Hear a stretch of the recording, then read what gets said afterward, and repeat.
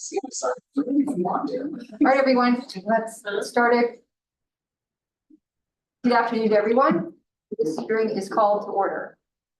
For the record, it is Tuesday, May 26th, 2026, and the time is 12 p.m. This is the scheduled time and place for the public hearing in Montana Public Service Commission docket number 2026.01.011, involving the application of NW Services for a Class D certificate of public convenience and necessity. I'm Commission Staff Laura Wachowski, and I've been appointed by the Montana Public Service Commission as the hearing examiner for this hearing today. With me today is Commission Staff Attorney Teresa Owens and Regulatory Compliance Specialist Susie Lindsay. We are appearing from the North Fork Meeting Room at the Hampton Inn in Kalispell, Montana. The hearing today is being transcribed by Court Reporter Lisa Lasowski with Lasowski Court Reporting. As the presiding officer of this hearing, I'm in charge of preserving order and making sure the hearing proceeds in an efficient manner. I'll expect all participants and attendees to be respectful and professional and to wait to be recognized before speaking. As a reminder to all hearing participants, please remember to speak up, as we have just one microphone in the center of the room here, and we want to ensure that everyone participating in the hearing or watching online can hear what's being said. Let's start this afternoon by taking appearances of counsel. Counsel, if you please introduce yourself and who you represent. My name is Paul Sandri. I represent NW Services. And to my right is Cami Cerna, paralegal in my office. To her right is Mitchell Hill, principal of NW Services. And in the audience is Merrill Hill, his spouse, also a principal of NW Services. And Adam Sneed, also a principal of NW Services. Thank you. Yep. My name is Allie Garrett, and I represent L&L Site Services Incorporated, doing business as Grizzly Disposal and Recycling. Have owner Lance Johnson, general manager Billy Fisher, and Jen Johnson. Good afternoon. My name is Lucas Barcello of Carly Black Law Firm, along with my co-counsel Aaron Nicholson and Alexander Weber. We represent Allied Waste Services of North America LLC, doing business as Republic Services of Montana. And here on behalf of Republic is Catherine Bernhardt, the general manager of Western Montana. Good afternoon. I'm Jackie Pappas with Dry Creek Law Firm. I'm here on behalf of Evergreen Disposal. I'm here with Jen Bernowski and Andy Ewing with Evergreen. Thank you, counsel. So at the beginning of each hearing day, we'll start with an opportunity for public comment, and then we will finish up the hearing with a final opportunity for public comment. So let's start with some public comment. Just as a note for anyone planning on providing public comment, please note that the hearing is being recorded and all comments received will be public records. So please don't include confidential or private information in any of your comments. So let's begin with commenters in the room. Are there any public commenters in the room? Seeing none, are there any public commenters online? There are not. There are not. Thank you. Seeing none, let's move on to the evidentiary hearing. Do any of the parties have any questions before we begin the evidentiary hearing? Seeing none. All right. First, I want to discuss how the evidentiary hearing will proceed. We'll begin today with some procedural matters, including accommodations of witnesses and admission into evidence of any particular exhibits. We'll then move on to opening statements. Parties may, of course, reserve their opening statements for the beginning of their case in chief if they wish. Because NW Services is the applicant in the matter, it will present its case in chief first. Then we'll move on to the protestants' cases in chief. Have the protestants determined the order they'd like to present their cases? We have a hearing examiner. Thank you. Like, tell me what that is. I appreciate it. Evergreen will go first, then Republic, then L&L, unless council wants to override me on that. So Evergreen first, then Republic, then L&L. Is that correct? All right. Thank you.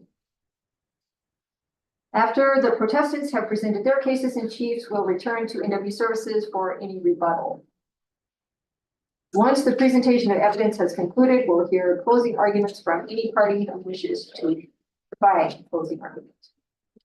Now, it's anticipated that each hearing day will commence no earlier than 8 a.m. and I'll announce the planned start time for the next day at the end of every day. We'll take breaks as appropriate, probably at least one in the morning, one in the afternoon, and we'll take a lunch recess. If any party feels like they need a break, just please let me know. Do you have any questions about how the hearing will proceed? No. None? Okay, thank you. Next, I want to talk about time allocation.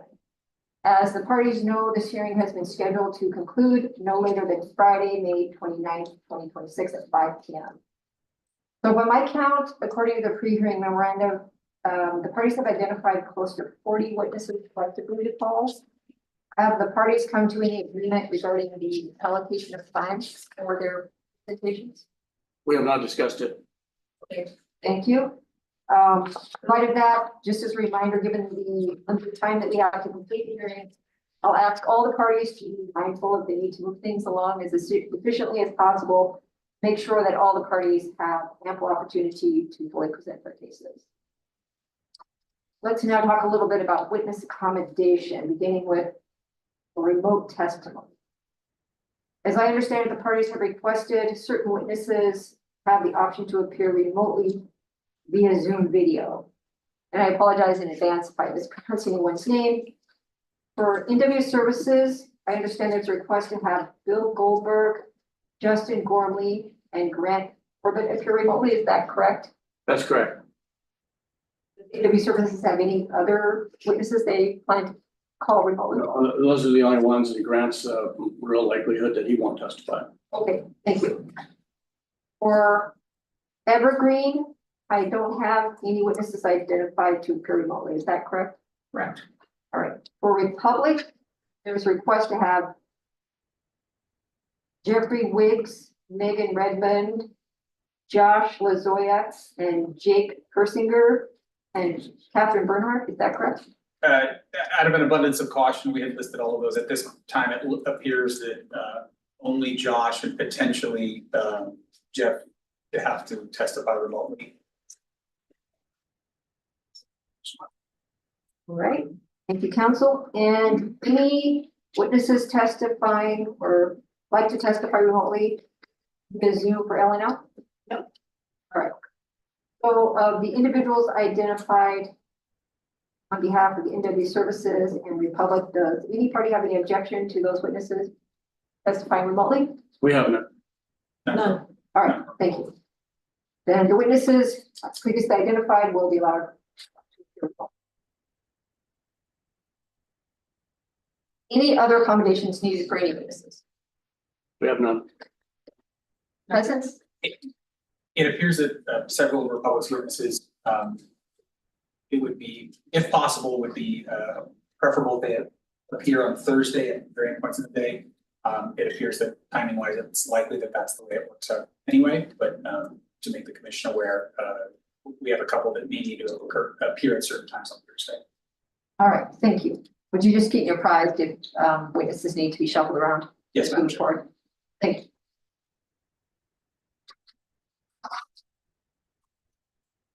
Any other accommodations for any witnesses? Thanks. Let's talk now about exhibits. The parties have filed pre-hearing memoranda identifying the exhibits they intend to move for admission into evidence. They've also provided electronic copies of marked exhibits to me and to the court reporter. Is that correct, Lisa? Yeah. Great, thank you. And then the parties have provided me with some hard copies of the marked exhibits as well. So in the pre-hearing memorandum, certain parties have objected to admission of certain exhibits. Have the parties stipulated to the admission of any exhibits? We have not. No, all right. At this time, would any party like to move for the admission of any of their marked exhibits or other exhibits? Mr. Sanders. No, thank you. We'll wait until testimony comes. Okay, thank you. And Evergreen. Same. Same. Republic. Same for Republic. LNL. Same. All right, thank you. Finally, do any parties have any other matters they would like to address before we move on to opening statements? Seeing none. Let's proceed to opening statements. Would NW Services like to make an opening statement? We would. Thanks. Hearing examiner Bukowski. I say it right? Mahalski. Bukowski, close. The issues in this case are the time worn issues for inquiry of issuance of the certificate for Class D. All they're pretty straightforward. Is NW Services fit, willing, and able to provide the service that it wants to offer? That service is roll-off disposal services within the entire Flathead County.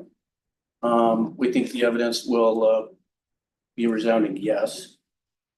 Does public convenience and necessity require the issuance of a certificate? We also think that that question is yes. There will be testimony of several contractors that will come in and indicate that they've had problems over the years with both Republic and Evergreen Services. L&L is sort of untested in this market. They recently were issued a certificate for a lower part of Flathead County, and so don't have much experience in Flathead County. But as to the other two, there will be plenty of evidence that their service is problematic.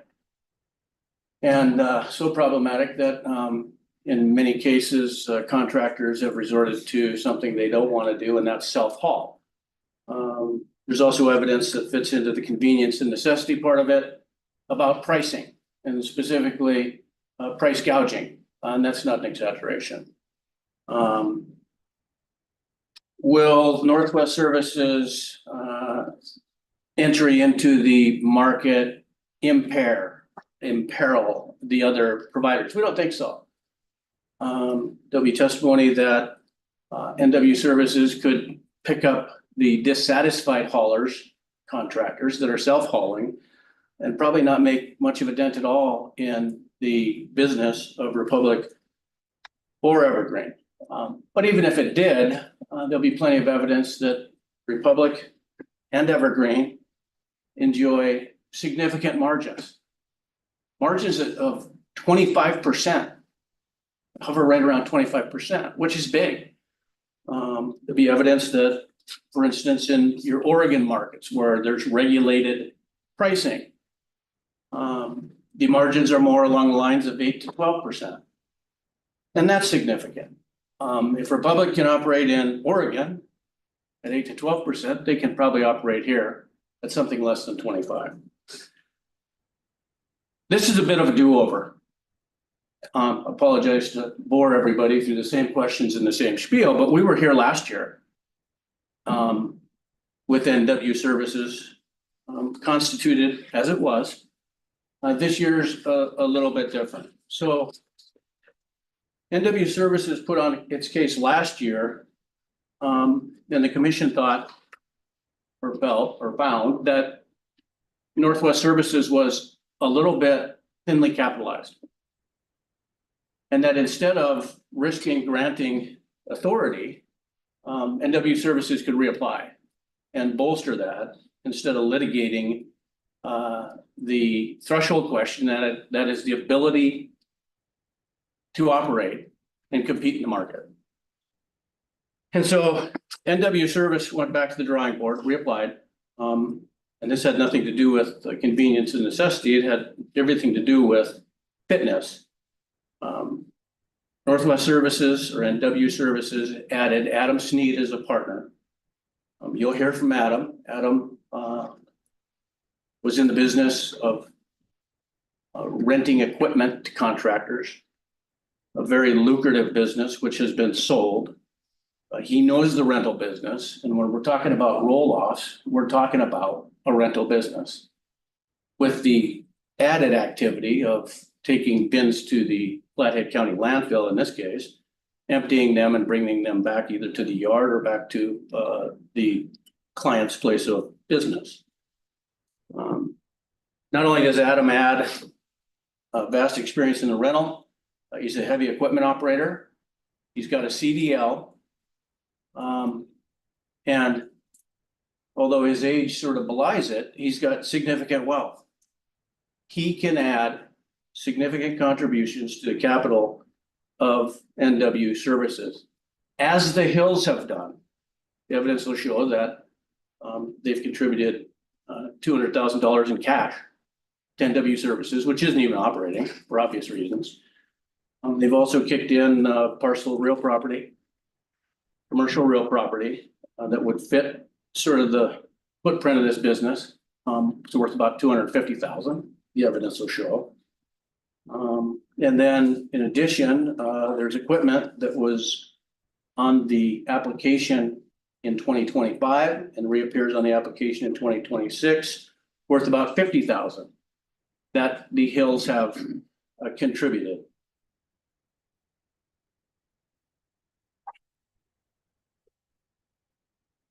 There will be some evidence that in the wake of this application, and perhaps the one made in 2025, Evergreen has sort of changed its ways and been a little bit more responsive to its customers.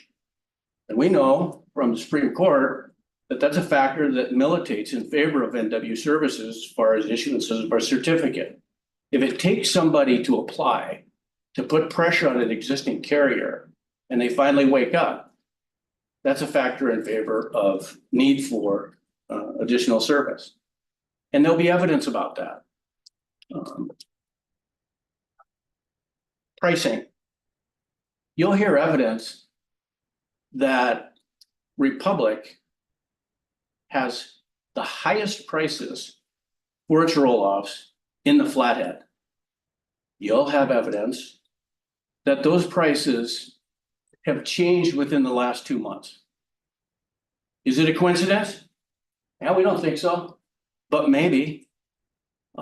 There's evidence that Republic significantly reduced its already lower than Kalispell prices in Great Falls. We'll have testimony that it may be based on the entrant of a new Class D hauler in Great Falls. So while Northwest Services attended the last hearing and did not get the certificate of authority, we think that, well, we thought at that time we sort of disagreed with the commission, but they get to make the final call. But there's no question that NW Services, with Mitch, Merrill, and Adam, their skill set, their college degrees, their vast experience in, amongst other things, contracting and rental, and the sort of office management side of things, that they can do the job. We'll be asking the commission, through you, at the conclusion of this hearing, to issue the certificate to NW Services. Thanks. Thank you. Papas, would you like to statement at this time? Thank you. Thank you. Yes, Madam Chair. Madam Chair, do you mind if I sit? That's fine. Thank you. Thank you, Madam Chair. Thank you, Commission staff. Thank you, Council.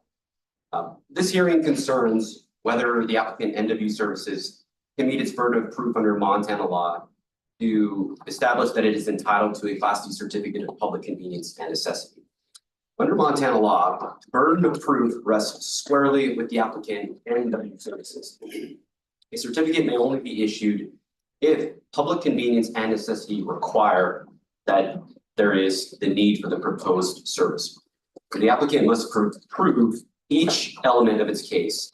If the commission concludes, or Madam Chair concludes, that even one of the elements is not met, or if there's a 50-50 toss-up on one of the elements, then the application must be denied as a matter of law.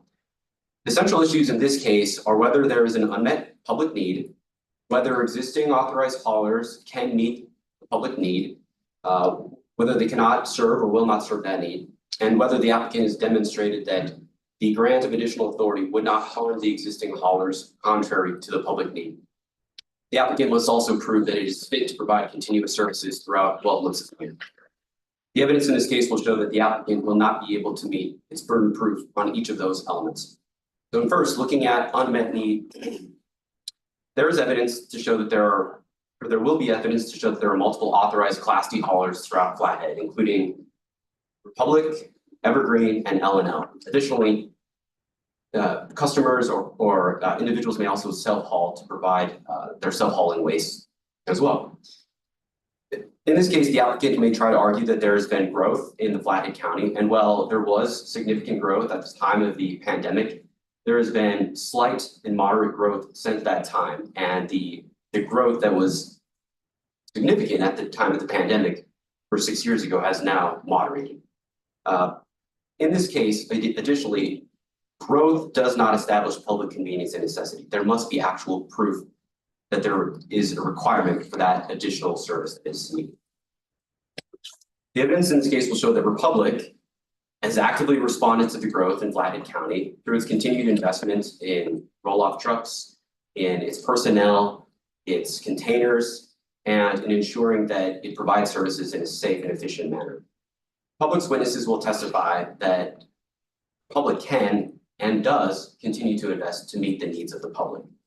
The evidence will show that the existing haulers are working to adapt to meet any sort of growth that is in the market. We'll also hear testimony that Republic has the equipment, personnel, as well as the operational capacity and the financial resources to meet any growth in the future, and that if needed, they can bring on assets from surrounding areas to meet any sort of growth that there may be. Second, the evidence in this case will show that the applicant will fail to prove that existing haulers cannot or will not meet the public need. Montana law does not require the issuance of a certificate merely because the applicant is ambitious or entrepreneurial and would like to enter into the market. The applicant must prove that the existing haulers are unable or unwilling to meet that need. The evidence in this case will show that the existing haulers are willing and are able to meet the need. At most, the applicant will offer isolated anecdotal complaints about service. And in any sort of service industry, there are going to be service complaints about timeliness, things of that nature. But the evidence as a whole will show that there are no systemic failures to provide services, and that occasional late deliveries are not the same as a refusal to provide services in a timely manner. Third, the applicant will fail to present required evidence that granting additional authority would not harm the existing haulers contrary to the public interest. The absence of that evidence is significant because the existing haulers, specifically in this case the public, continue to invest in resources to serve the public and to meet the needs of the public. Finally, the commission must also investigate the fitness of the applicant. Even if the commission determines that the applicant has financial resources, fitness alone does not allow the applicant to be granted. The applicant must also prove each of the other elements as well by a preponderance of the evidence. And so at the conclusion of the testimony, the evidence in this case will establish that that the evidence has not proven that there is, number one, a real or demonstrated actual need for additional services in the county. Two, that the existing haulers cannot or will not meet the public need. And three, that granting additional authority would harm the existing haulers contrary to the public interest. So at the conclusion of the hearing, Republic will respectfully request that the application be denied. Thank you, Madam Chair. Thank you, counsel. Ms. Garrett, would you like to make an opening statement? I'd like to reserve until the start of our case in chief. Thank you. Thank you.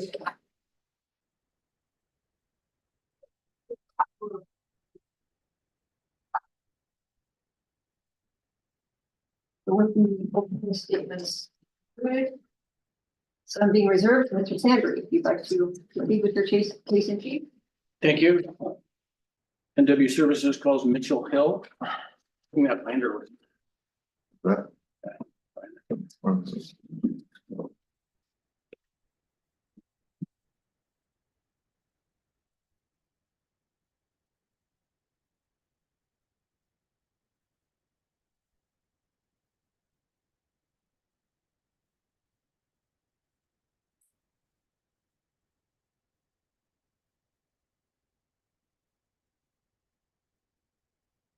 Hill, do you swear the testimony you are about to give is the truth and nothing but the truth?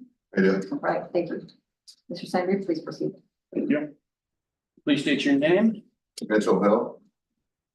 Do you have a book on that table that is labeled witness exhibits? Yes. Mitchell, where do you live? Big Park, And who do you live with? Merrill, and my son Hayes.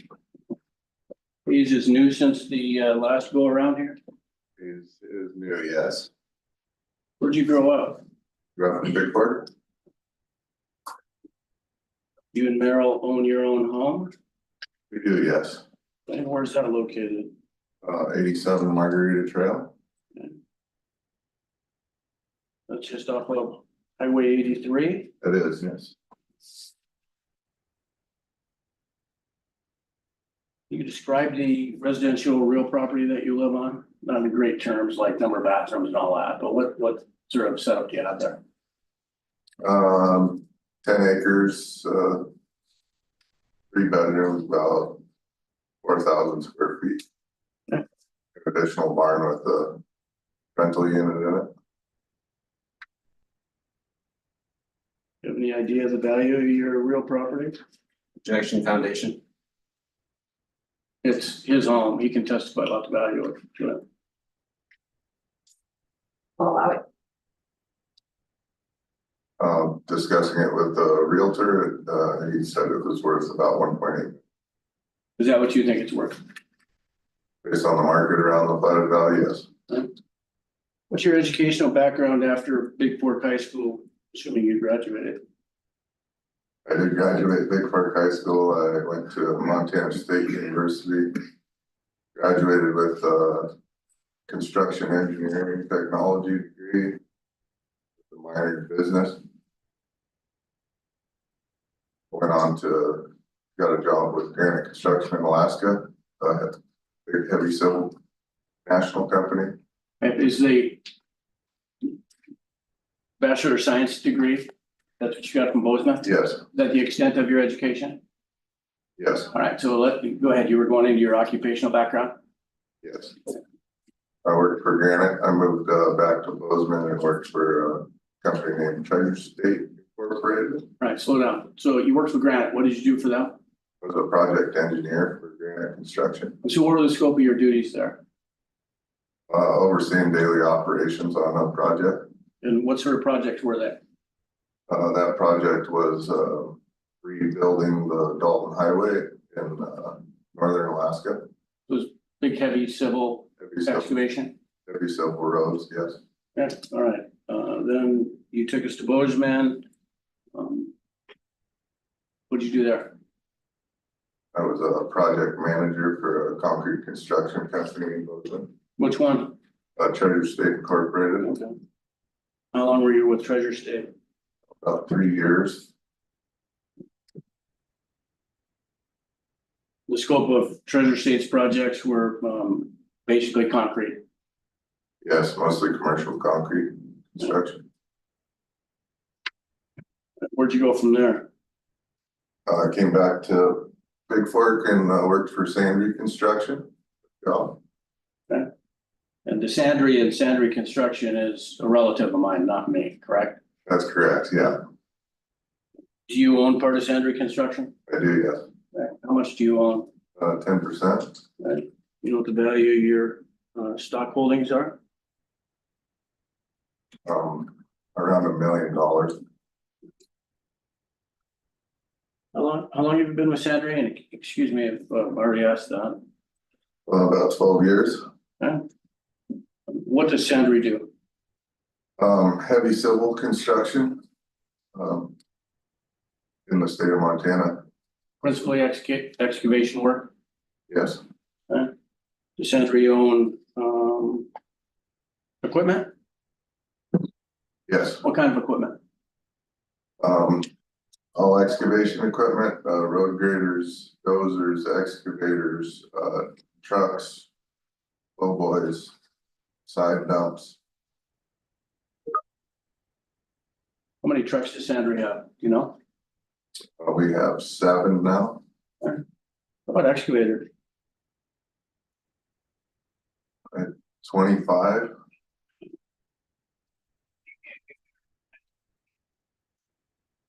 So you around heavy equipment quite often? Yes, daily. What's your current job scope with Sandry? I'm a manager, oversee our operations. Do you hire and fire truck drivers? Yes, I do all the hiring and firing. Are there superintendents on the various jobs? We have foremen that manage each job independently, and we have a general superintendent who oversees all of our projects daily. So just to give the panel a flavor, what sort of jobs does Sandra have going on right now? We have a job for the city of Kalispell installing 16-inch water line through downtown. We have a subdivision development north of Kalispell. We have another subdivision, 120 lots north of Kalispell that we're just starting. We have a 70-lot subdivision kind of on the south side of Kalispell, and we're still working on the lakeside wastewater treatment improvements. The lakes, town of Lakeside. Does Sandra employ an accountant or a bookkeeper, keep track of Yes, things? Okay. Do you work with that person? yes, As part of your duties with Sandra Construction, do you audit the financial end of things? yes, we do, and we do the projections. How many employees does Sandra have? Approximately 40.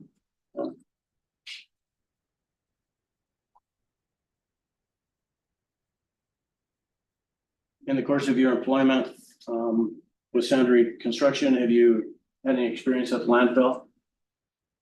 Flathead County landfill?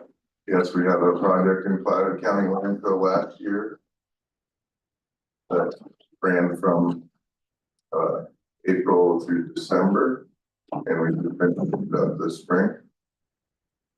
And what was the scope of that work? It was earthwork and improvements for their leachate containment, which is a contaminant from waste disposal. It was about 500,000 cubic yards of dirt to excavate in place. And some road improvements and retention.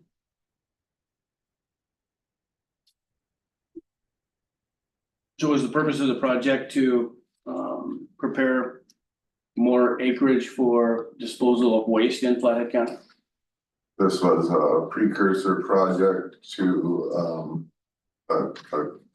a future cell that will be built next year for the refuse for Flathead County. When you say sell, what do you mean? A new disposal area. They're running out of space on their existing disposal area, and they need to build another one. Okay. Because of sheer volumes? Yes, volume's increasing. Do you know Dave Prunty? I do know Dave Prenti. Who is he? I think his title's the Deputy Director of Public Works for Flathead County.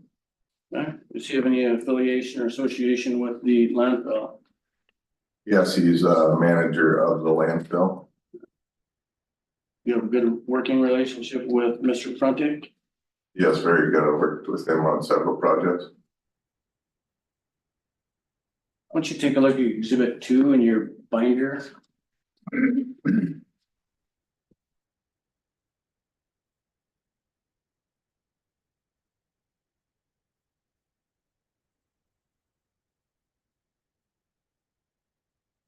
There? Yes, Okay. Can you tell me what that is? article of organization for NW services. You see the file date on that? Yeah, January 23rd of 2025.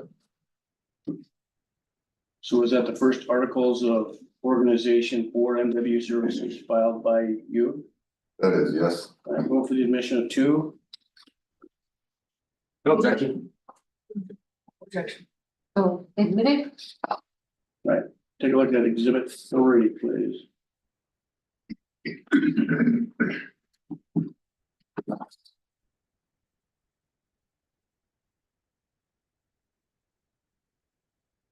You tell me what that document is?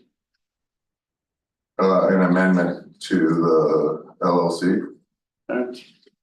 And what's different about the amendment, than the original, which is marked as exhibit 2? We just added William Sneed to it. Was there any problems or hiccups in adding Adam Sneed as far as the paperwork went? Yeah, I think when I did it, I accidentally clicked Merrill off, got it, realized that I had made the error, and then submitted it again with all 3 of us. Right, so the resubmission with all 3 is embodied in exhibit 3. Yes. Move for the admission of 3. No objection. Exhibit 3 is admitted. Right, so between 2025 and 2026, or somewhere in there, you and Merrill added Adam Sneed as a member. Well, why'd you do that? We had actually discussed this previously. He testified at the first hearing. He's been one of my best friends for over 30 years. Mitchell, let me stop you there. You discussed this previously. What do you mean by this, and when was previous?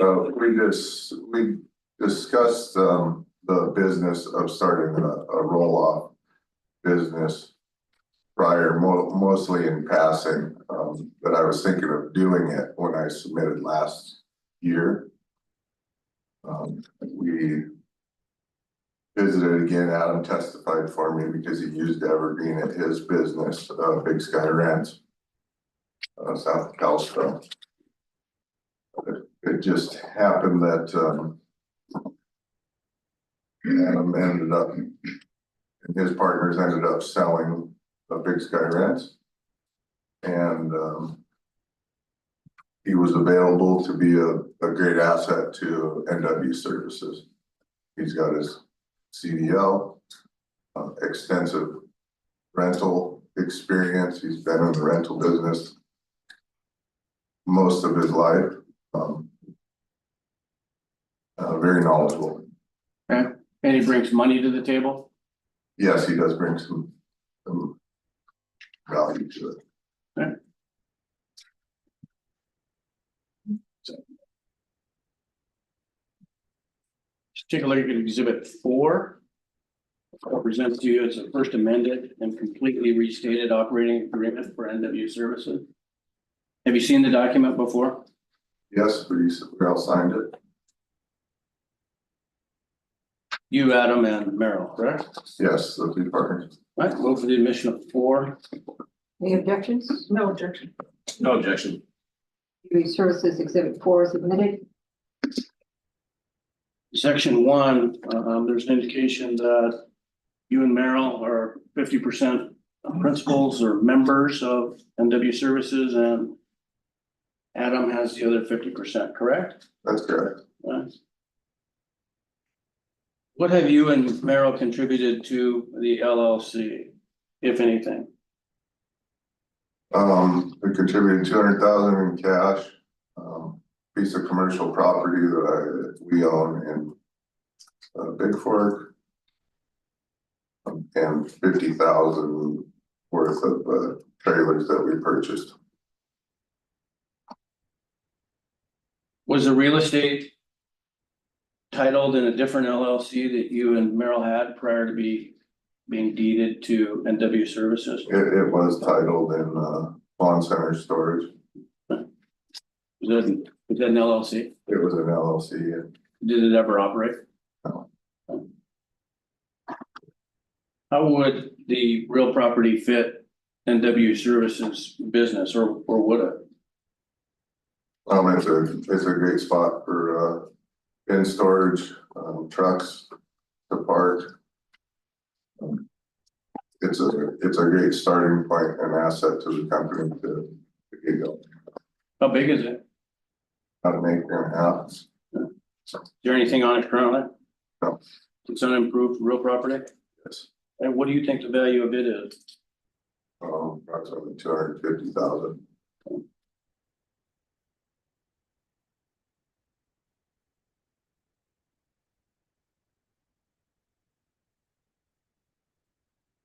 So if you and Merrill contributed 200,000 in cash and real property worth 250,000, and then also some miscellaneous equipment, which you'll testify to a little bit more later. You said 50,000, that's about $500,000. Correct?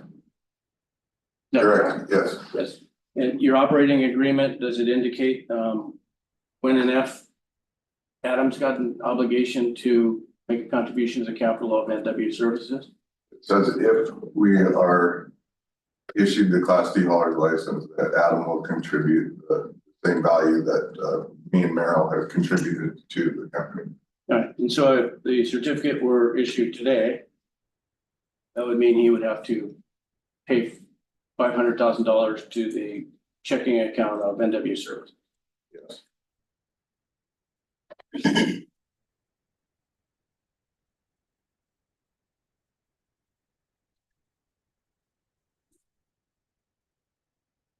Take a look at Exhibit 5. Identify that document. That's a bank statement from First Interstate, And what's the date on it? 3/31 of 2026. To your knowledge, was that provided to the protestants in discovery? Yes, Is that bank statement accurate as of the statement ending date of March 31, 2026? yes, it is. $200,000 pretty much stagnant in the account. I mean, has it changed? So it's about the same. Yeah. Move for the admission of 5. No objection. No objection. So admitted.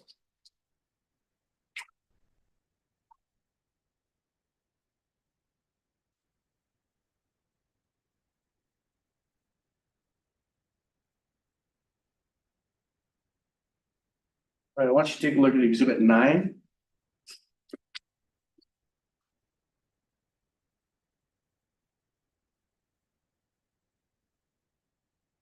Well, what is that document?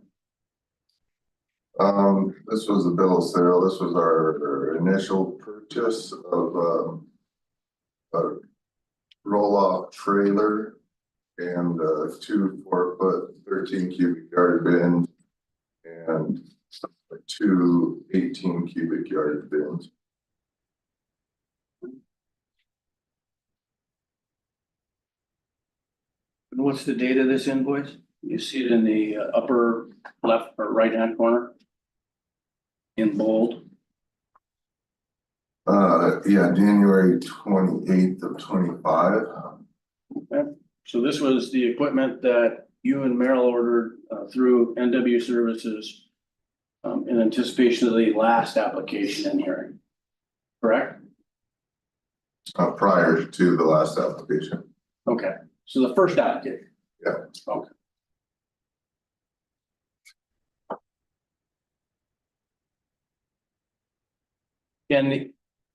What's that? Can the equipment that's listed on Exhibit 9 be used in the roll-off business? Yes, Is that what you intended? yes. Okay.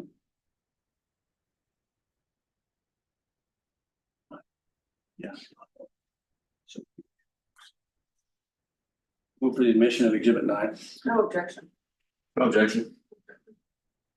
NW Services Exhibit 9 is admitted. Where is that equipment, Mitch, that's listed on Exhibit 9? It's at our home, 87 Margarita Trail. The 10-acre parcel as opposed to the acre and a half? Yeah. Okay. Did you and Merrill ever use the trailer and the roll-offs to dump things at the landfill? Yes, we did. We've used them quite a bit for personal use around the farm there, and I used them 2 times for sand reconstruction before I realized that may be a conflict of interest with the application for Class D license. Or it simply might be against the law? Against the law, yeah.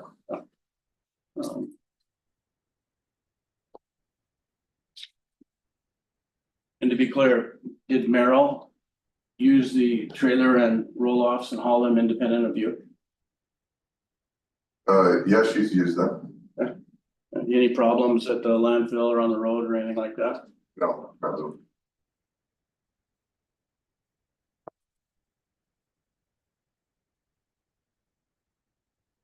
Should take a look at exhibit 3. Oh, excuse me.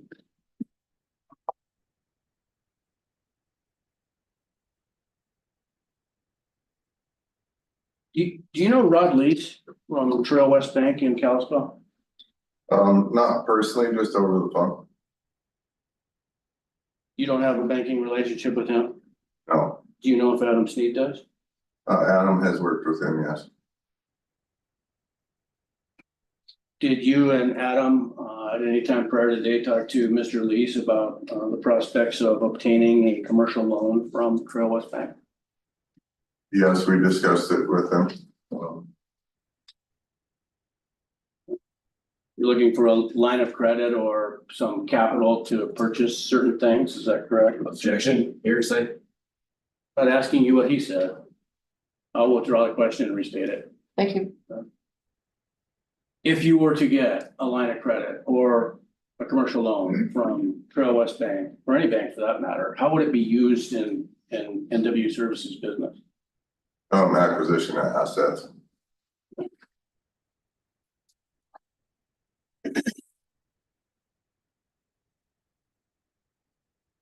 Did you submit a personal financial statement to Mr. Lees? Yes, I did. Do you know if Adam ever has? Adam did also. In preparation for the discussion of a loan or the prospects of a loan from Trail West to NW Services? Yes,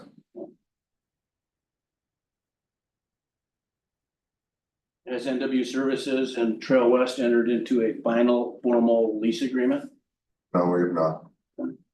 You wouldn't know what the term of the payback was. No, we haven't finalized term duration or rate. If Trail West Bank thought it was necessary for you and Merrill to use, in addition to other assets, your home as security for an operating loan, would you grant that security interest? If we're required to get the business going, yes.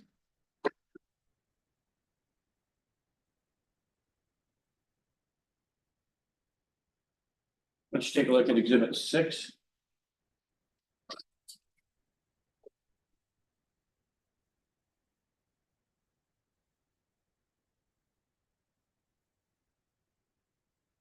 Know what it is? This is mine and Merrill's personal financial statement, And when was it drafted? April 26th.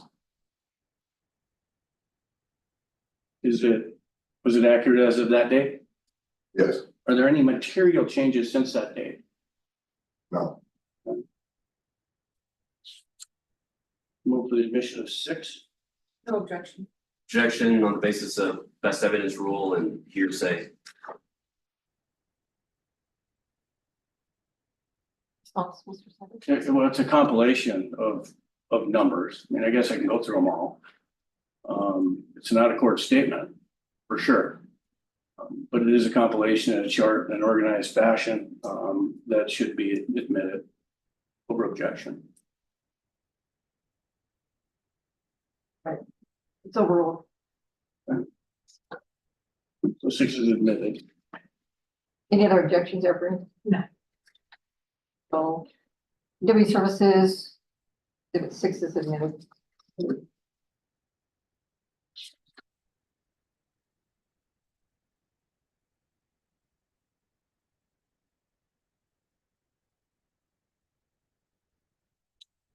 Should take a look at exhibit 1.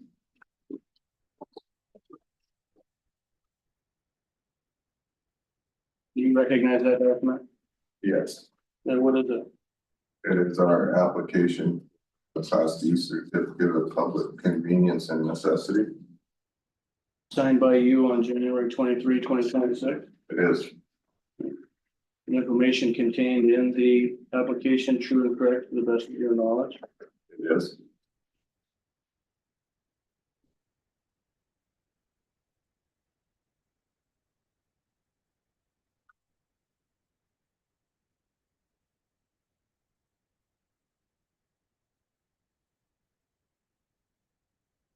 For the admission of exhibit 1. Objection in part to, no objection to pages 1 through 6 of the application itself. Objection to the remaining affidavits that were filed in support as hearsay, not of court statements. It's for the truth of the matter asserted. He's right. And so I would reoffer exhibit 1. With the affidavit pages, which are hearsay omitted. So it would be pages 1 through 6. Is that right, counsel? Yes, no objection to 1 through 6. Evergreen, Eleanor. No objection. No objection to 1 through 6. So interview services, exhibit 1, pages 1 through 6 are admitted.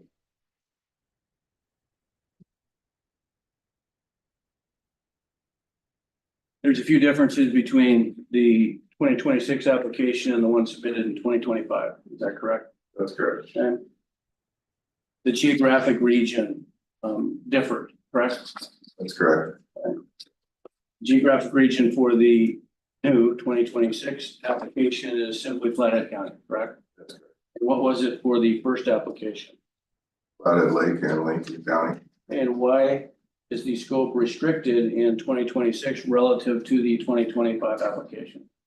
Thought maybe we were a little overzealous getting 3 counties and we're just getting started.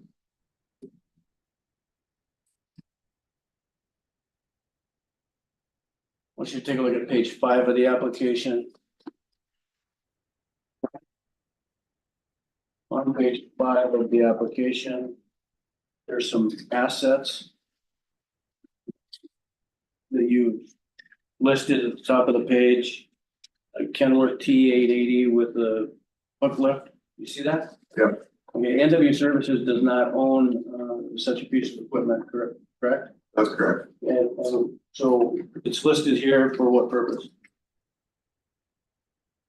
On the header up there for number 9, it says what you intend to purchase also. So the Kenworth T880 is an asset you intend to purchase, Correct. right? Would that be imminent? Like right away after a certificate's issued, if it was? Yes.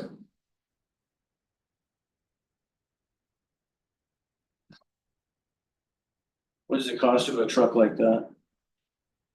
Brand new is about 250,000.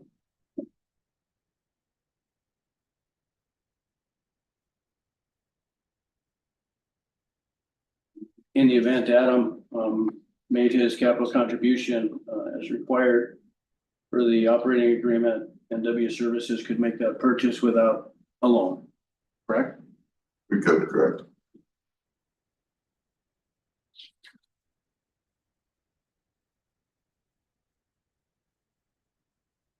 You also have some dumpsters listed here, is that correct? Yes, that's correct. And those are the 20 cubic yard bins. You show 20 of those and 30 cubic yard bins. Yes. Did you price those out? Yes, we did. Did you price them through Midwest Dakota dumpsters? That's correct. Yes. And what would those cost, beginning with the 20 cubic yard bins? I believe they were about 5,800 and the 30 yard were 6,200 each. Each? Yes.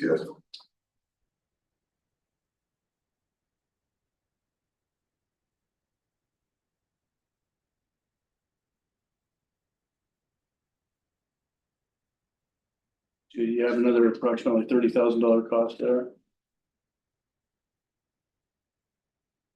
25. What would your total For cost all be? of them? Almost 250. 5,800, okay. Right, what other equipment besides the truck, the bins, and what you'd already purchased and revealed on your 2025 application would NW Services need to operate? That's all we would need to start operating.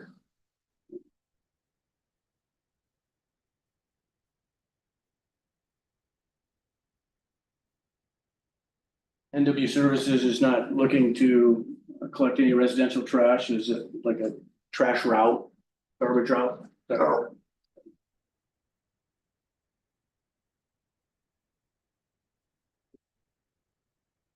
Does NW Services contemplate that the services would be offered on a year-round permanent basis?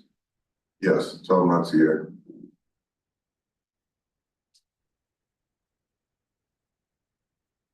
Is there a need for roll-off disposal service in Flathead County? Yes. Projection, foundation, speculation. I don't think so. I think that Mr. Hill has plenty of personal knowledge to render an opinion. He's used the services personally at Sandry Construction. And so he has some foundation. I understand the question you're asking for his opinion, so I'll allow it. Please say it again. Yeah. Is there a need for additional roll-off service in Flathead County? Yes, we believe so. We know several contractors around here in our personal experience.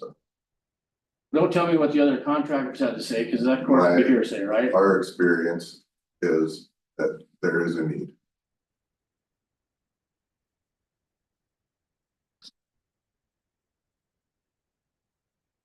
In the course of your employment with Sandry Construction and as a principal of Sandry Construction, have you ever encountered difficulties with either Republic or Evergreen in terms of their service? Yes, we have. Yeah. Could you explain what those difficulties have been? Last fall, we rented a 20-yard roll-off from Evergreen. Used it till about the middle of December. I called to get it picked up when we shut down the project for winter.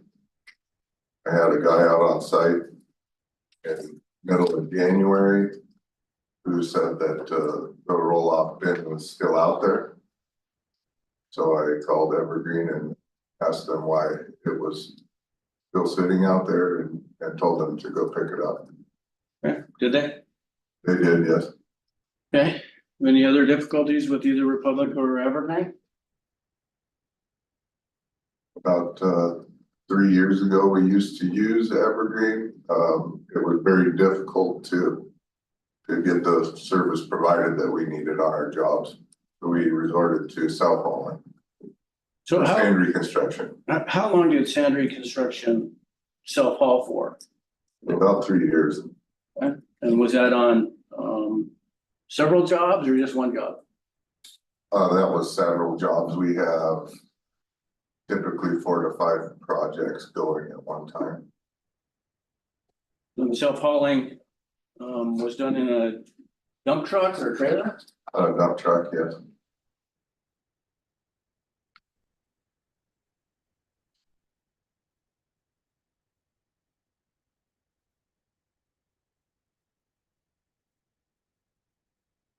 As a contractor, would you prefer for a trash service to haul the construction debris or do it yourself? I prefer for a trash business to do Is it disruptive to the enterprise to have to do it yourself? it. Yes, I believe it is.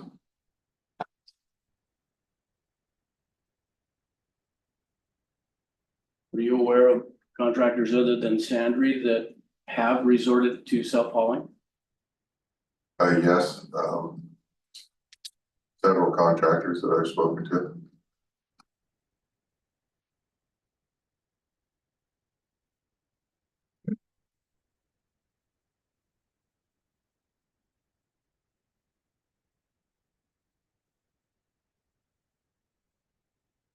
gotten any feedback from any contractor types about the use of NW services if a certificate was issued?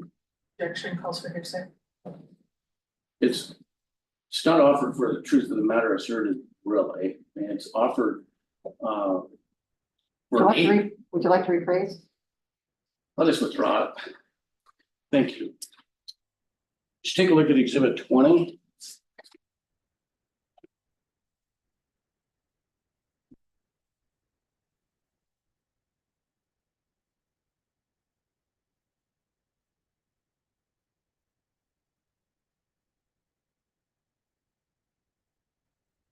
What is that document? This is a census for Flathead County. What's the date of it? The estimate date is July 1 of 2025. This is from the US Census Bureau. It says yes. I move the admission at 20. No objection. No objection.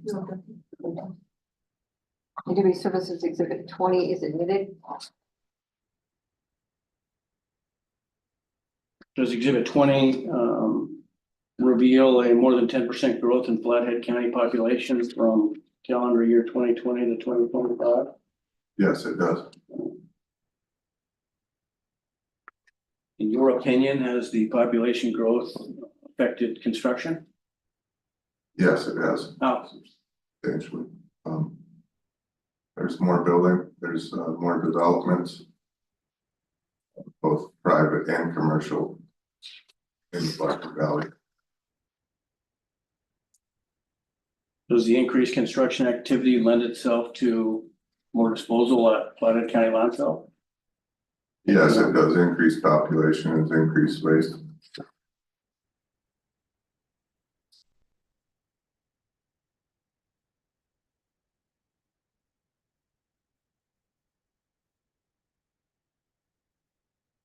Aside from the few trips to the landfill for Sandry Construction, has NW Services ever actively operated? No.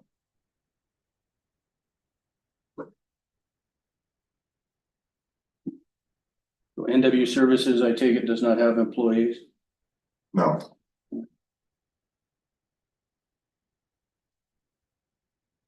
You don't have a CDL, is that correct? that's correct.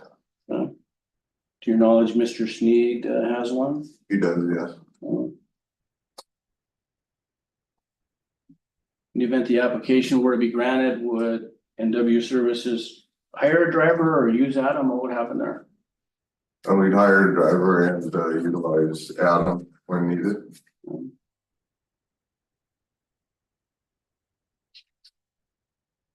Are you familiar with safety programs for heavy equipment type industries? Yes,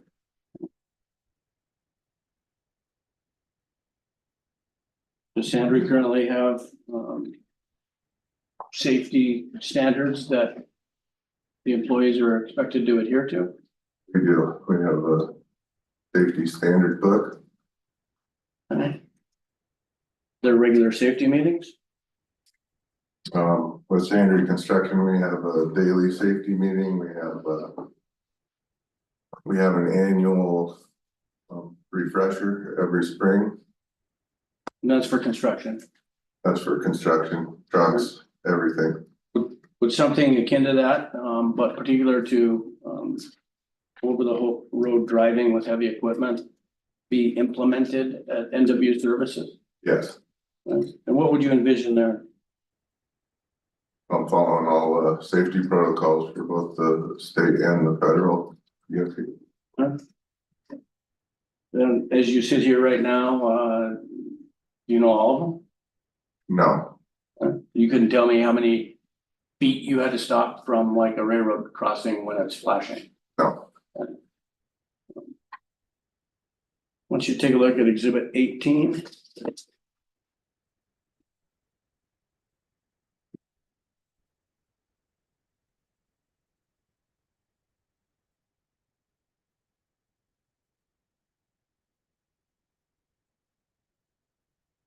This is exhibit 18. This was a forwarded email from Bobby Fennings with Hub International, who carries our insurance at Sandry Construction. So Bobby Fennings is from Kalispell, Yes, he lives in Kalispell. and he's a local insurance producer. Yes. And you reached out to him for insurance? Yeah, some rough estimates for what we're looking to do, Rough estimates specific to NW services. specific to NW services, yeah. And were those rough estimates taken into account in any business plan or pro formas that you may have developed in connection with this exercise? There were, yes.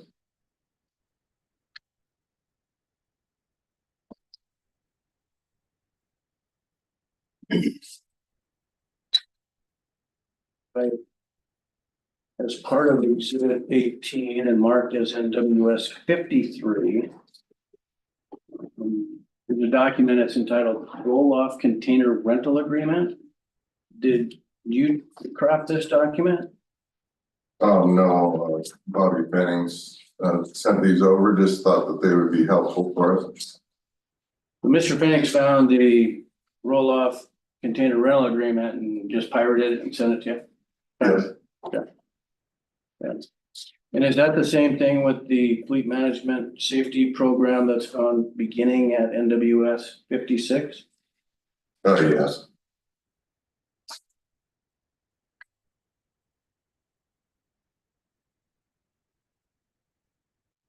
You would have a safety program that would be in writing, Yes, we'd implement a safety program. not specifically the one that's embodied within exhibit 18. Yes, not specifically. And is it the same thing with the roll-off container rental agreement that begins at NWS 53? That's part of exhibit 18. Yes.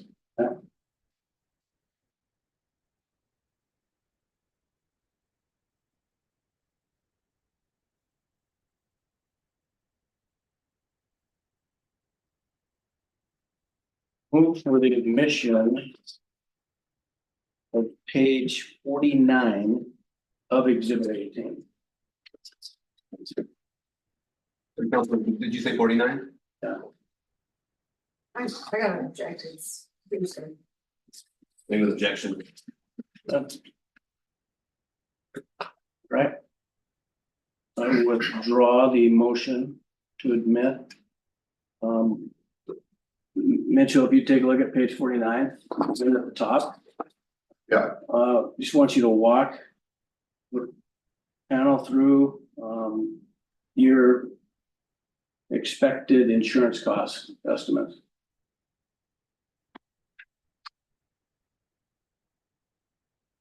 So this is a real property estimate. I gave him in here kind of a rough breakdown of what our valuations would be, and we count trucks, dumpsters for the start. This is what Bobby provided to me. 690 for a 30-cent rate. Objection. He's basically reading the document into record hearsay. You know, I think that's correct, but we can strike that last answer. Let's do it this way. What do you anticipate that you're going to pay for property insurance for a year?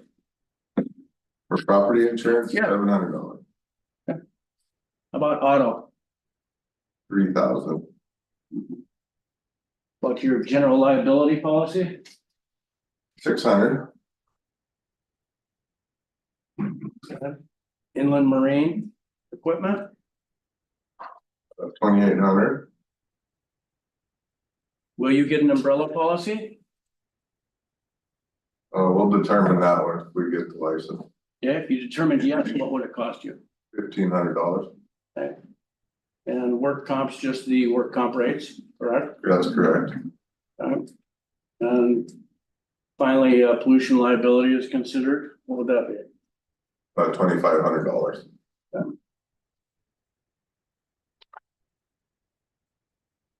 And you have the insurance factored into your pro forma? Yes, we did. Okay.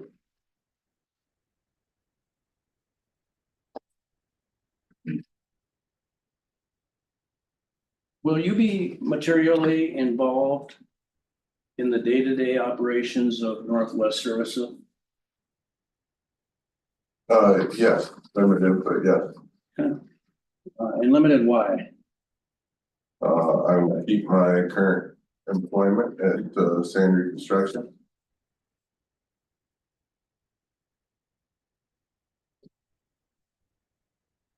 What will your role be with NW Services if the application is granted?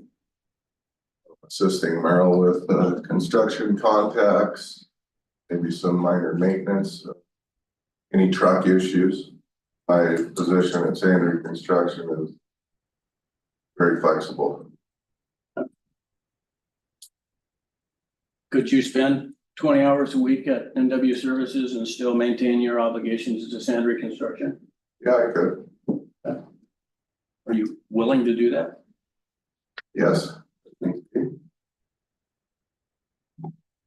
You don't anticipate driving for NW Services at this time? Not at this time. Driver be hired for that? Yes, we'll hire a driver. You always contemplated hiring a driver? Yes.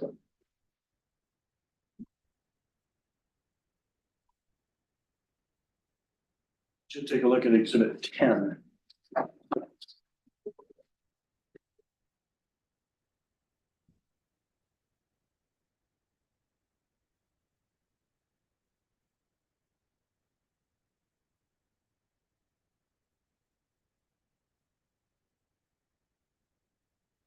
This is exhibit 10.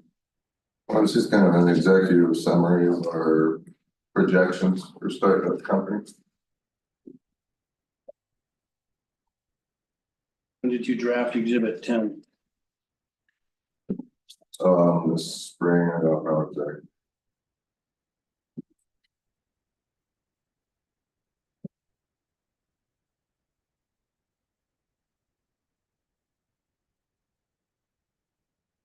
How did you go about putting your numbers together?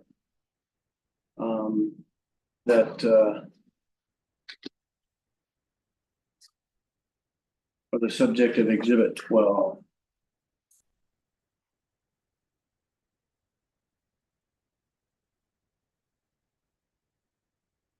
On exhibit 12, Mm-hmm.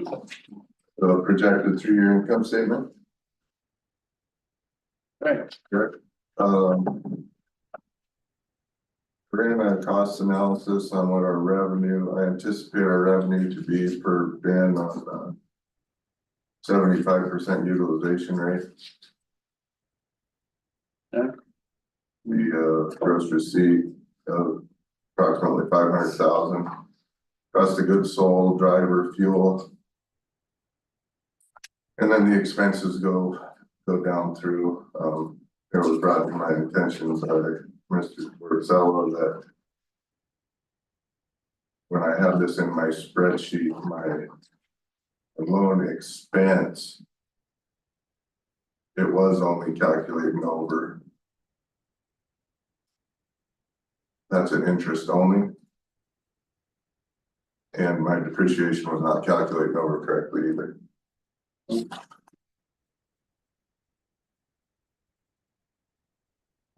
So tell me more about the percentage, 70% or whatever you had there. The utilization rate. Mm-hmm.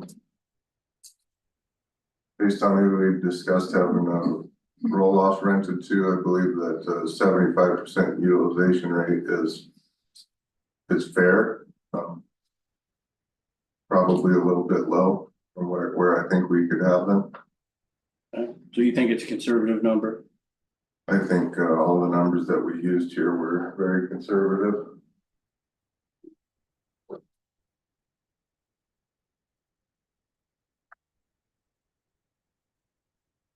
You mentioned an error in exhibit 12. Yes, What was your error?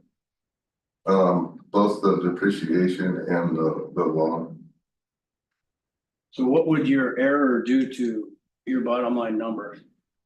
Uh, Have you bottom line- done that math? Yeah, bottom line, it lowers it, a little bit, not much, 10,000 on year one, Lowers it 10,000 on year one? yeah, net profit. So instead of 21 or 22,000, and it would be 11 or 12? Yeah, How about year two? How would your corrected error change that one? that'd be about 100,000, Instead of the 132? yeah, Okay, and that's net profit. and that's not, yeah, we're just talking net profit, And then year three, 220,000, as opposed to 305. yeah.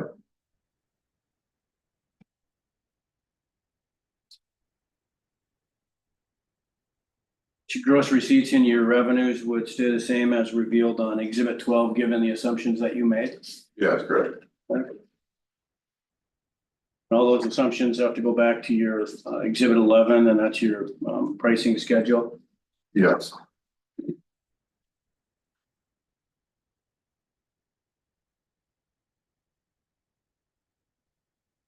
Move to the admission of 10. No objection. So admitted. Admission of 11 and 12 also. No objection. Human Services Exhibit 11. Well, admitted.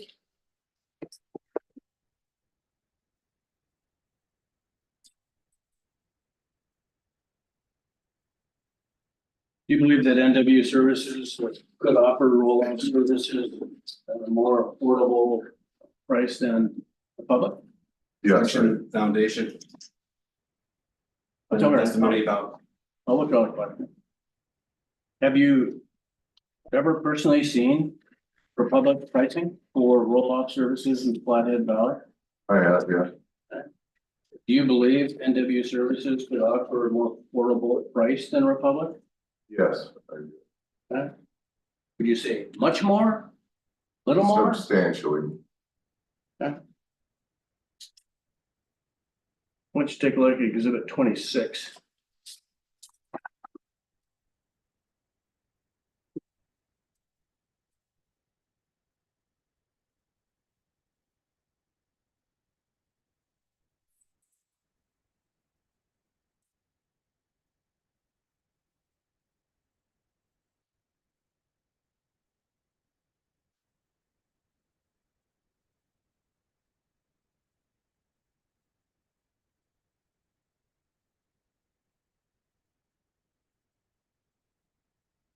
You recognize what's embodied within exhibit 26?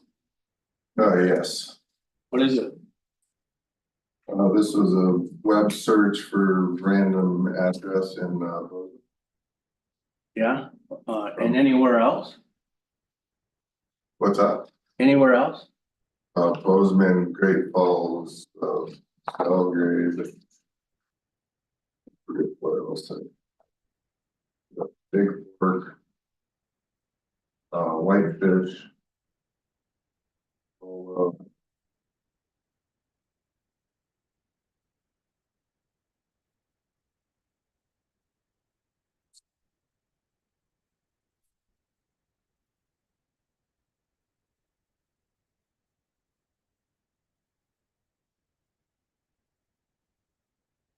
Billings.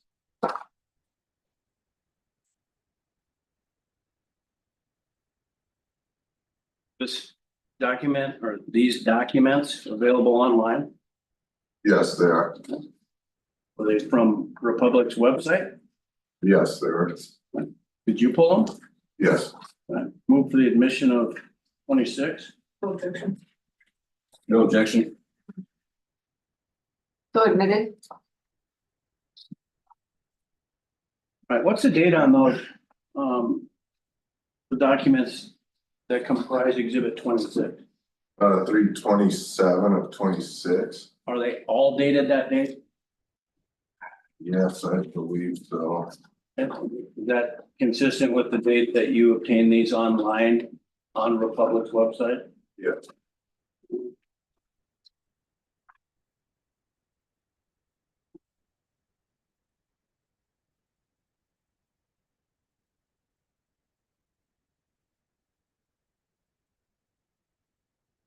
What pricing did you find from Republic for a 20-yard dumpster in Whitefish and then Big Fork?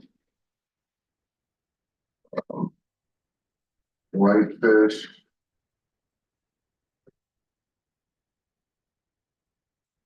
Was $959 for 9-day service. For Whitefish, and Big Fork was $1,248 for 9-day service.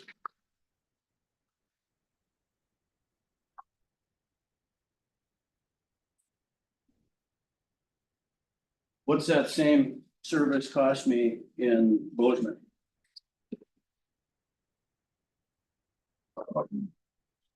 This one in Belgrade, same service, is $551. Bozeman is $593.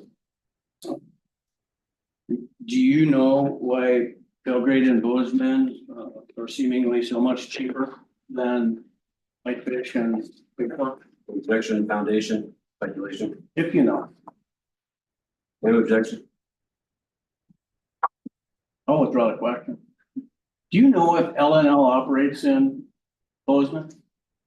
L&L does operate in Bozeman. Gallatin County, I think, so Bozeman, Belgrade, greater area. Do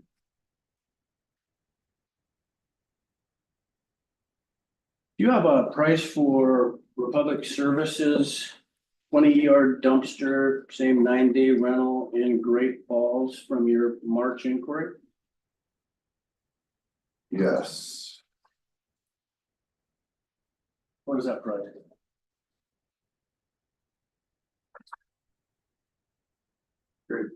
$844 for 9-day rental. I'm sorry, just for my clarity, could we, what does that, could we have like a page number that we're? That would be helpful. You're looking at a page and you're quoting from it. Would you recite the NWS number in the bottom right corner? Yes, I would. Thank you, sorry. Okay.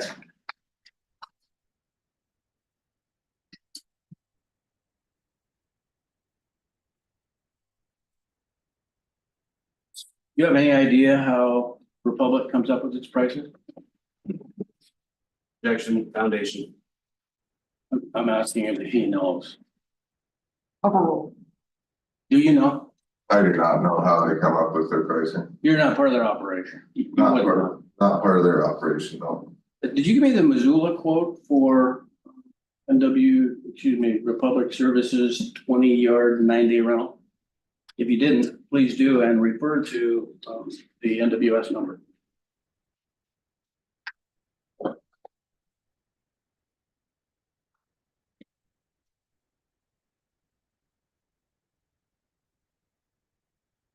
$597 in Missoula for 9-day service from Republic, NWS 158.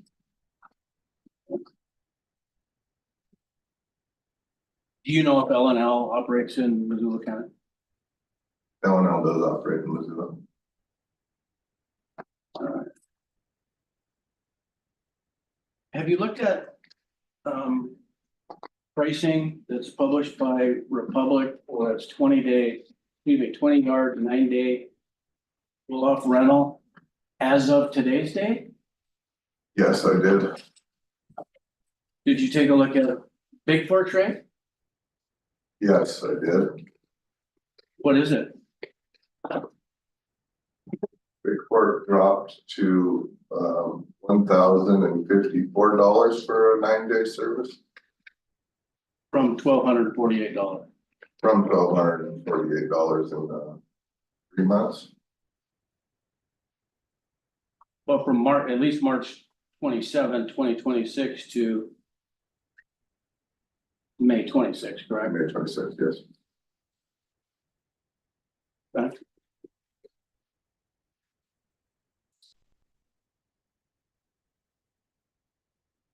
Did you look at Bozeman rates? Currently for the same thing, again, 20 yards, 9 days. I did, yes. What did you find as of today's date? $560 for the 9-day service. As opposed to 593 just earlier.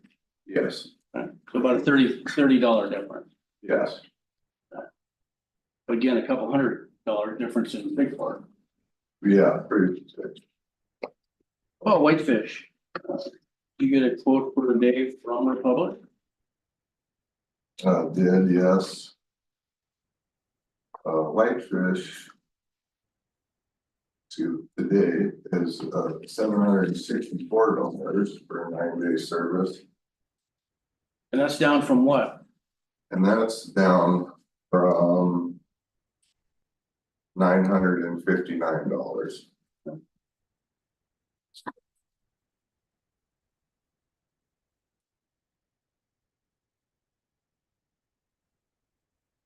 And how about Great Falls? You get a quote for today? Great Falls today is $596. What was it in March of 2026?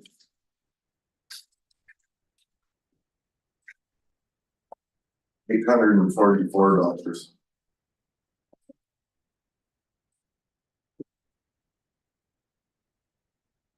You know, if there's been a relatively new certificate of authority granted for the Great Falls area?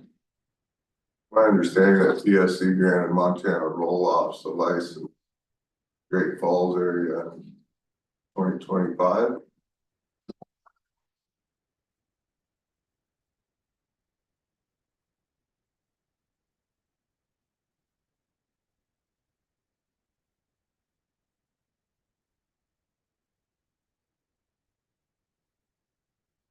Why don't you take a look at exhibit 14?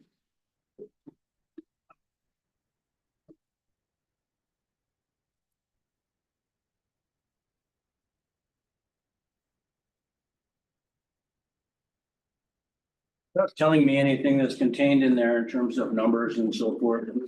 What is exhibit 14? This was an email between me and a project manager at Swank Enterprises in Kalispell. And what was the purpose of the email exchange? I knew that she was using Evergreen disposal on a project down south of Kalispell, and I wanted to see what they were pricing units at for comparison.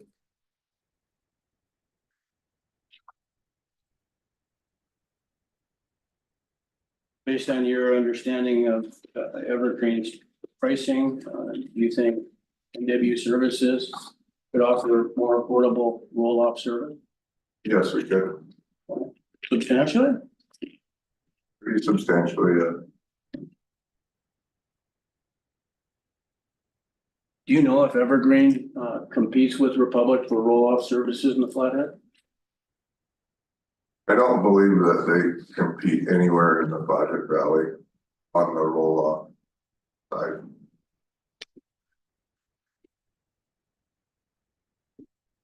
I have no further questions. Thank you.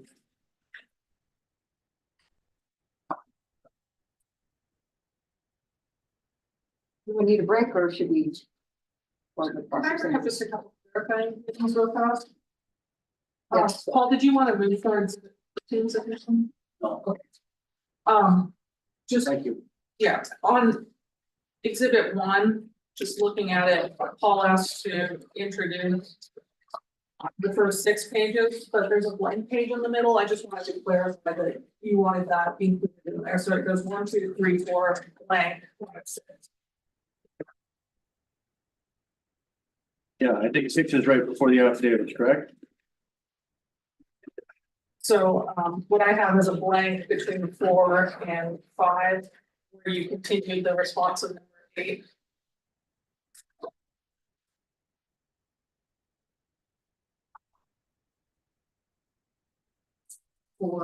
Yes, that's the blank page. So it's actually 7 pages. Just for the record, be clear here. This number. Yes, okay, totally.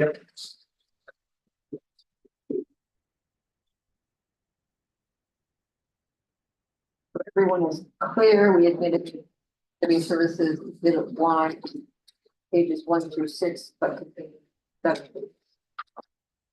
Correct. Any other questions? Before break? Could we take a break? Yes, why don't we maybe? I'll let it. We're gonna make this our 10-minute break. The time is 1:31.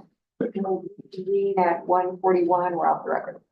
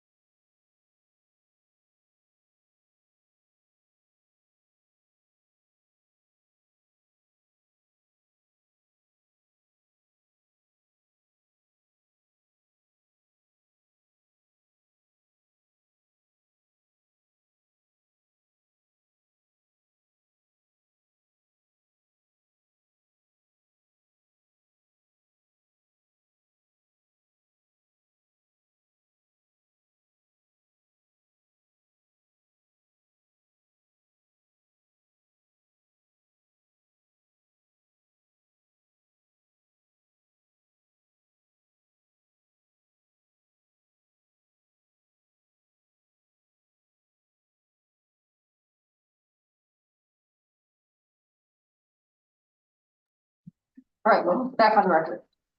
Time is 1:41. Move on to cross-examination. Everybody. Hi, Mitchell, I'm Becky Pappas, we've met previously, correct? Yes, we have. Excellent. Try to keep this a little shorter than your deposition. That would be great. I think everyone, including me here.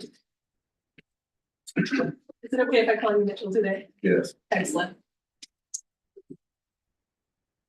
You were talking with your attorney about your educational background earlier, correct?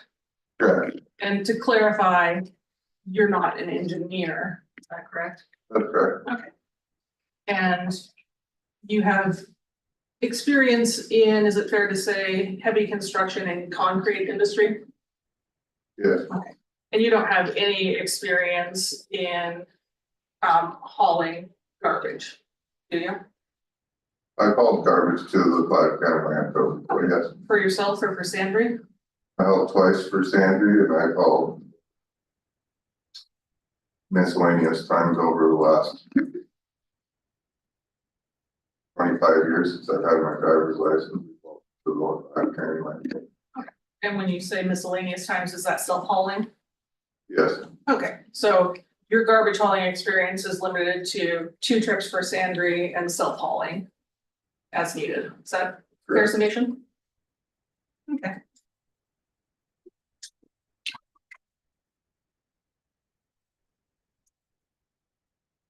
And in your work at Sandry, how many hours per week do you average working for Sandry?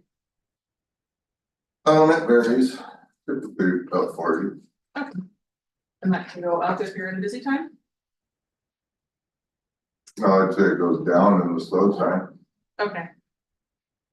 So is 40 a typical hourly Yeah, in the summer. in summer? Okay. We're busy. Okay.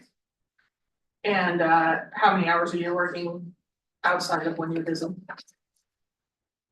the winter. About 4 hours a day maybe. So about half time? Yeah. Okay. And when you say summer, busy time, when does busy time start in heavy construction? April to December. Okay, so when you say the slow winter time, you're talking about January through March? December, January, February, March. Okay.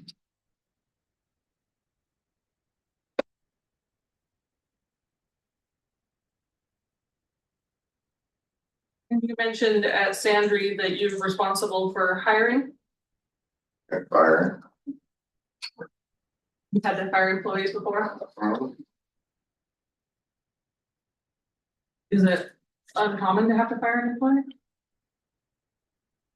Yeah, luckily I don't have to very often. But sometimes you need to. Sometimes you have to, yes. Sometimes folks don't work out. Correct, Sometimes folks might not do their job correctly. correct.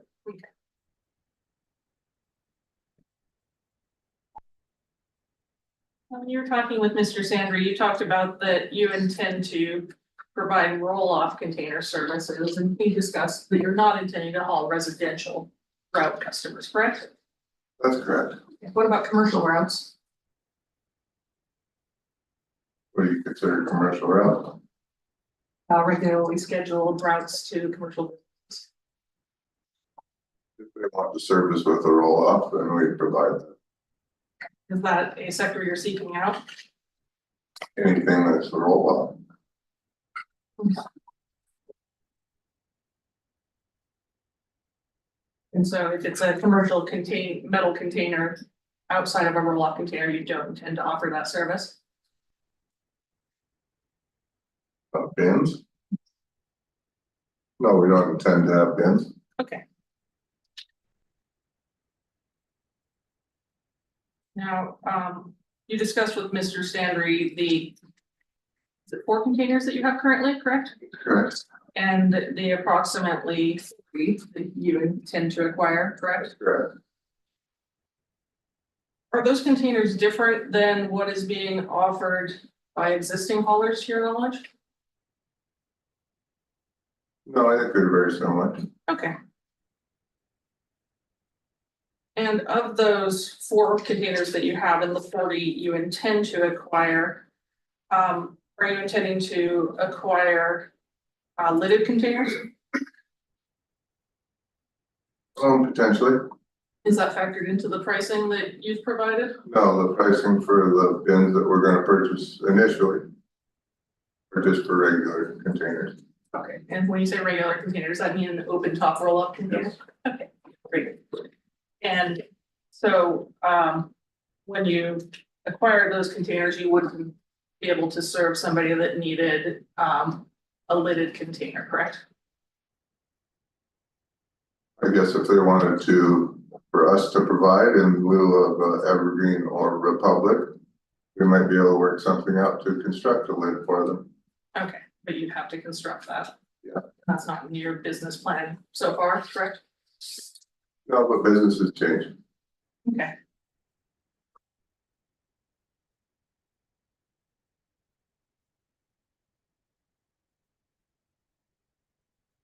Do you plan to offer roll-off container rentals if a permit is granted on a different frequency than existing haulers offer? I don't know how the existing haulers operate, Okay, what frequency do you plan to offer containers for rental at? whatever the customer would like. Does that include daily, weekly, and monthly? Could be, yes, whatever they prefer. And if you turn to NWS Exhibit 11.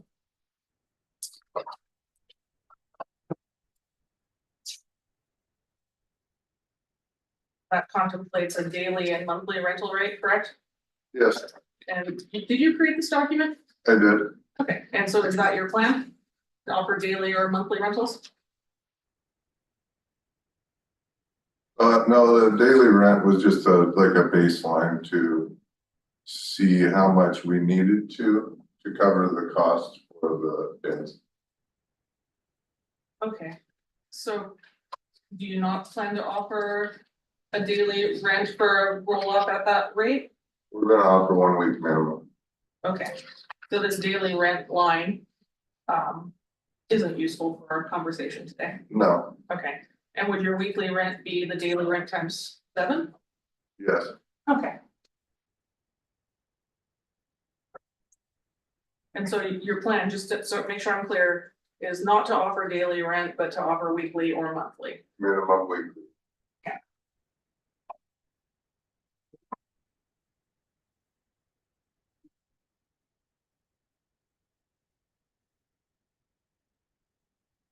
Mitchell, you've been through, I think we've been through 2 depositions and 1 hearing together already, correct, before today? That's correct. Okay. And it's my recollection that you stated in relation to the previous application that you were planning to offer additional services, not different services. Is that correct? Still? Will you say that again?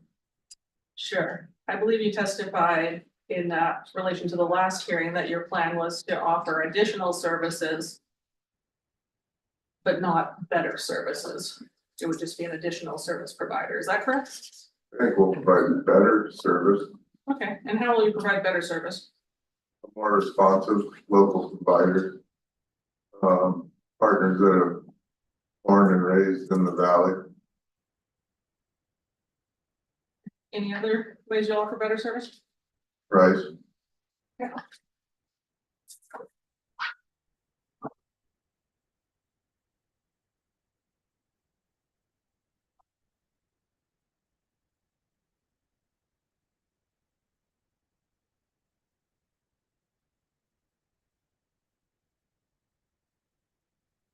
You were discussing with Mr. Sandry, you discussed that the plan is to acquire 1 truck and 40 containers if a permit is granted, right? Initially, Okay.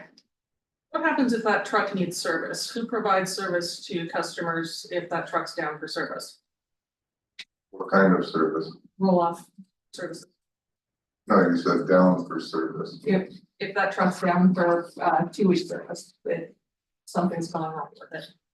And the engine may be blown if it was down for 2 weeks, but I don't really anticipate that. But if it does happen, what would your plan be for how you would service roll-off containers?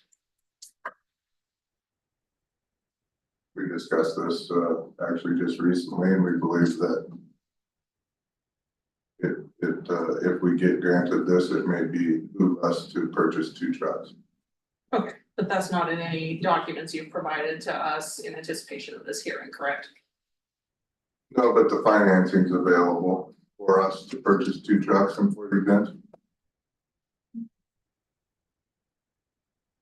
I wanted to follow up on, Mr. Sandry asked you about your business setup. Now, when you applied previously, it was just you and your wife, Meryl, correct? That's correct. And now you've added Mr. Sneed, correct? That's correct. And you discussed with Mr. Sandry that Mr. Sneed will have an obligation if a permit is granted to contribute $500,000 to the company. Is that correct? Yes. Is that in the form of his own money or part of the line of credit that you intend to acquire? It's gonna be fully dependent on what money we decide to loan from the bank. So you don't know as we're sitting here today.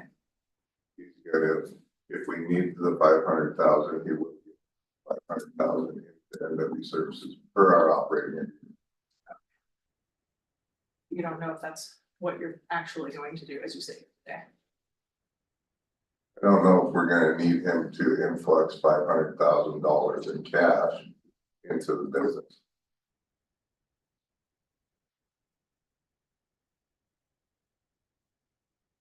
Now, you talked with Mr. Sandry about conversations you've had with bankers about obtaining a loan, correct? Correct. And do you have any hurdle for a loan that include a term and interest rate for the loan? No, I didn't discuss that. We only provided our personal financial statements to the bank. So you don't know what your debt servicing would cost you per month? Since you don't have those numbers, correct? I got a pretty good idea on 7%, yeah. Okay. And that's just your estimate, that's not from a bank though, correct? That's correct. Okay. The banks haven't told you what term or what interest rate you would be given if it was granted, correct? Like you said, it's right around 6.5 right now. Is that any of the documentation you've given us? No, but I think you could testify to that.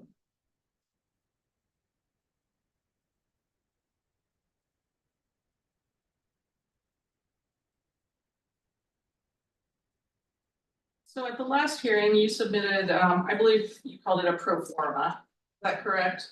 Kind of. Yeah, That was what you referred to it as at the last hearing? Yes. Okay. And now you've you submitted an executive plan, correct? yes, the plan's changed Okay, why did the plans change? because I didn't get the Class D license. Okay.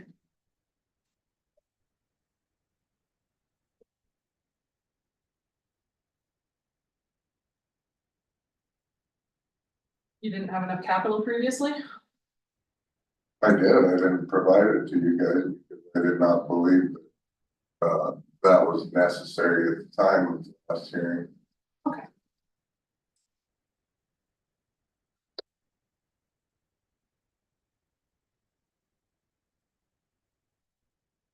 You created the pro forma in addition to the executive summary, I believe you testified at your deposition, is that correct?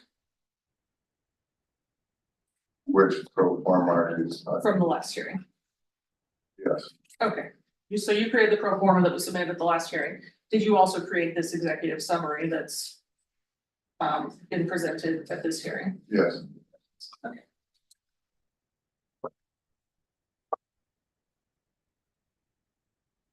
I'm just trying to make sure I understand a few things here with this executive summary. Exhibit 10, if you'd like to have it in front of you.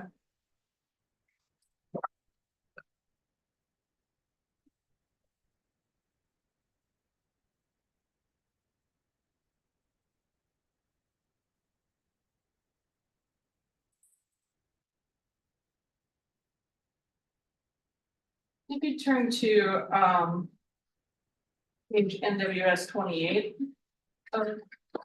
within exhibit 10.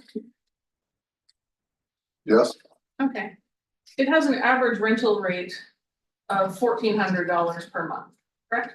That's correct. Is that the number you used when creating your financial, your proposed income statement? Yes. And is that the monthly rent that we see on NWS 11?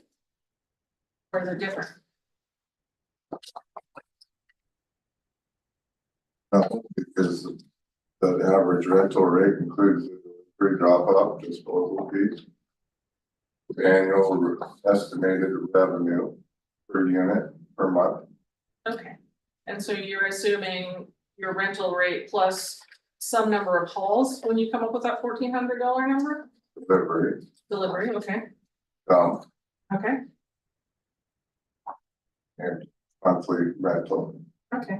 And so when you say utilization of 75%, are you assuming 75% of your containers are out on a monthly basis? Yes. And are you, how many hauls, how many deliveries are you assuming per month? Depends on many you're out. Well, I'm trying to figure out what you use to come up with your numbers here. I just said 75% utilization rate of our bin. Okay, It's not realistic to control 100% utilization rate if you're using 100%. You better buy more bins over trucks. but so like, let's look at exhibit 12, year one, you have your gross receipts at 500,000. I'm trying to extrapolate how you go from each bin, 75% of your bins at $1,400 a month. Up to that 500,000 number, how many deliveries are included in that?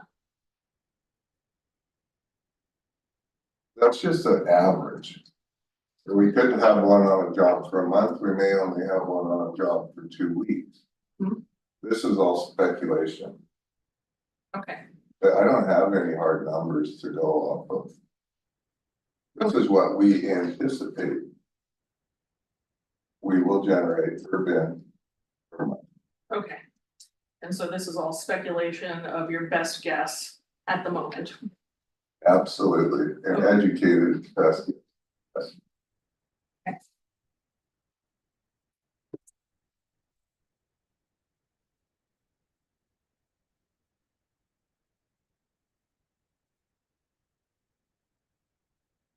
If you can turn back, I'm still looking at NWS 10, exhibit 10. If you turn back to page NWS 24 within that.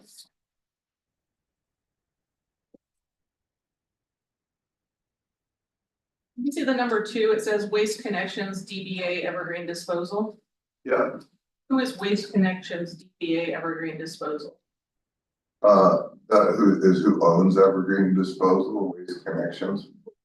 Do you know if Evergreen Disposal is an assumed business name for Waste Connections, or did you make a mistake? I assumed that, but when I rented a bin from Evergreen Disposal, it comes through as Lisa at Waste Connections, so it kind of infer that it's Waste Connections.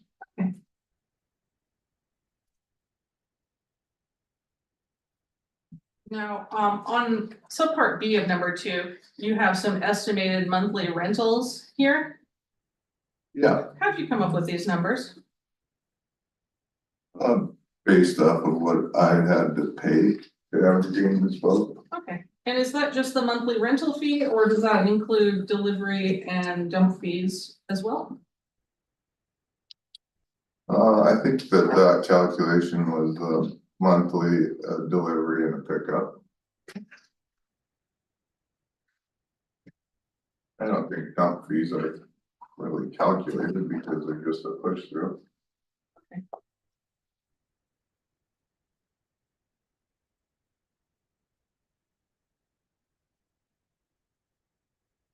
And so when you said that these are based on your experience, do you mean your experience through Sandry Construction, or have you That's correct. personally rented roll-offs from Evergreen? Standard construction. Okay. And is that based on the rentals that Sandry's made in the last year? Yes. Okay.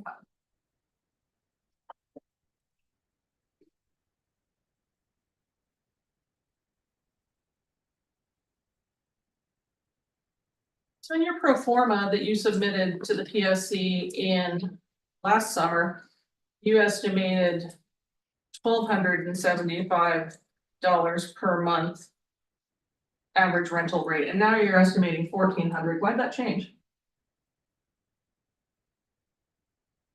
Different equipment. Okay. Was the $1,275 not realistic? That was realistic for the ones that I was trying to get approved last time. Okay. You were talking about 13 and 18 yard bins. We weren't talking about 20 and 30 yard bins. Okay, Bins cost more. It has to cost the customer. okay, fair point. And so when you're coming up with this $1,400 number, when you're talking about the 75% utilization, you have basically half 20 yard and half 30 yards is your plan, correct? That's correct. And so is this an average between a 20 and a 30 yard rate? That's our best guess average on what they should bring in. Okay.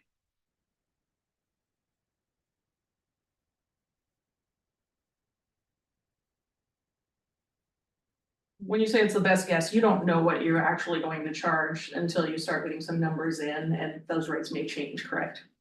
No, I've got the rates right there. Okay, and you're willing to commit that the rates in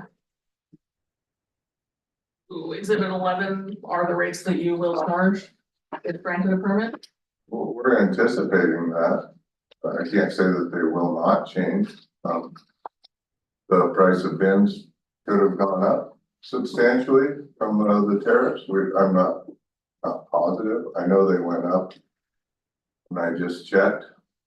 They went up about $200 a bin because of the tariffs. So the rates could change. Yeah. Okay. And on exhibit 11, you have your dumping fees per ton, and you mentioned that was a, did you call it push through? Yeah. Okay, is $42 a ton what the landfill charges in Buckhead County? No. Okay. Did you include some additional charge that you intend to pass through to your clients? Yes. Okay, is that reasonable? Yes.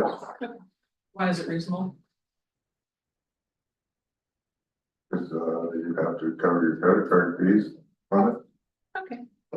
So adding on an admin fee to the landfill fees is a reasonable thing to do, in your opinion? Yes, I believe so. Okay.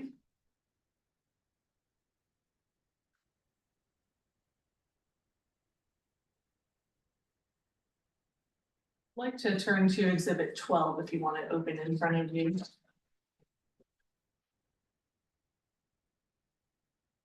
This is your projected 3-year income statement. You discussed with Mr. Sandry that these numbers are a little bit rosy on here, correct? What do you mean by rosy? I believe he said that the numbers should be reduced, for each year should be reduced by some amount, correct?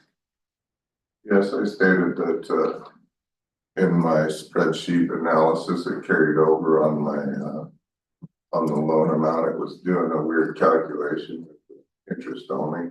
Okay. And so all of this is from a spreadsheet, correct? That you have? Yeah. Did you produce that spreadsheet in Discovery? No. So we're not able to dig into that today, correct? And you could do the math on a $500,000 loan, I suppose. Okay. So looking at your income statement, well, strike that. You told Mr. Sandry it's your intention, if granted a permit, that you'd hire a driver, correct? That's correct. Okay. What do you anticipate a driver will cost you per year? I think you're gonna pay him $30 an hour. You're gonna be about $65,000 to him. About 30%. Be about $85,000. Okay. And so when we look at year one expenses that 89,700, that's basically covering the driver, correct? No, that's not how check company works. Driver's covered in cost of goods sold.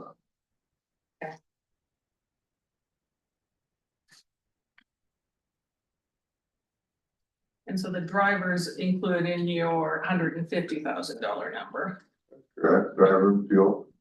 Okay, is there anything else in the cost of goods sold other than driver and fuel? No, And so what are the payroll that you expect to pay in addition to a driver? no, And you intend to pay yourself? no, And is Adam going to be working day to day for the company if a permit's granted? yes, he's gonna work as much as needed, same with me. Okay, do you anticipate paying him? No, we're gonna get dividend. Okay. And so is it correct to say that your and Adam's only payment for your services put in would be at the end of the bottom numbers, correct? On this sheet, the last line, net profit after tax? It'll probably come as an expense. Typically, a dividend comes out as an expense, Okay, so it's gonna come out of the pre-tax numbers?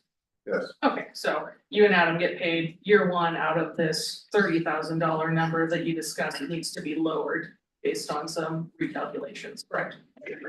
that's correct. Now, for your two employees that you have, do you intend to pay them benefit or provide benefits for them? No, not right now. No insurance for them? No. Okay, no paid time off? I guess that depends. Depends how it goes.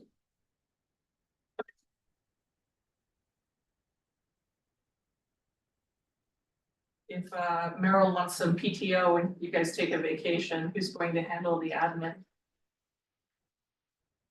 Probably us on vacation. Okay.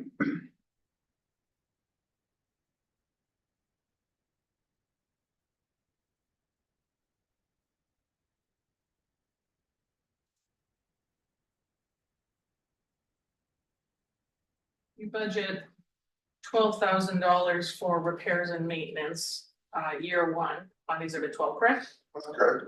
Okay, and what's included in that maintenance? We're buying a brand new truck, so that's all gonna be covered under warranty. That's tire repair. Maybe some bin repairs, but those are gonna be brand new too, so that's gonna be pretty minimal. I think it's high. Okay, You could buy two sets of tires for a tractor, 12,000, maybe three actually. $500 a piece. now you discussed that you have a property near your house that's a vacant land that you plan to utilize for the business, is that correct? Yes, Okay, and there's no buildings on that property, correct? no, it's just empty. And do you have any buildings you do intend to utilize for the business? I use my shop at my house if I need to, Okay, where all of my tools and stuff are at. and where do you plan to operate the business out of? Gonna start being operated out for 87. And that's your home, correct? Yeah.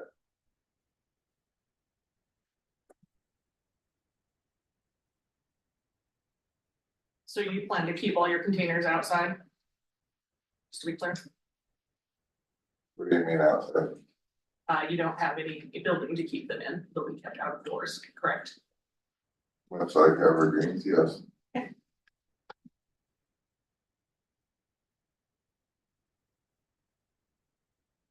When you figured in this cost of goods sold, you said that fuel is included in that, correct? Yeah. And was this done before prices started going up this spring? No, that was based on $4.50 fuel run by how much our dump trucks at Sandry Construction operate per hour. Are these diesel trucks? Yes, What's diesel at right now, do you know? 5.29 or something.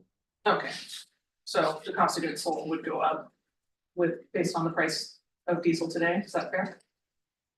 The cost of goods sold could go up. It could go substantially down depending on who has the bins. Fuel's variable.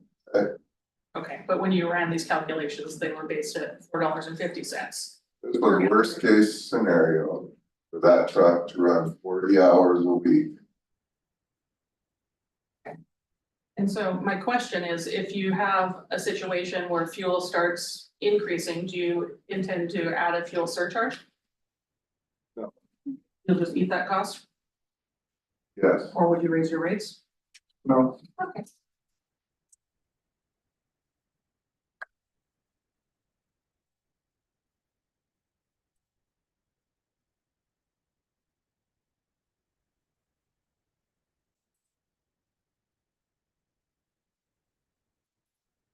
Work at the Flathead County landfill on behalf of Sandry, is that dirt work only?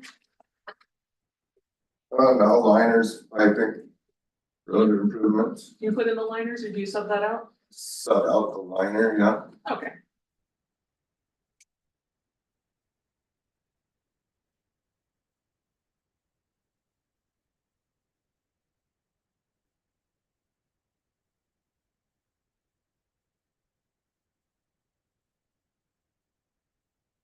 Mr. Sandry asked you why in the new application you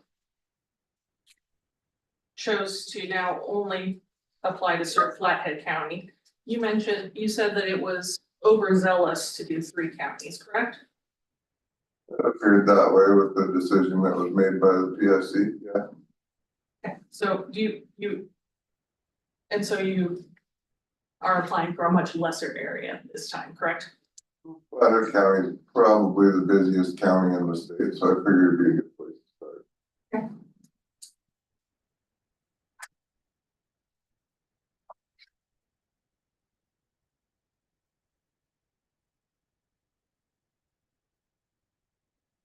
With respect to Evergreen, you said 3 years ago it was difficult to get service, correct? 3 or 4 years ago, we quit using Evergreen because it was impossible to get service, I guess would be a better term. And when did you start using Evergreen again? I had to use them when I did a job in Glacier Park because you guys are the only ones with the closed top bins that served West Glacier. Okay.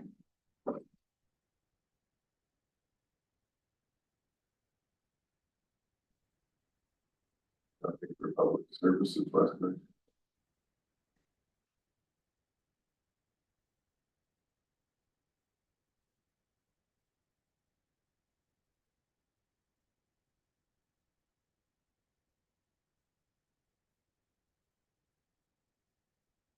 Mr. Sandry asked you about some documents that were given to you by your insurance agent with Hub, correct? Yeah, that's correct. And just as we're sitting here today, you have not created a safety program for NWS, have you? That's correct. We're not operators. Okay, you don't have anything in writing that constitutes a safety program, correct? Not yet. It's really a operating business. Reason for one. We're groups for copyright.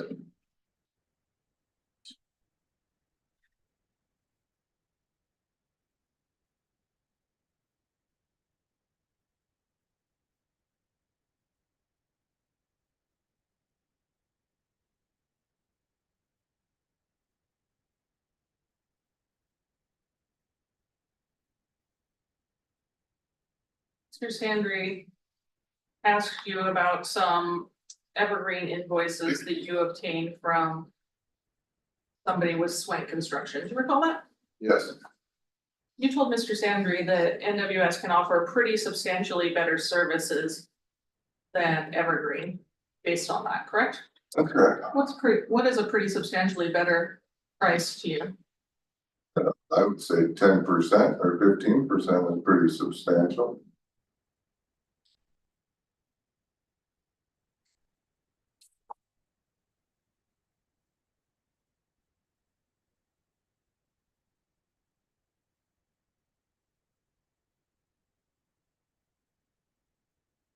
Okay, perfect, thank you.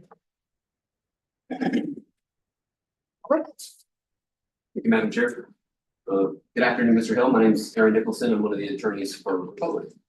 Yes, sir. Mr. Hill, you have never owned or operated a licensed Class D garbage hauler, correct? That's correct. You've never worked for a licensed Class D garbage hauler either, correct? That's correct. None of the members of NW Services have ever worked for a licensed Class D hauler, correct? That's correct. NW Services doesn't currently employ anyone, correct? That's correct. It's not an operating business. You do not have a CDL, right? Correct. And your spouse, Miss Merrill Hill, is also a member of NW Services. She does not have a CDL either, correct? Correct. You're aware that Republic currently provides roll-off services in parts of Flathead County, correct? Certain parts, yes. And you're aware that Evergreen also provides service in parts of Flathead County as well, right? Yeah, but they don't overlap each other. And the information about the service areas, that would be contained in the PSC's Interstate Carrier Authority Report, correct? I don't know that. L&L also provides service in Flathead County, correct? Yeah, I guess they just got approved here. They didn't get a rebuttal on their application. You personally have observed Republic's roll-off dumpsters in Flathead County, right? What, we say that again? You've seen Republic's roll-off dumpsters in Flathead County. Yes, You previously testified with Mr. Sandry that NW Services prepared, I think you called it an executive plan or a business plan in this case. yeah, That would be exhibit 10 that was previously referred to. yeah, And you helped prepare that business plan, correct? yes, I did. And the information contained in that business plan is true and accurate to the best of your knowledge? To the best of my knowledge, yeah. You agree with the information that you provided in that business plan? Yeah. If you could turn to that exhibit 10, sir.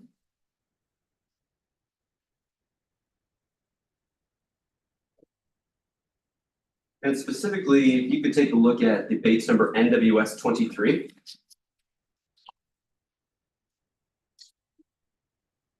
Yep. And there's a section that identifies competitor analysis. See that? Yeah.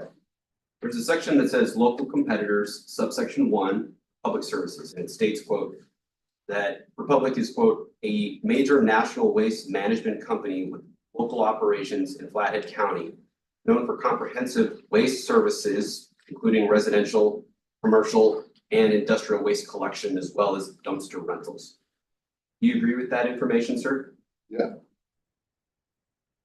The business plan also identified Republic's strengths, correct? And weaknesses.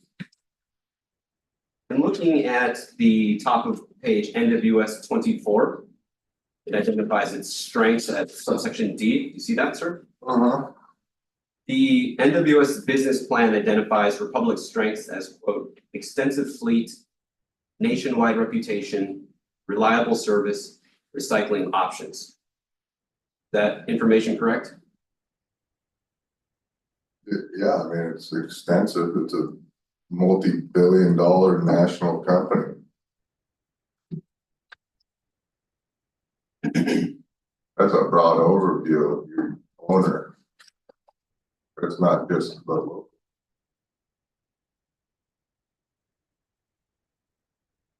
Republic currently provides residential garbage services at your private residence, correct?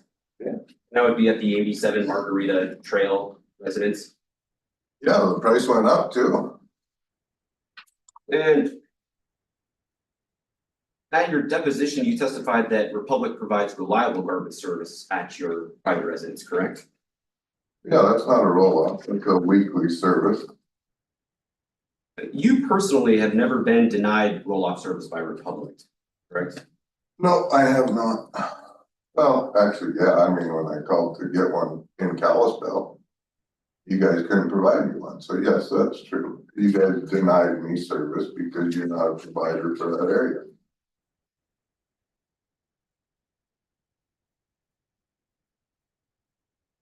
When was this time that you called Callis for the Republic for a roll-off in Kalispell? Actually, I think it was last summer sometime because I didn't really realize what, it's not really specific on who provides for what area. It's hard to decipher, I guess, from your guys' PSC permit number, I guess. So is it your testimony today that you were denied service by Republic last year for a roll-off service? I just said that you guys couldn't provide it, so I guess you could take that as a denial. They didn't verbally say you can't have one. They said we don't provide to that area. You were not denied service in Kalispell, is that accurate? I guess it depends how you want to take that. NW Service has no written records documenting any denials by Republic for providing roll-off services in Flathead County. correct? Objection, assumes facts not in evidence. Sustained.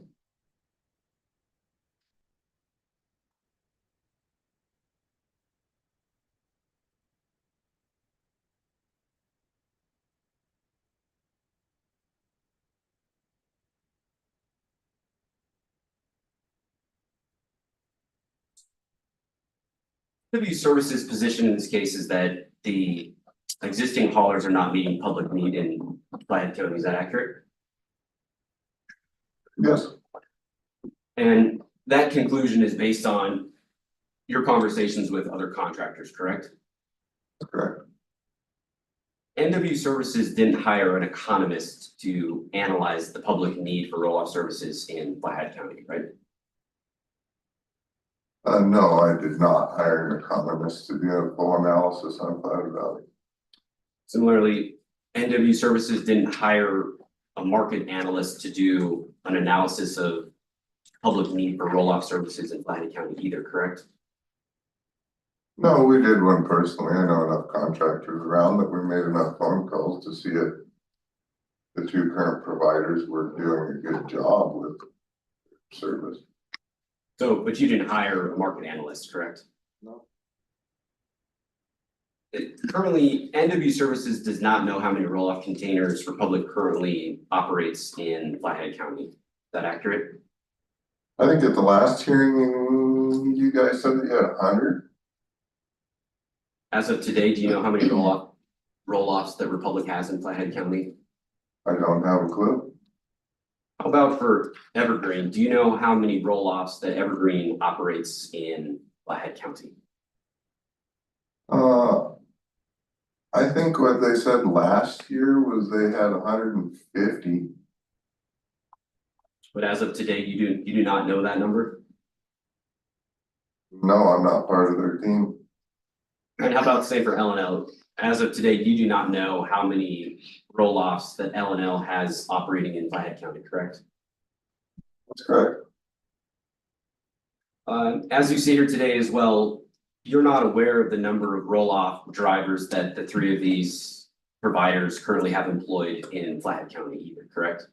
Yeah, last year Evergreen had 4, and you guys had Republic had, I think, 1 full-time guy, and then you said that there was 2 float guys. As of today, do you know the number of roll-off drivers provided by the 3 providers? No, And as you sit here today, you do not know the current available roll-off capacity for all 3 of these providers in Flathead County, correct? No, I don't. I guess the capacity could be endless based on the dollars that you guys have. Did NW Service analyze whether these existing haulers could add additional equipment to their inventory? I know you guys could, you're both worth over $20 billion.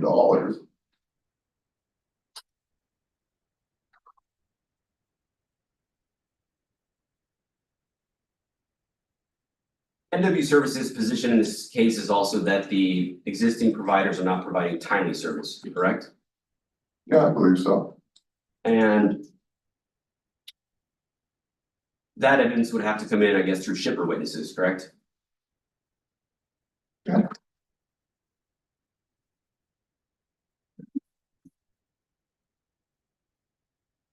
As you see here today, NW Services does not know the average response time for Republic to provide a roll-off in Flathead County, correct? No, I don't have a specific bid on how long it would take you guys to provide a service right now.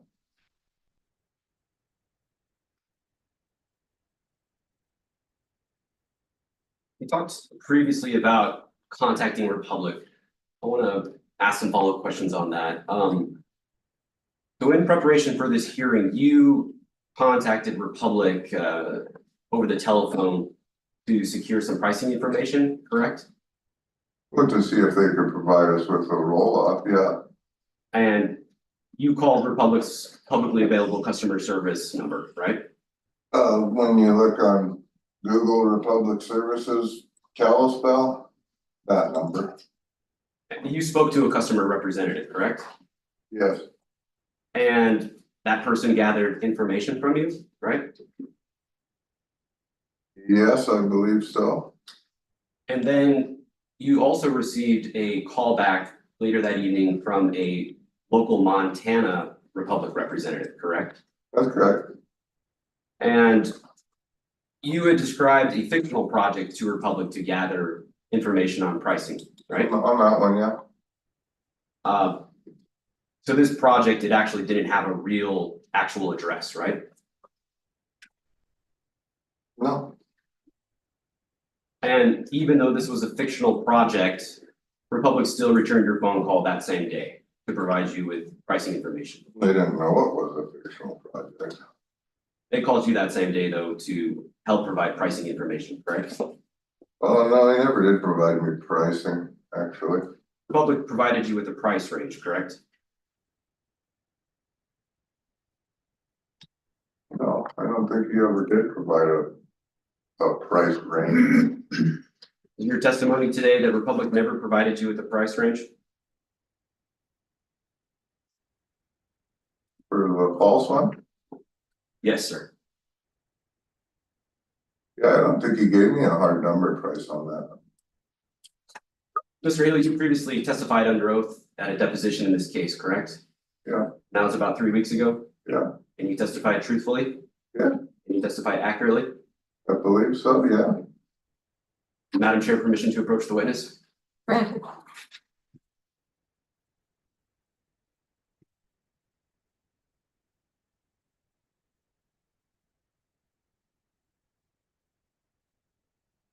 Showing the witness what has been deposition transcript from May 7th, 2026, page 207, page 207, line 23. Question: what did they, in Republic, give you when you talked that afternoon? Answer: a range. Did I read that accurately, sir? Yeah, right above it, it says he would not give me specific pricing for the rental insurance. And then question: what did they give you when they talked that afternoon? Answer: a range. A range, yeah. So you I were, don't remember the specific price, but I guess he probably said a range. And he never provided me with a price that I guess if he did, I don't recall the dollar value. you would agree that getting a same day call back is a reasonable response time, correct? Yeah, I guess so. And other than this last time, this call, your prior testimony was that you were not sure the last time you actually called Republic for roll-off services in Flathead County, correct? Yeah, And based on your deposition testimony, you also couldn't recall the last time Sandry Construction used Republic for roll-off services in Flathead County, correct? yeah, that's correct, because most of our work is within Evergreen's jurisdiction, I guess. And in the past, when Republic did provide roll-off services to Sandry, you don't recall any issues, correct? You know, I don't even recall the last time that we used Republic services.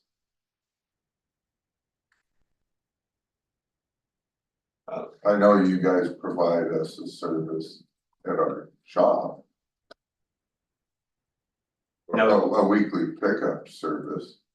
And that would, Standard construction.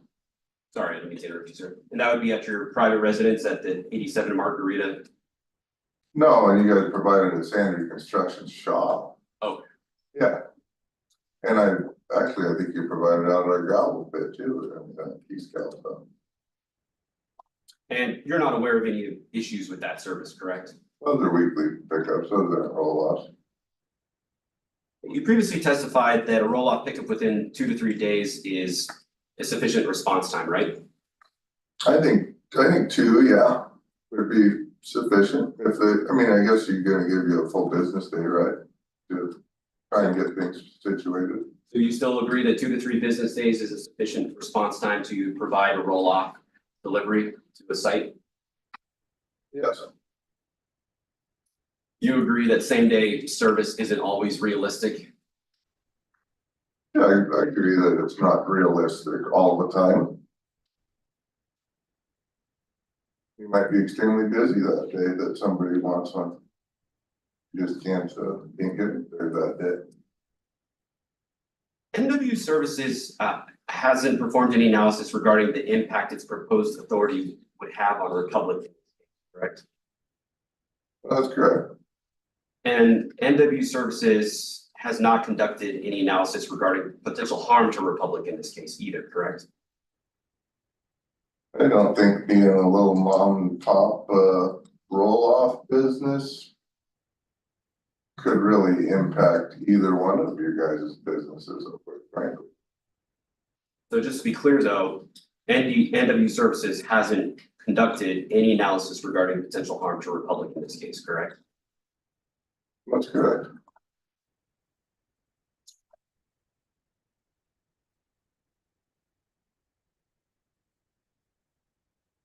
Mr. Sandry went through some different printouts of various prices for Republic around the state of Montana. Do you recall that, sir? Yeah. And I believe you testified that you reviewed some of those prices earlier today. Yeah, we looked them up, yeah, just to see what had changed. And in fact, several of those prices around the state have actually decreased in the last 3 months, correct? Oh, that's correct.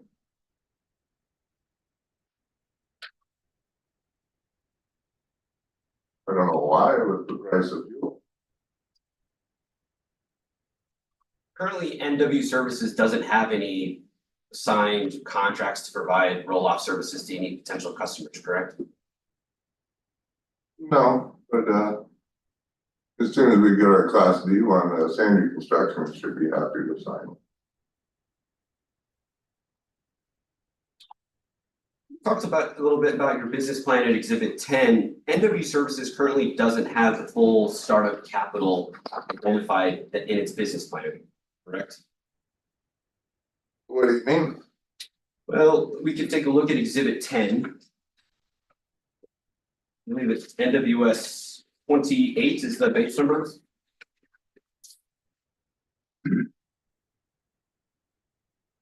It says the total startup capital needed $707,000, correct? That's an estimate. And currently NW Services does not have that total capital in liquid form, correct? Not in the NW services bank account, no. That's what we got a bank for. And currently, and I think you testified to this, but just to be clear, so NW Services currently doesn't own a hook lift garbage truck to provide roll-off services, right? No, we're gonna buy one. You don't currently have one? Correct. And you currently don't have any 20-yard dumpsters either, correct? No, I just checked with them to see what the lead time would be on 40 bins, and he told me 4 weeks. And you currently also don't have 25-yard bins either, correct?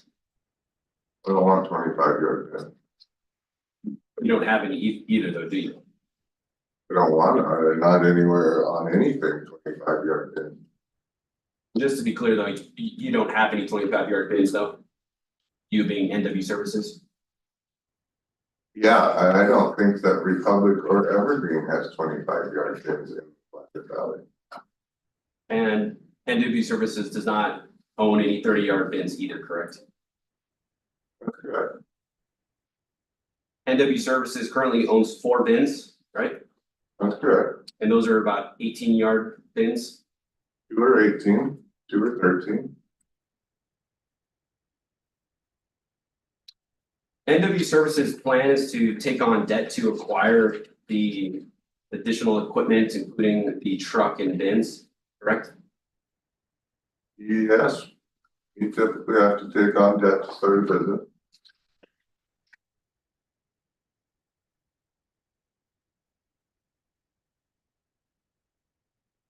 And I could have you turn to what's been marked as exhibit number 12, sir.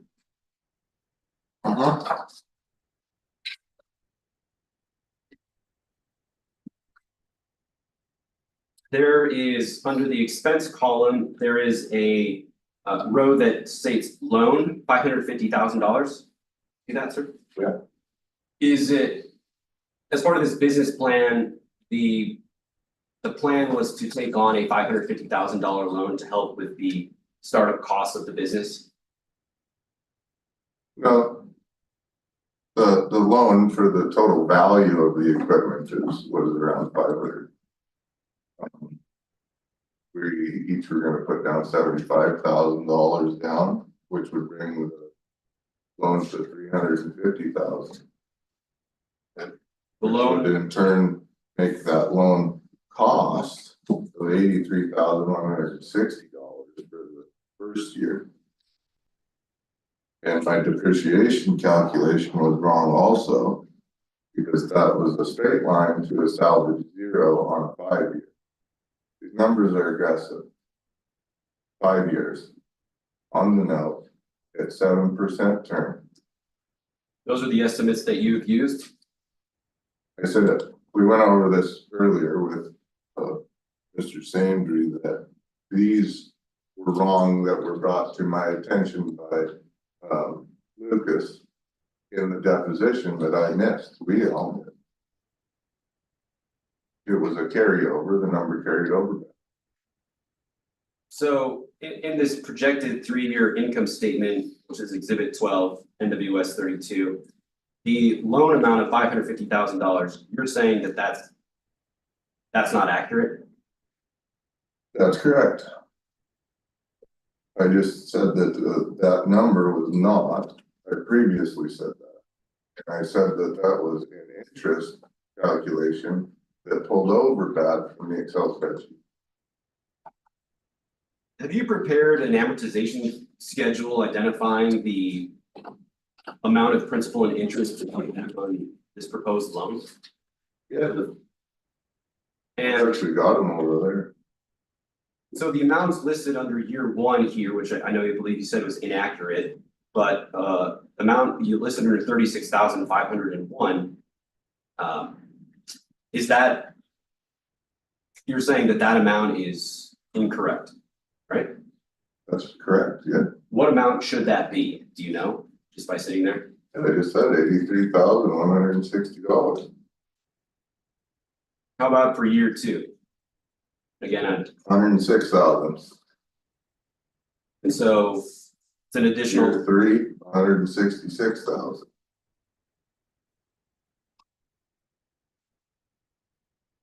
Depreciation changes from 100 to 70,000. And then it goes to 95,000, and then it goes to 120,000 because you acquire more assets. If you straight line depreciate them over 5 years. And I said the salvage value on all the equipment after 5 years is $150,000 out of a $500,000 investment. Pretty conservative. At Sandry Construction, we run our equipment straight line, 5 years, 1,000 hours a year, depreciate it to $0 on its salvage value. Pretty aggressive. If I could have you turn to exhibit 10, sir. And this would be NWS 29. This also lists a 3-year income statement, NW services, correct? Yeah, those numbers were the exact same as the messed up calculation that was brought to my attention by Lucas. And so, for example, looking at the 3-year income statement of NW services at NWS 29, the net income is listed as $60,499, correct? Yeah.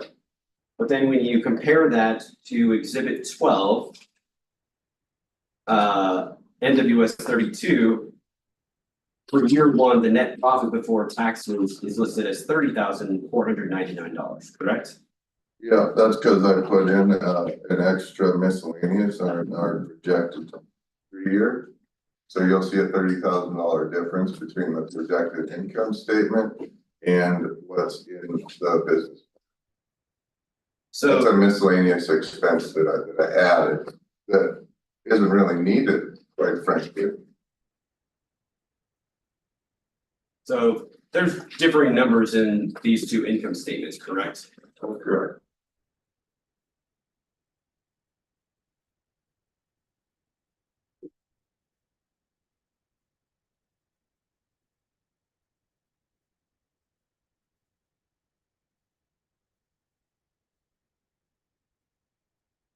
So ultimately,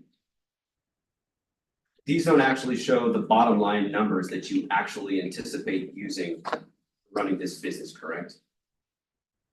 It's all estimates.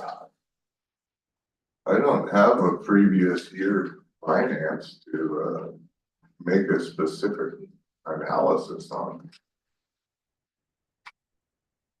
I got a best guess.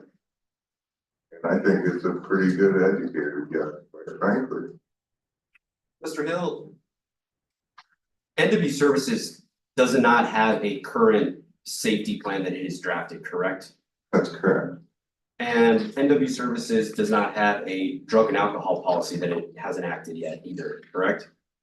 That's correct. NW Services doesn't have an accident response plan, correct? That's correct. That's part of the safety plan. And NW Services doesn't have an inspection checklist either, correct?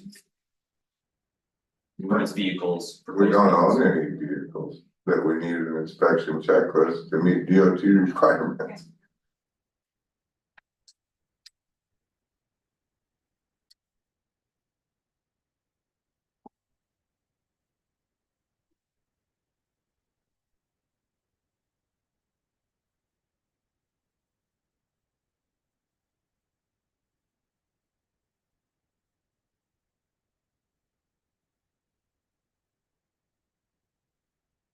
Bill, thanks for your time. I have no further questions at this time. Lionel? Mr. Hill, I'm Ally here, I represent L&L Site Services. I think we've met over Zoom. I didn't get a chance to talk though. I called you before that too. I believe you did. Have you met Lance Johnson before today? No, And what do you know about L&L's service area in that new territory that includes a part of Franklin County? I know that I was extremely surprised to see that he put in a permit for Lake County, I think south of 35, south 83. Part of Flathead County, small portion of Flathead County. And he didn't get a protestant. That was surprising to you, That pissed me off, quite frankly. surprising to me as well. What do you know, if anything, what do you know about L&L's pricing in Flathead County for roll-off services? You know, I don't really know anything. I don't even know the operating roll-off services up here. What do you know anything about what container sizes L&L offers in Flathead County?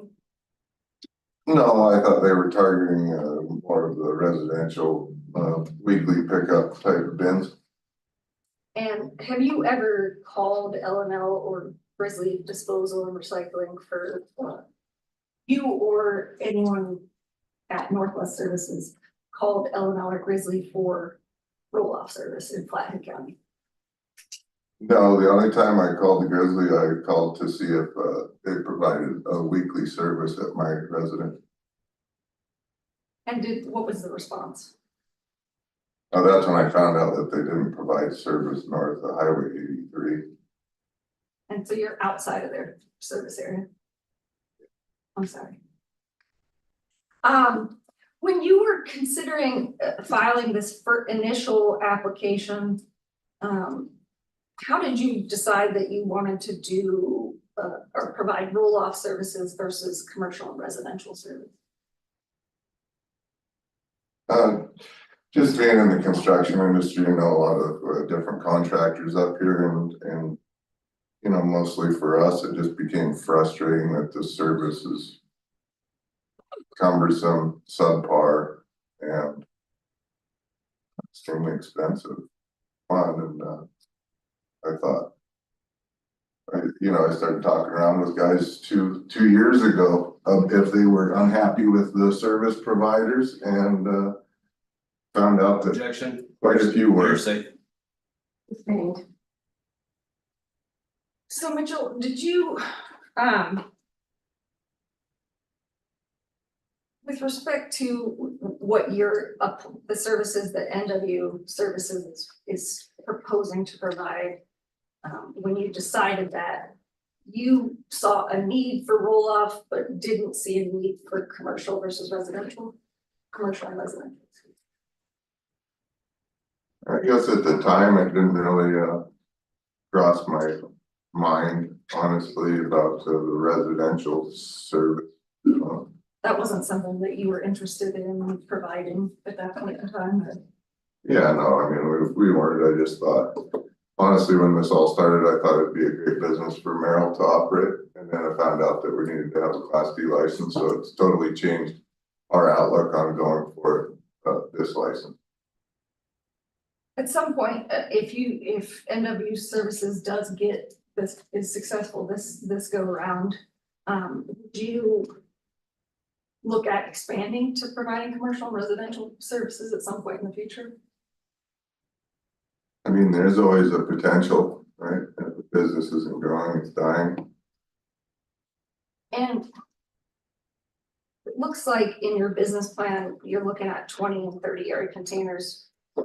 Why'd you pick those? Those are probably the most standard on the big construction sites with commercial infrastructure. I have no further questions. That's what.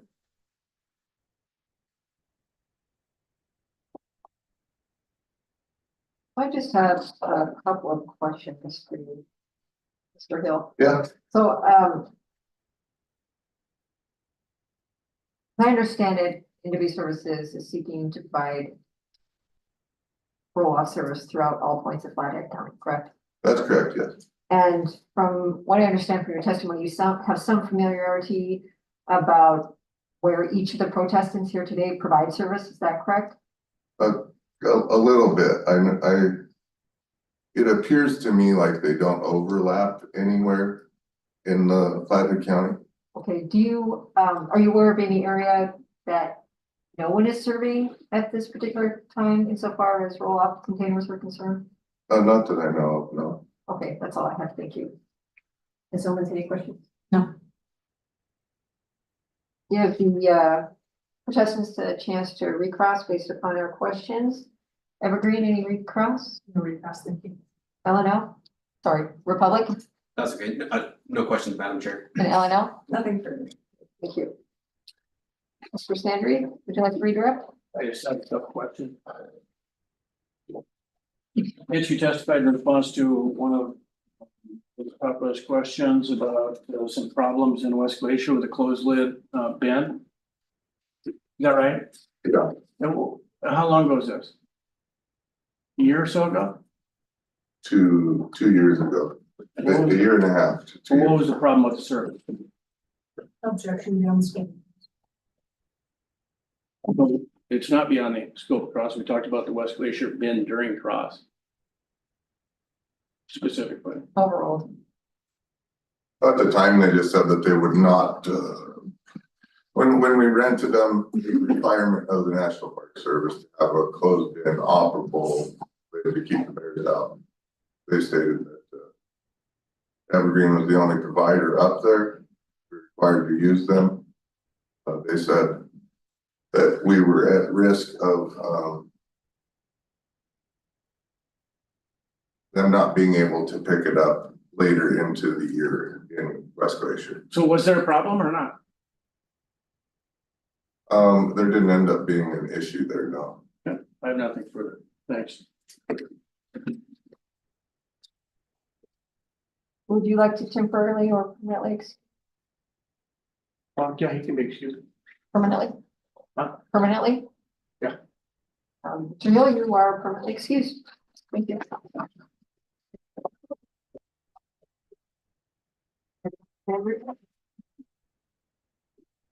Madam Chair. Oh, I'm sorry. Any objections to him? He's permanently excused. No objection? No objection, Madam Chair. Madam Chair, do you think we might be able to take just a break? Yes, 10 minutes. 5 minutes? That's Like fine. 5 minutes. 53. We convene at 2.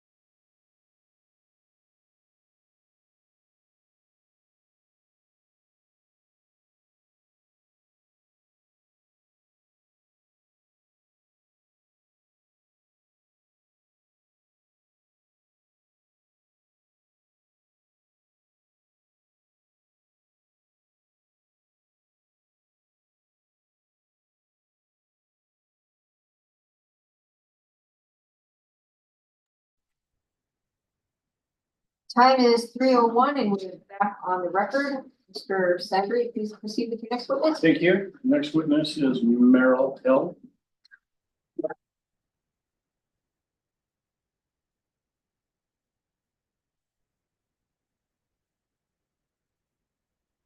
Phil, do you swear the testimony you are about to give is the truth and nothing but the truth? Right, thank you. Sandry? Please state your full name, spelling your first. Merrill Hill, Verill. You are married to Mitchell Hill, correct? Yes. And together with Mitchell, and NW Services, you recall applying for PSC authorization a year ago? Yes. Yeah. Describe your educational background for us. I originally pursued an equine sciences degree at the University of Kentucky, and then I ended up graduating with a bachelor's of global studies and international leadership at the University of Wyoming. When did you graduate from the University of Wyoming? 2018? Yeah, it gets a lot Yeah. worse, trust me, so. Yeah, no, I don't want to think about that. What's your occupational background been since graduating from the University of Wyoming? I originally worked for Morse Group as an events and leadership manager, and then from there I was director of corporate events and conference production at GSMI. And then When did that employment end? GSMI. 20, And what was your scope of duties with, did you say GSMI? sorry, Global Strategic Management Institute. So, GSMI. yes. What did you do for them? So I was in charge of launching new industry events and conferences. So anywhere, both virtual and in person, anywhere from 30 to 2,500 attendees. So overseeing all the speaker and vendor acquisition, marketing, go-to-market strategy, and then, yeah, hotel contracts, food and beverage. So And what did you do after GSMI? from there, I was then the event manager for growth therapy.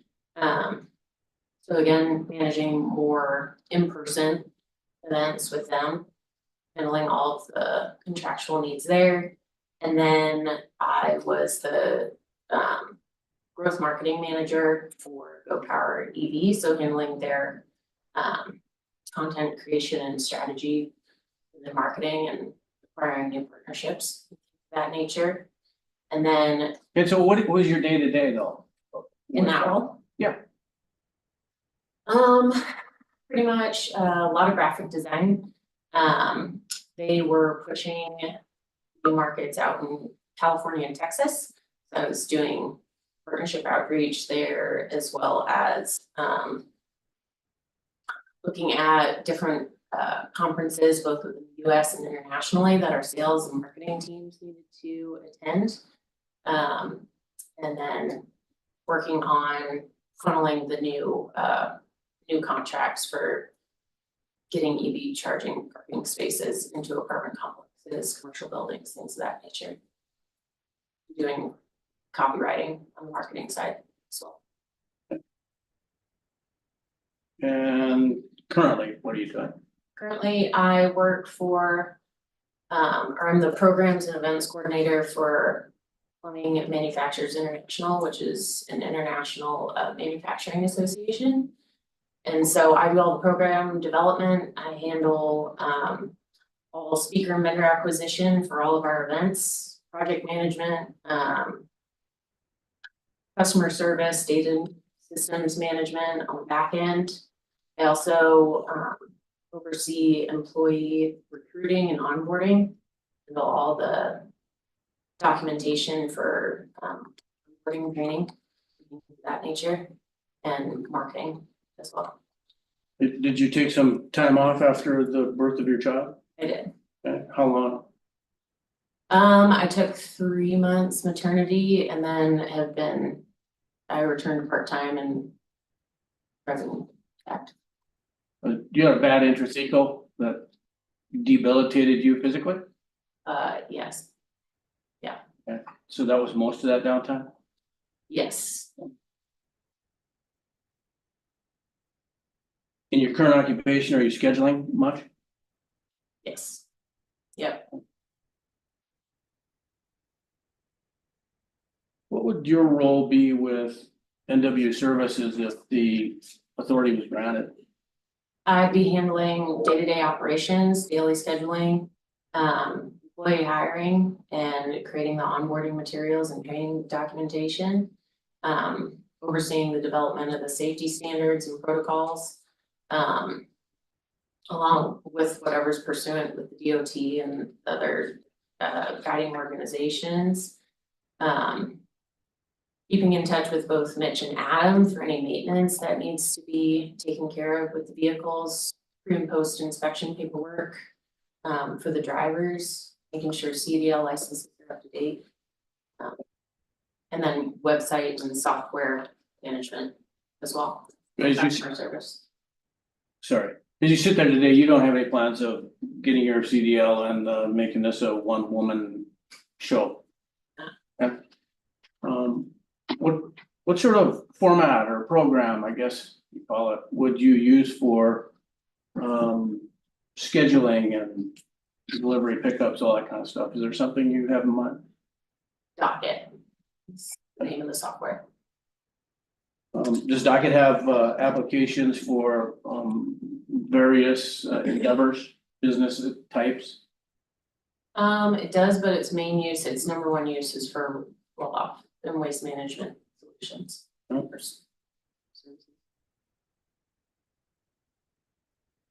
Are you familiar with the program? High level. Familiarity. That's 30,000 feet.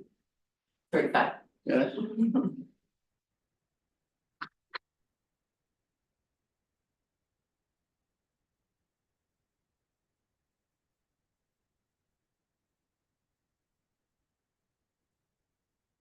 You also have a VRBO that you operate?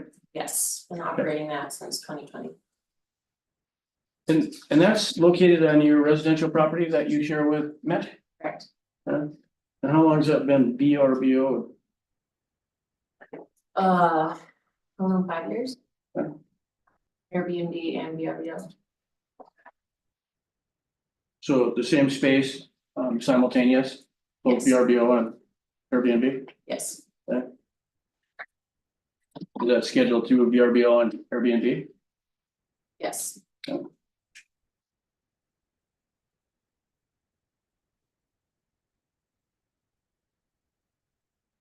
You dedicate 40 hours a week to your current job? It's the primary job? Right now it's about 20 hours a week, How about the VRBO business? maybe 2 hours a week. Yeah. I've got a pretty seamless integration going.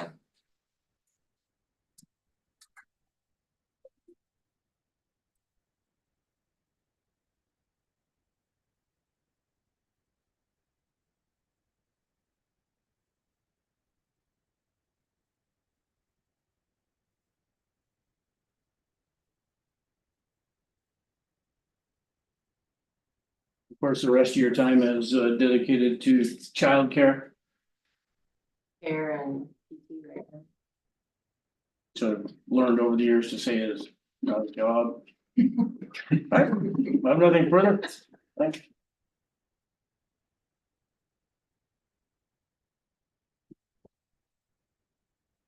Have a great. Thank you. Hi, Meryl. We met last hearing go around, didn't we? I'm Jackie.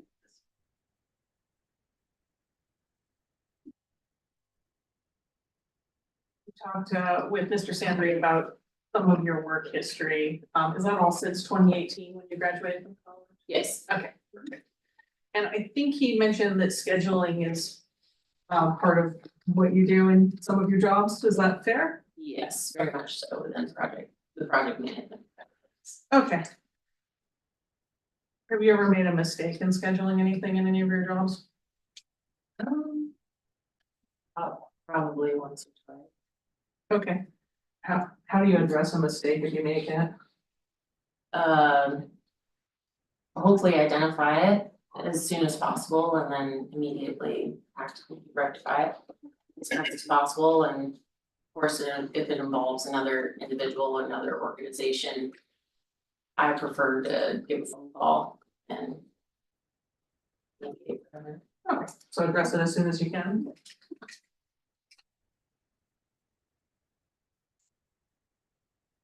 One of the things you discussed with Mr. Sandrio that you were going to be scheduling maintenance. Just to be clear, NWS doesn't have a written maintenance plan for its vehicle as of now, does it? Not yet. Okay. We plan to do that once the inverters and such are required. Now, you have some binders in front of you. Could you turn to the NWS exhibit 10? Are you familiar with this document? And, Did you photograph this document? a little bit, but Mitch did the majority of it. Okay.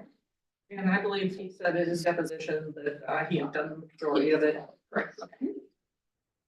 I was putting together documents like this, something you do within the other jobs you had, Yes, but you didn't take part in this one other than minor. yes. I think I turned to NWS 27. On there.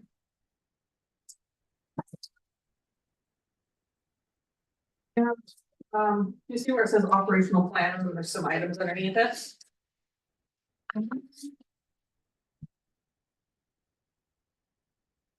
Right. Okay, it might be up. In the bottom right hand corner, it should say NWS. Yes, it doesn't say operation. Okay, Okay, we're on the same page then? we are. Okay. There's a number of activities under daily activities. Are those the jobs you expect that you'd be undertaking if NWS is granted a permit? Yes, Okay. Yeah. And, other than the maintenance side of things, obviously. okay, so maintenance is somebody else, correct, okay. You're scheduling the maintenance but not doing it, is that correct? Okay. And so, just looking at your plan of attack, it says end of day, review operation, plan next day's routes, correct? Okay, and so is it what you're anticipating is that you're going to be getting calls for service and that you're planning the services based on the calls you get in? Ideally, I'd really like to operate from like an online form through that docket software Okay. that kind of automates things, but yes, kind of splitting that between me taking calls as well. And planning next day routes, I'd like to have as much planning as possible, but adding things day of if necessary. And Mitchell testified a little bit ago that service within 2 to 3 business days is reasonable. Would you agree with that? Yes.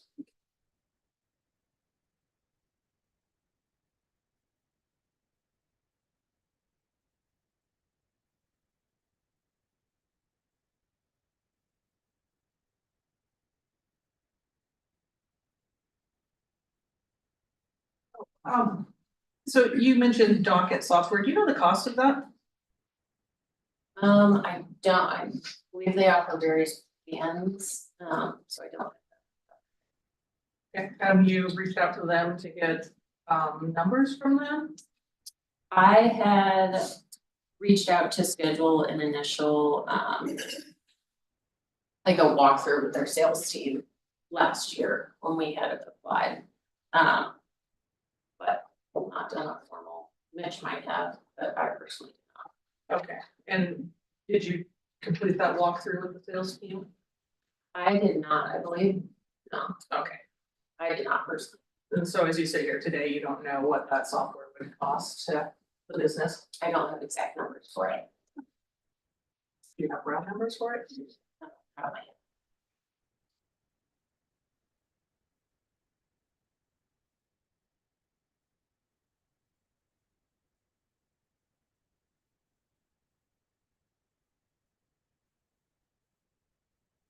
And so you haven't reached out to Docket since, last year?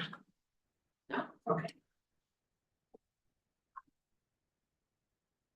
And how did you choose Docket as the service that you think would be the most useful?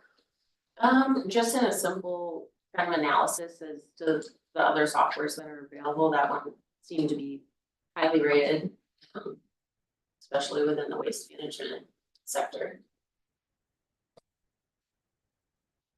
Do you think use of this software would make NWS a service different from existing?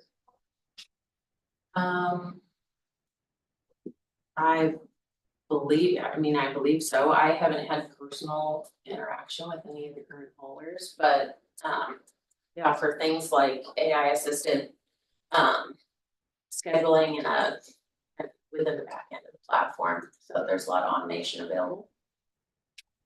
Okay, and so you think the AI would make it different from what existing haulers are doing? Potentially, it tends to speed up the process. But you don't know what existing haulers are using for their routing? Yeah. I don't know that that's. Nothing further, thank you. Public? Thank you, Madam Chair. I'm Alexandra Weber. I'm an attorney at Colley Black representing Public Services. Is it okay if I call you Meryl, or do you prefer Mrs. Hill? Meryl works. Okay, Meryl. So you've spoken a bit about what your role will be in Norfolk Services, correct? On Exhibit 10, Bates Norfolk Service 27, is it fair to say you would be considered the operations manager?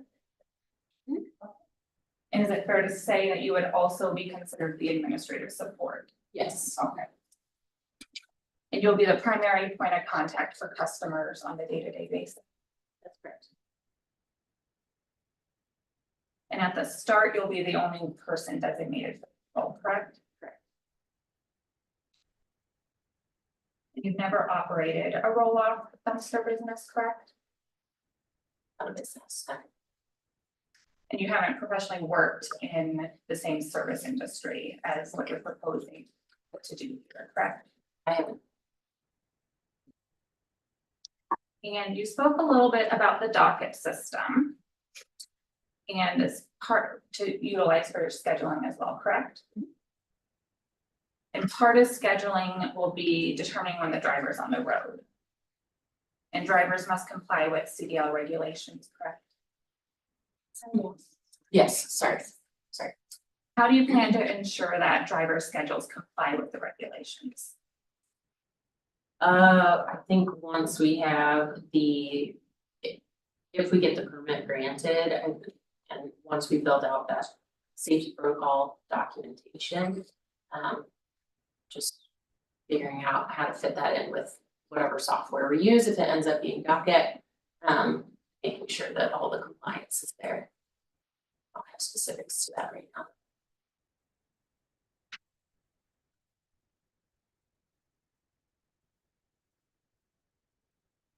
And to clarify, you've never done a scheduling system for drivers before, correct?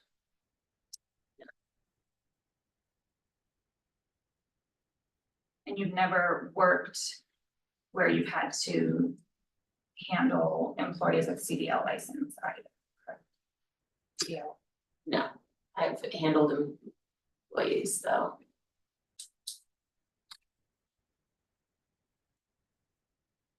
The principal place of business will be your residence, correct? Do you expect customers to be stopping by if they drop a check off or? I think so, we'd be open to that. And while I was not here at the last hearing, I hear you had a child, so congratulations. Yeah. And you noted you're currently working about 20 hours a week, also handling childcare as well, is that correct? Yes, although childcare will be starting in June in school. What So- will that look like, more specifically? Just with childcare? Yes. He'll be in school 4 days a week and then he'll be with his grandma.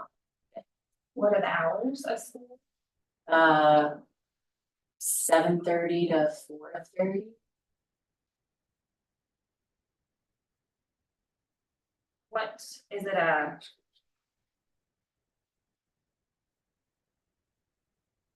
What type of school is it?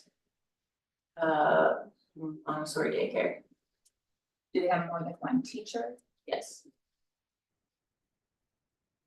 Have there ever been issues with them having to close due to sickness, teacher unavailability?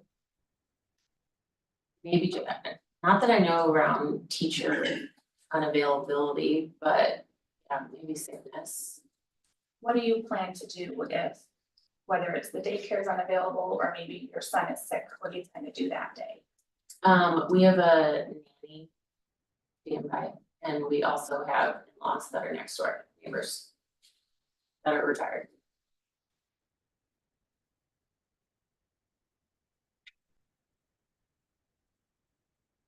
And Mitch spoke a little bit about if you went on a vacation, you would still handle running the day-to-day business? What would that look like? I don't think I've ever gone on vacation without my laptop, so it'd be pretty run of the mill. Checking things in the mornings and the evenings and during the day, making sure all is running smoothly. Where do you like to go on vacation?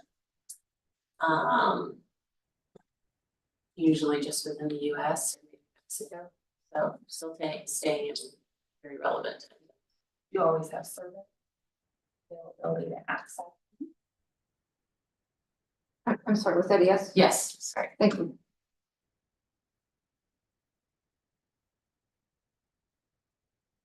What happens if you were unavailable? I would defer to either Adam or Mitch. And what will that look like based on? Mitch, we'll just take Mitch specifically, what will that look like with Mitch working full-time with Sandry? Well, ideally, I'd have all the systems pretty automated, so, and all the SOP documentation there, that if either of them need to step in, it'd be pretty straightforward and clear instruction for them. Yeah, but for Mitch and a typical work day, he's got quite a bit of availability. He's on the road a lot, so he would be on his phone, make calls on a computer, but it's. That your position that they will be able to take phone calls for Northwest Services on the road? In between like job sites or site. Now, what happens if there's a customer complaint or emergency? If I'm not available. Okay.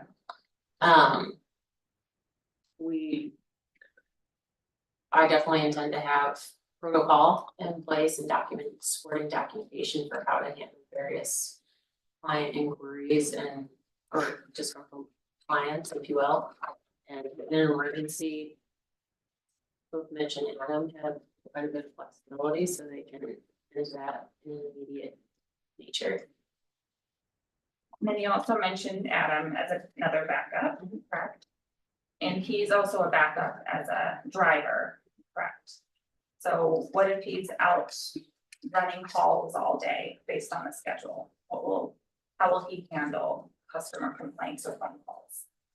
Well, since he can't be obviously on his phone or anything while he's driving,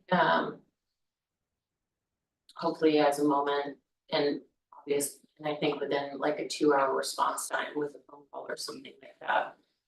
Hopefully he's pulled over or stopped on the side of the road so that he can answer those calls with smells. How would that impact scheduling or how would that impact the pickups and deliveries that day if they have to take on those? Well, I would imagine we place a little bit of a buffer within our delivery and hold times that it wouldn't be that cumbersome for him to spend an extra 15 to 20 minutes sitting at a job site addressing it. So is it fair to say you wouldn't max out the schedule for deliveries and pickups in case they need to step up and take on the operations or administrative role? I think it's smart to always have a little bit of cushion to emergencies or anything that's needs attention, whether it's with clients or truck. Is it fair to say their ability to step in, and immediately address the operations or administrative duties would also be dependent on what other duties they have for that day, whether it was Northwest Services or their other jobs? Yes, but as I said before, they've got quite a bit of flexibility. So, At the outset, the day-to-day operations are really dependent on you, correct? yes, Is it fair to say that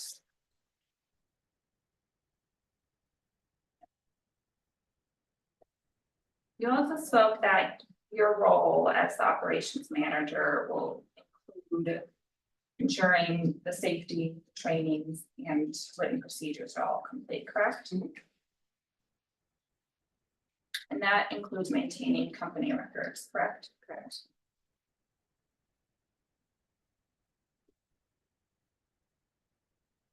What will that look like in terms of tracking commercial driver license hours and road time? I think that kind of depends. I mean, we could get into the protocol a bit more once the license or the permit was received. Is it fair to say you're not certain exactly what that will look like?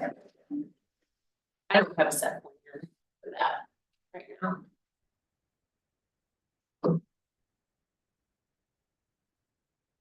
No further questions. Thank you, Council. L. Meryl, I don't have any substantive questions for you, but during the next break, I will, if you have photos of Kate's, I would. I've got one or two. Just a couple. Well, I don't have any questions. No. Your direct, Mr. Sandy? None. Cedric? Thank you, Meryl. If you'd like to excuse this witness permanently, Sure. or something like that, permanently? Yeah. Any objections to excusing the witness permanently? So you're excused.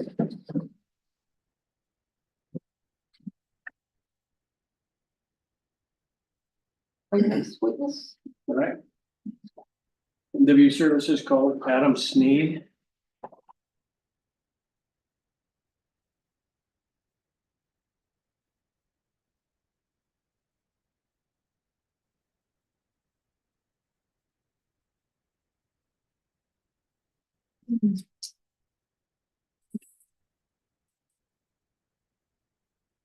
Steve, do you swear the testimony you're about to give is the truth and nothing but the truth?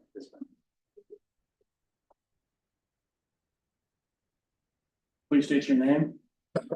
William Adam Sneed. Did you go by Adam? Yes, sir. Adam, where do you live? Bigfoot. I'm down. And what's your occupation? Oh, business owner, And what business do you own? excavation company. What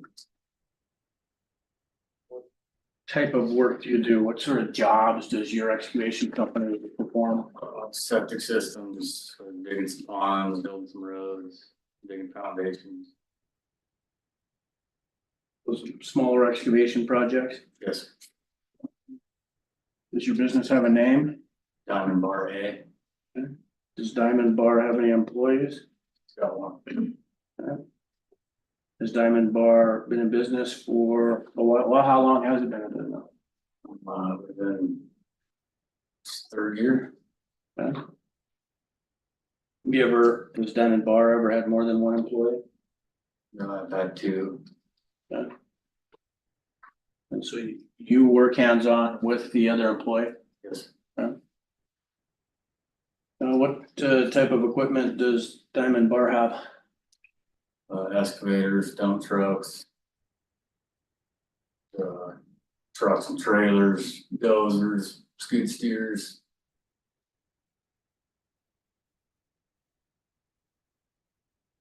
Will you and your employee operate all of those pieces of equipment? Yes, sir.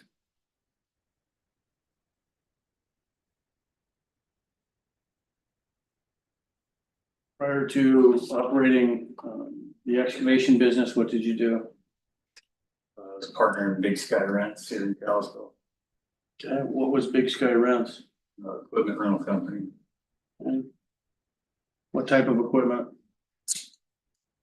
Anything from a garden patcher to a giant excavator, rock hammer. Where did Big Sky Rents start? Somewhere in Montana, I assume. Yeah, I would have started in Big Fork originally. When you say we, was that family business with your parents? Right, and your brother? Yes, sir. Right. And that business then was moved to Highway 93 South, just south of Kalispell? Actually moved to Virginia first and then came back to South 93. A weird route. Yes. Quite indirect, yeah. When did Big Sky Rents start operating out of the facility south of I Kalispell? believe it was 2017.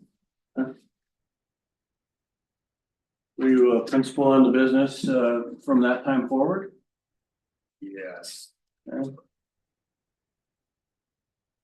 Was the same business being conducted by the rental operation in Virginia? They went hand in hand for about a year. And then we ended up, we closed the doors and auctioned off a lot of stuff, brought what we needed here. And went to work.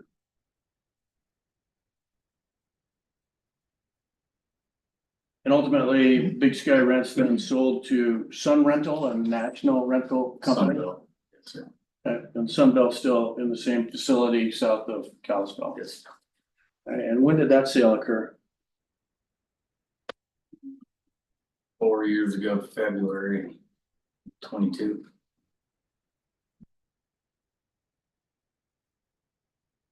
Did you stay on with Sunbelt for any consultation purposes or anything else after February 22? I tried to work for.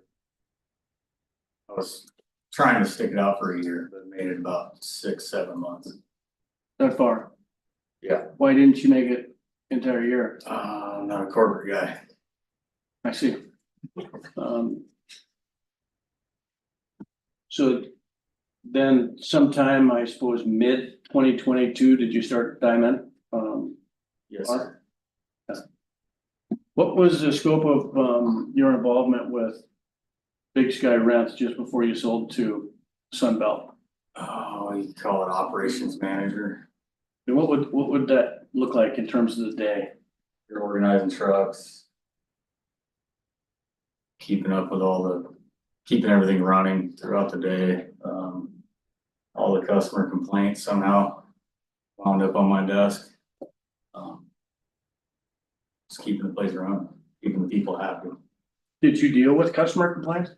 Yes, Could you do it without Meryl, like if she was gone? absolutely.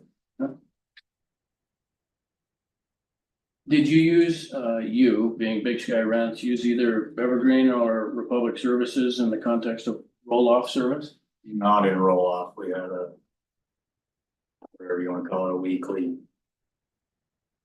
bin. And who was used for that? Evergreen? Evergreen. Yeah. You testified at the hearing that was held on NW Services 2025 application before the commission. You testified you were dissatisfied with Evergreen. Why? Objection or elements, it doesn't go to roll off, so. Yeah.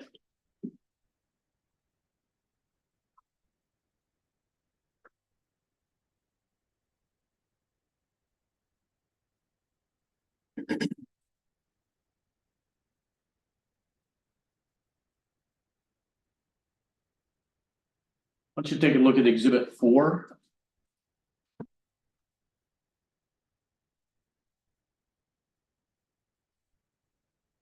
Should be the amended and restated operating agreement. Yes, sir. It indicates that you're a 50% member of NW Services. Correct. Mentioned Merrill holding the other 50% membership interest, correct? Yes, sir. Okay. Are you obligated to make a financial contribution to the LLC in the event commission grants authority to NW Services? Yes, sir. And do you know what sort of a contribution that would be? $500,000. Right. And so you would have to match what Mitch and Merrill already have into NW Services? Yes, sir. Okay. Are you prepared to pay $500,000 in the event the application is granted? Yes, sir. You've got the financial ability to do that? I do.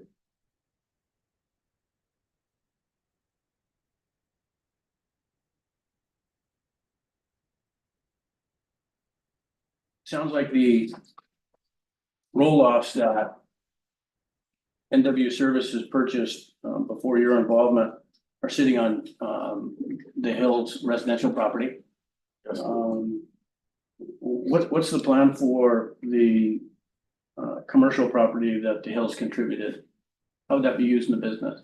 We keep the trucks and we can keep the bins for the containers or the roll-offs that are on that site.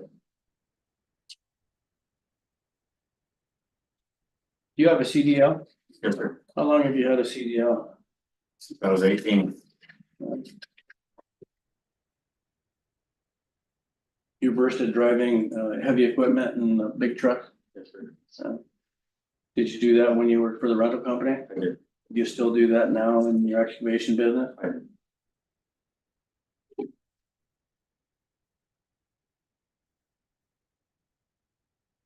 Why don't you take a look at exhibit 29?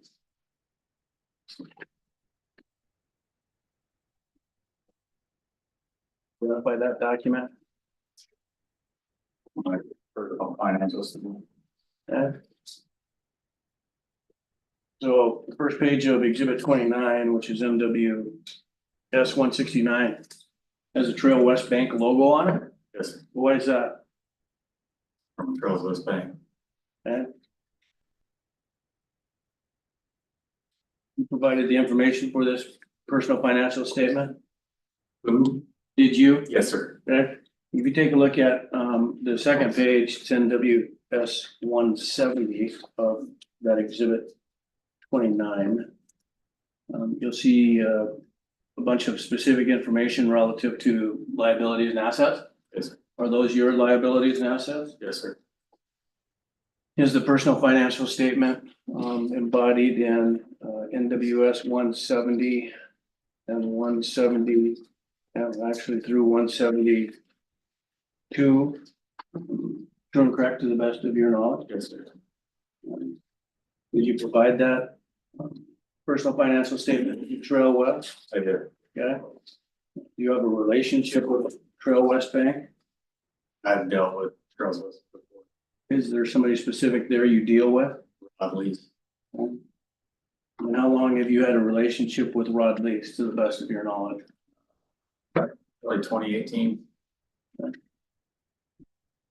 You taken loans from Trail West Bank through Rod Lease prior to the loan you anticipate taking? Yes, sir. You currently have an outstanding loan with Trail West Bank? I did. I'll move for the admission of 29. Any objections? The public objects, it's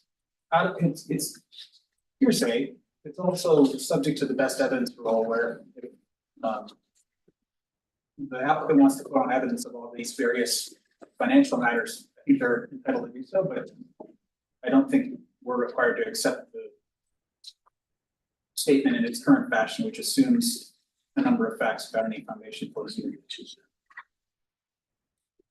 We had the same objection to Mitchell Hills. It's a summary.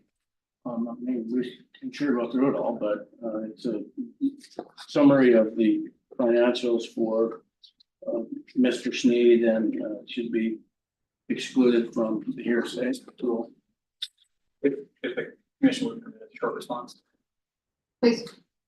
I don't disagree that it's a summary at all. I believe that's an accurate characterization of what we're looking at. My contention is that regardless of whether it's a summary, these figures are still not the best evidence for the underlying facts that are trying to be introduced as evidence.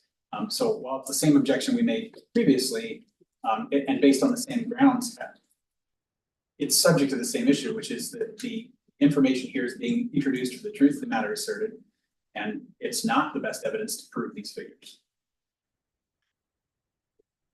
Well, I think we've heard testimony that Mr. Sneed provided this information, so I'm gonna let it in. Once you take a look at NWS 170.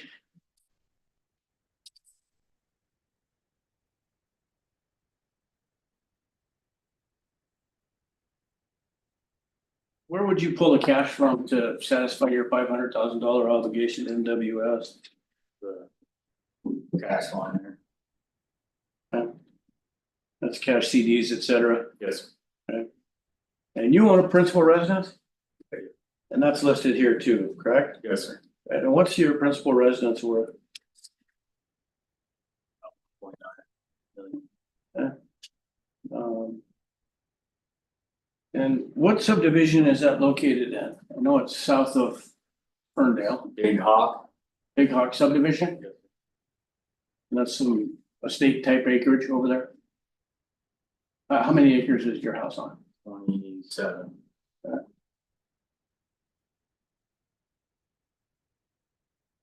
In the event, Trail West or Rod Lease demanded, that in exchange for granting a loan, you had to grant a security interest in your principal residence, would you do it for NW services? Yes, sir.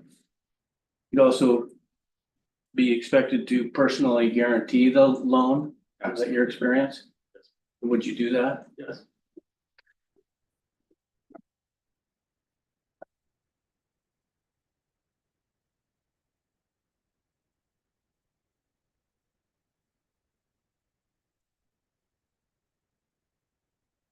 You have any idea what the market rate of interest that Trail West would charge NW services? Rough idea about 7%. Give me an idea of the term of the loan or the repayment from Trail West Bank? No, we don't have it set yet, so.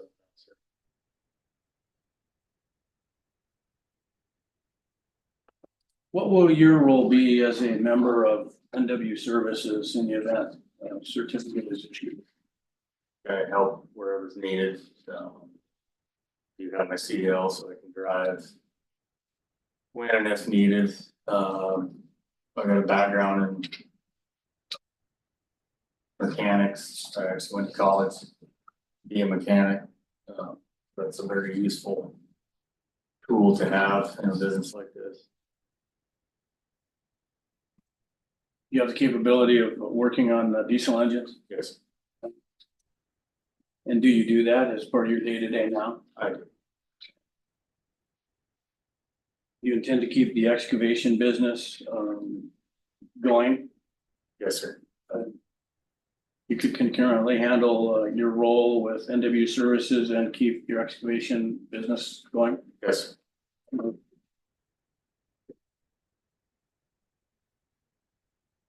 Can the employee that currently works for the excavation business work independent of you? Absolutely. Does he at times? He does. Today. Excuse me? He is today. Yes. Okay.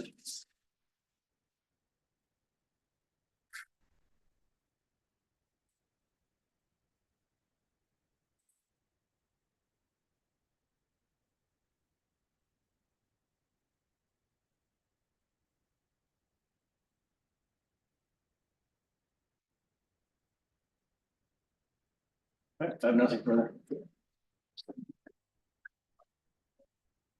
Great. I'm Jackie Babbitt, we met last week. Is it okay if I call you Adam or would you, Mr. Sneed? Great.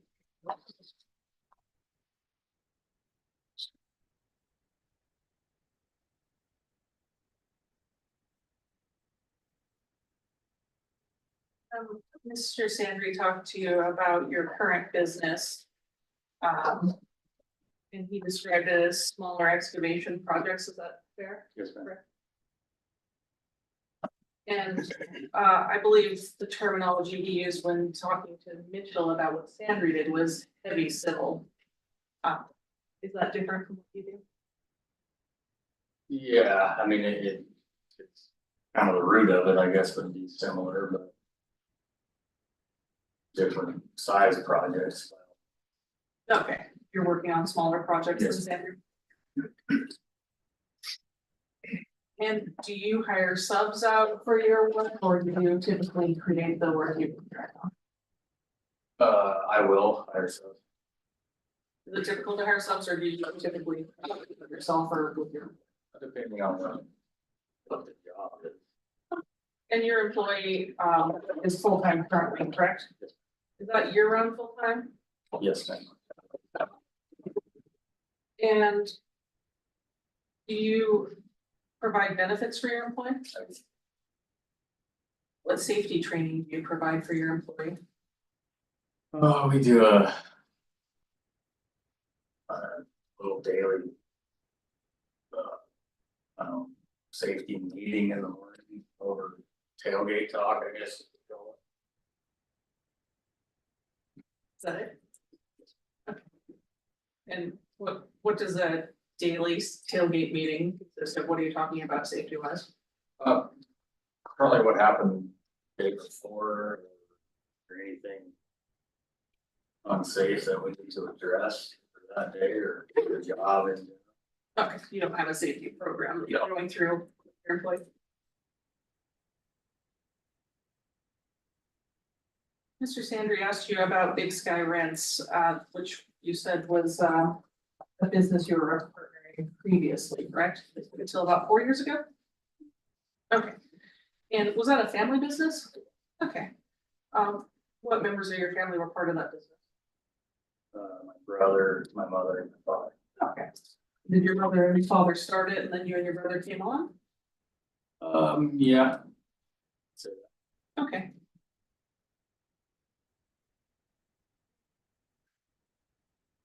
And you said as part of that business, you dealt with customer complaints? Is it typical to get complaints in a service business like equipment rentals? yes, Is that a weekly occurrence? no, it was not weekly, Yearly or monthly? all random, I would say.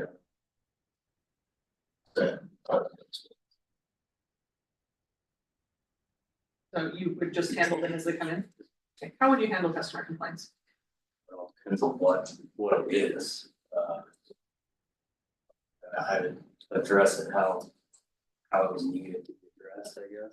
Okay. Everyone's different. If a customer complained that they didn't get the equipment that they had ordered on the day they ordered it, that'd be addressed. That would have been addressed prior to that happening. The simple phone call. Case that we ran. Okay. Did your business ever get Google reviews? Yeah.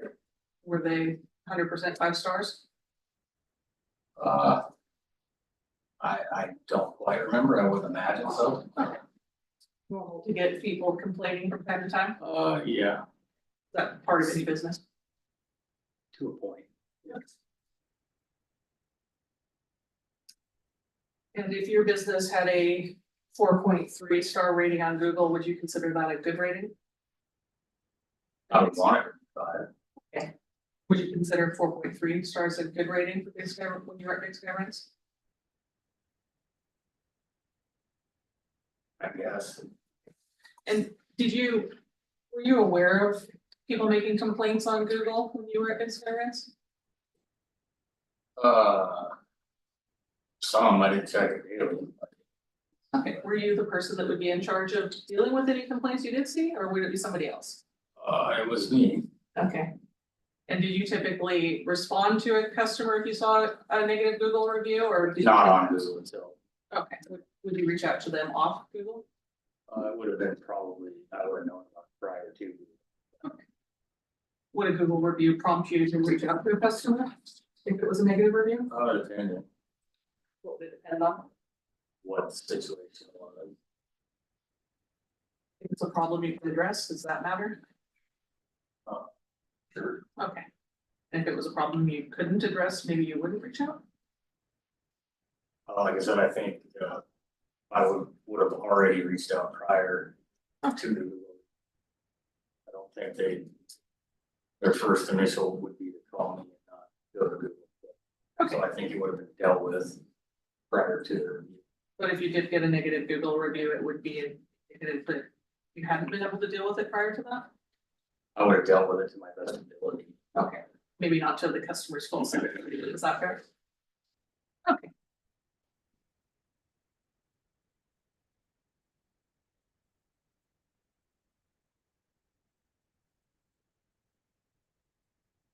Mr. Sandry, in his opening statement said that he thought that renting equipment was similar to the roll-off business. Do you agree? Okay. Is it reasonable in the rental business to expect completely perfect performance every time? I think you strive for it, yeah. Okay. Is that reality? Sometimes not. Do you expect if NWS is granted a permit that it will be able to offer completely perfect service in every case? I would do in my utmost ability to provide that for. Sure. But no guarantees that a pickup might not get missed. Anything can happen. Sure. Is it the most important how you respond to that? And how you respond to the complaint, I would say so. Okay.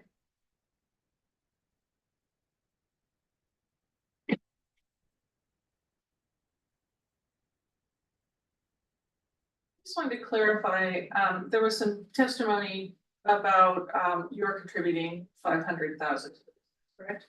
And is it your plan to contribute 500,000 in cash or to a? Contribute. Okay.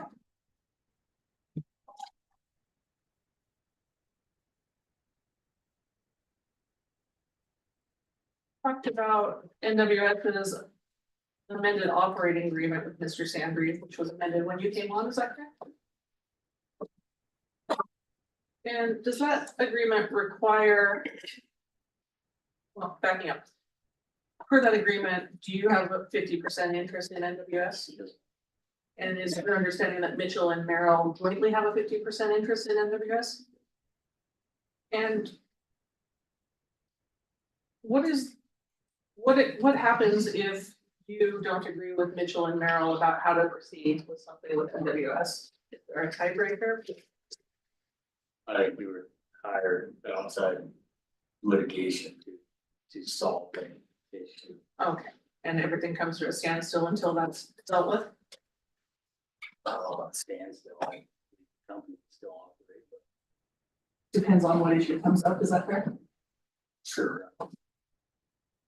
Business is still operating. Disagreement in that.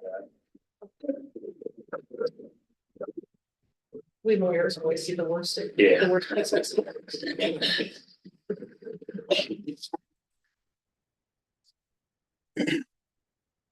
You mentioned that you have a CDL, is that correct? Yes, ma'am. And you've had it since you were 18? I have. Ask you an impolite question, how old are you now? 38. You're still a baby, so you've had it about 20 years. Yes, ma'am. Okay, Mr. Sneed, we're having trouble picking you up in the microphone. Would you mind just speaking up? Yes, ma'am. Thank you. Okay. Have you, since you got your CDL, have you taken training courses? Not since, I don't believe. Okay. No safety trainings? I had some safety with Sunbelt, actually. Okay, Would have been whatever system they had in place. okay, and Sunbelt's a bigger company, is that fair? Yes, ma'am. You said it was corporate, I think was the word you used? Yes. Okay. So they had protocols? They did. Okay. And you left there quickly because you didn't like corporate, you said, right? I wouldn't call it quickly. There's a lot that went on there that is not relative to what we have here. So I wouldn't say I left quickly. I believe your testimony was quicker than you had originally anticipated. Yes, ma'am.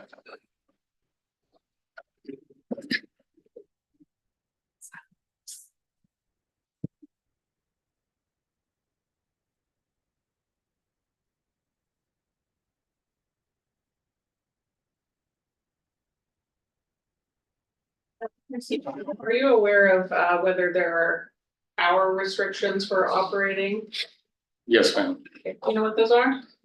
I'd have to look at the table, to say exactly what they were, Okay, you don't know offhand, not offhand. not something you've had to look at for a while, is that? It's, yeah,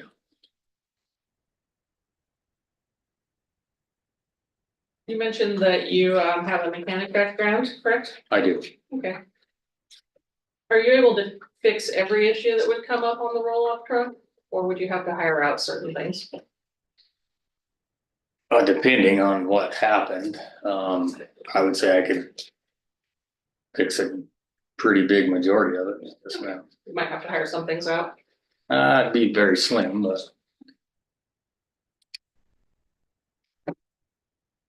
If you have a blown engine, would you have to hire that out? I wouldn't necessarily have to. To dedicate the time and get it done in an expedient manner, I would have it hired out, sure. Okay. Do you know how long that might take? Depends on who's doing it. Could it take up to a few weeks? I could, sure. Okay. Do you anticipate that you're also going to be the person providing maintenance for the roll-off containers? If needed, yes, ma'am. Okay, do you know what kind of maintenance a roll-off might need? Welding, fixing a hole, Do you know what kind of lifespan do you expect for a roll-off container? as long as possible. Okay. Do you have any more specific ideas? On how long they're gonna last? No, I do not. Okay. You discussed with Mr. Sandry that it's your plan to continue your current excavation business as well as NWS if a permit is granted. Yes, ma'am.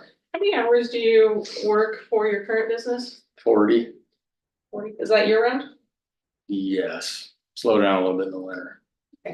And I believe Mitchell testified that for in his heavy civil, winters December to March-ish. Is that the same for you? It's gonna be very close, yes, ma'am. Okay, so you're working 40 hours. Except for December to March, you might work a little less? Yes, ma'am. Okay. And you anticipate keeping that up when NWS is operating too? Yes. Okay. And those 40-hour weeks that you're working at your current excavation business, are those typically weekdays or do you work weekends too? Typically weekdays. Okay.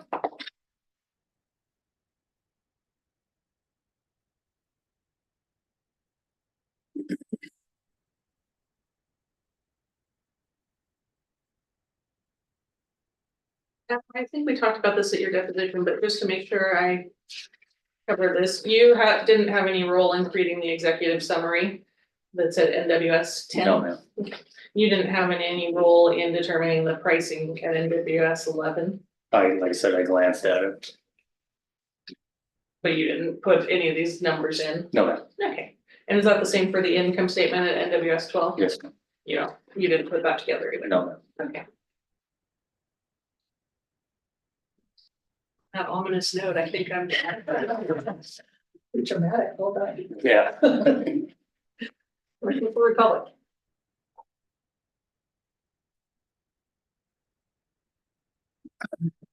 Thank you, Madam Chair. Good afternoon, Mr. Sneed. My name is Lucas Forcella. I'm an attorney representing Public Services.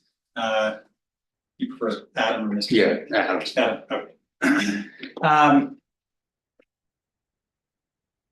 You never owned or operated a Class D garbage hauling business before, correct, Adam? no, sir. Okay. You've never worked for a licensed Class D hauler before, correct? No, sir. Okay. None of the members of MW Services have owned or operated a licensed Class D business, correct? No, sir. None of the members of MW Services have previously worked for a licensed Class D garbage hauler, correct? No. Okay. Mitch Hill does not have a CDL, correct? Correct. Merrill Hill does not have a CDL, correct? Correct. You have the sole CDL for the business, correct? I do until we hire somebody, yeah. You haven't hired anybody yet, though, correct? No, And you have not driven for a Class D garbage hauler before, correct? I have not. You don't have any personal experience in the garbage hauling industry, correct? No. And as we sit here today, NW Services does not employ anyone with Class D employment experience, correct? Correct. Did you familiarize yourself with the requirements for Class D motor carriers to prepare yourself for this hearing?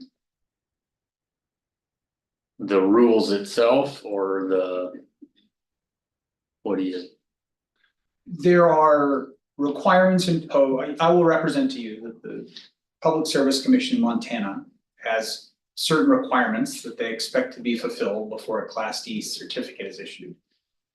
I'm asking if you familiarized yourself with those requirements to prepare for this hearing.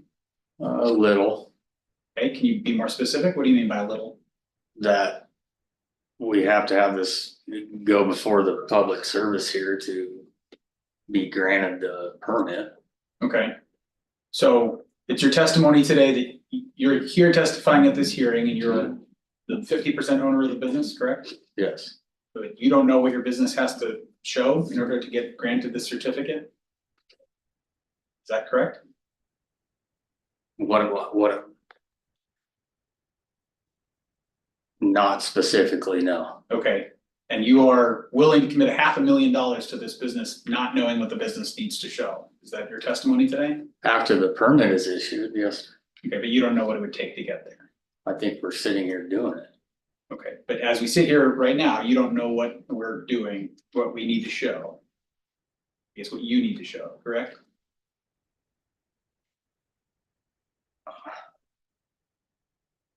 I think we're trying to show it to the commission Okay, that there's a need for it in the valley, okay. Anything else that you need to show? that we're financially able. That we can abide by all the DOT rules.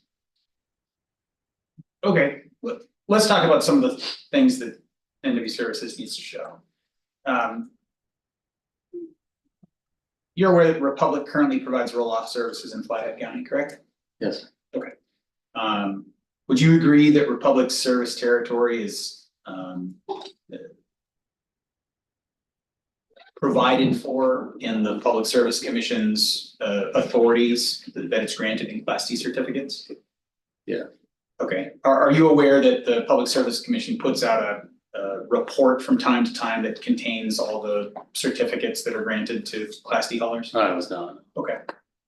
Are you aware that Evergreen also provides roll-off services in Flathead County? Yes, sir. And L&L likewise provides services in Flathead County? Yes. Okay. You've personally observed Republic's roll-offs in Flathead County? Yeah, And you've personally observed Evergreen's roll-offs in Yes. Flathead County? Okay. Have you observed L&L's roll-offs in Flathead County? I am not. I think you said it before, but just to make sure, NW Services prepared a business plan in connection with this hearing, correct? Yes.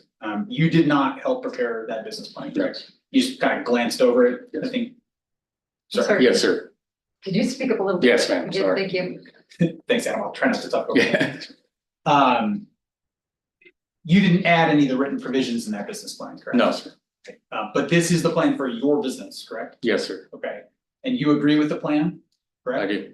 Okay, were you sitting here earlier during your business partner's testimony, Mitch's testimony? Yes, sir. Okay, you were here when he was talking about what's contained in that business plan, correct? Yes. Okay, so NW Services, your business has identified Republic's strengths in that business plan, correct?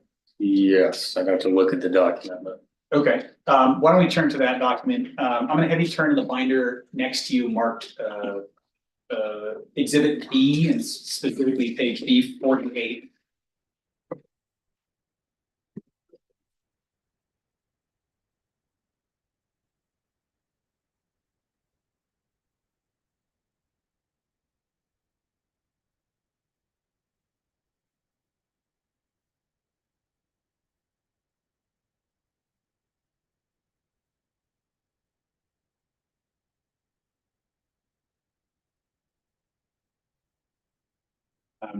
You recognize this document that you're looking at?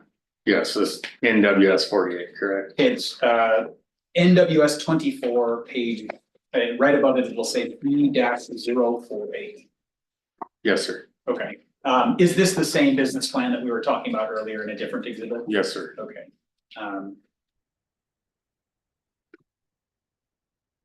So page NWS 24, also marked page B048. NW Services identified Republic's strengths to include an extensive fleet, correct? Yes, And a nationwide reputation, correct. reliable service, correct?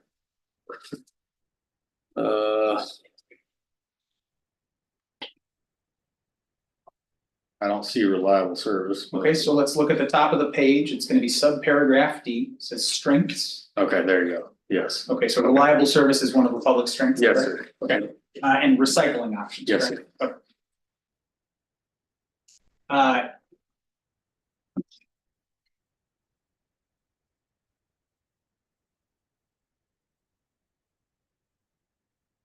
You were deposed in advance of this hearing, correct? Yes, sir. Okay, and you took an oath to tell the truth at that deposition? I did. Yes, sir. You did tell the truth at that? I did. deposition? Okay, and your attorney was there with you at the deposition? Yes, sir.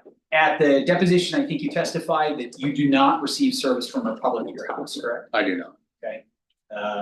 You own a duplex that you rent, correct? I do. And you do not receive service from Republic at your duplex, No, correct? sir. Fell off. So, your tenants self-haul from that duplex? Yeah, to the transfer site or whatever you want to call Okay. And I think I heard you say you testified that your prior company, Big Sky Rents, received commercial service, sounds like weekly commercial service from Evergreen Disposal. it. correct? Yes, sir. Not roll-offs at Not Big Sky roll-offs. Rents, correct? No. Okay, and you have a business, I think you said Diamond Bar A, Yes, sir. okay? That business doesn't have a need for roll-offs, correct? No. Okay. None of your businesses have been denied roll-off service by Republic, correct? No, sir. Okay. You've personally not been denied roll-off service by Republic, correct? No, sir. Okay. So, as we sit here today, in fact, neither you nor your businesses have ordered roll-off service from Republic. No, sir. Okay.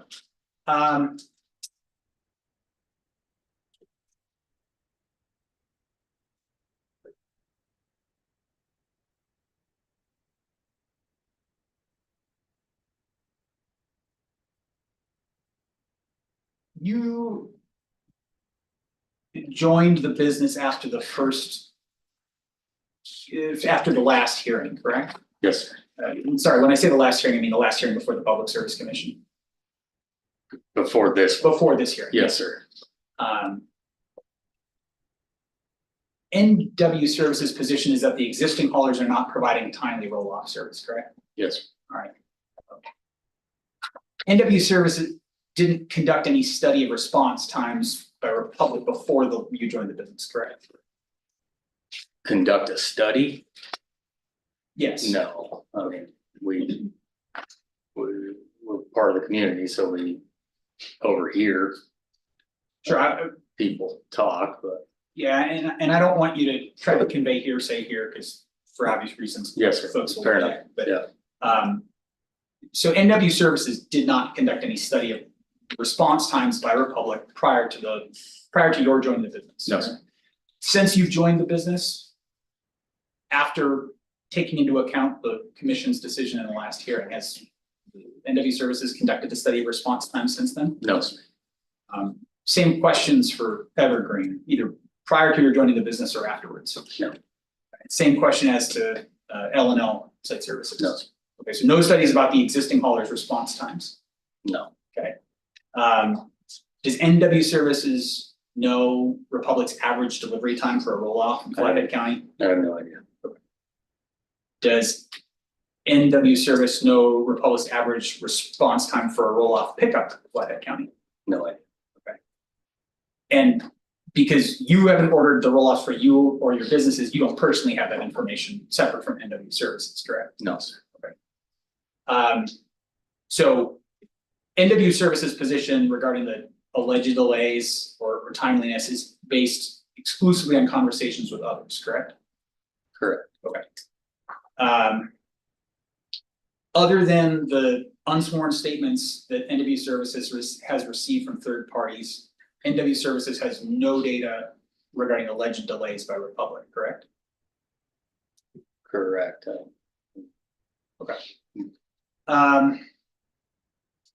NW Services has not performed any analysis regarding the impact its proposed authority would have on Republic, correct?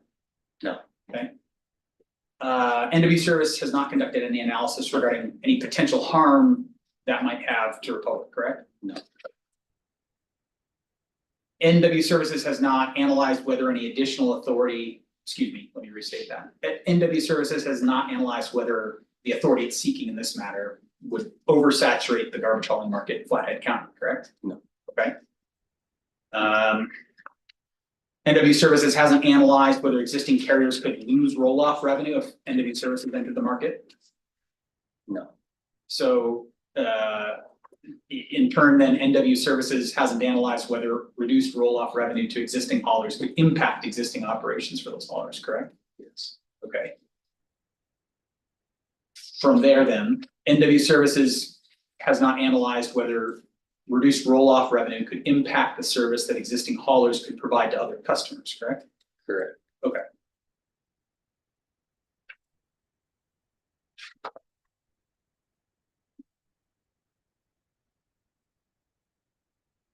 As we sit here today, NW Services doesn't currently have any signed roll-off service contracts, correct? No, sir. Okay. I think I heard earlier, NW Services doesn't, as we sit here today, have the full startup capital that it identifies that it needs. Correct? I don't see how it doesn't, but So, I mean, Let's- as soon let me as the restate- permit is issued, it would be there. okay. So as we sit here today, NW Services does not have the full startup capital that it has identified it needs, correct? Correct. Okay.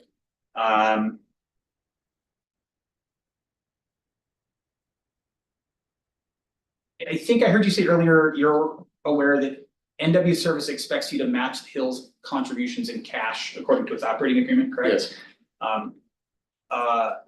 You're also aware that NWS has testified under oath that it actually expects you to contribute a combination of cash and some property to the company, correct? Cash and property, That's correct. as far as like maybe getting financing on a loan, you mean, or? No, I'll ask the question again to try to be more clear. You're aware that NW Services actually expects you to contribute a combination of cash and specific property to the business, correct? The cash for sure, and if I needed to put up, real estate to secure a loan, then I absolutely would. Okay, but other than that real estate to secure a loan, you're not aware of any other expectations from the business? Oh, no, no, Okay. the $500,000 of anything needed to secure a loan.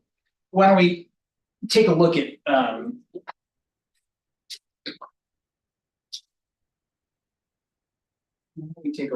NWS's deposition. Madam Chair, permission to approach the witness.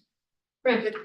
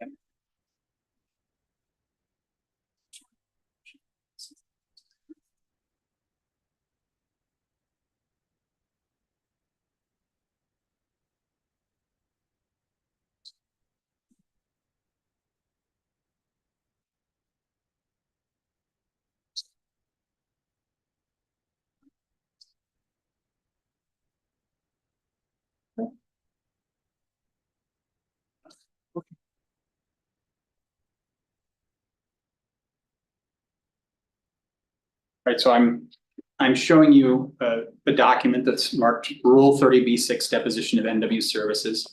I'm showing you the page in that deposition transcript marked 50. right? Okay.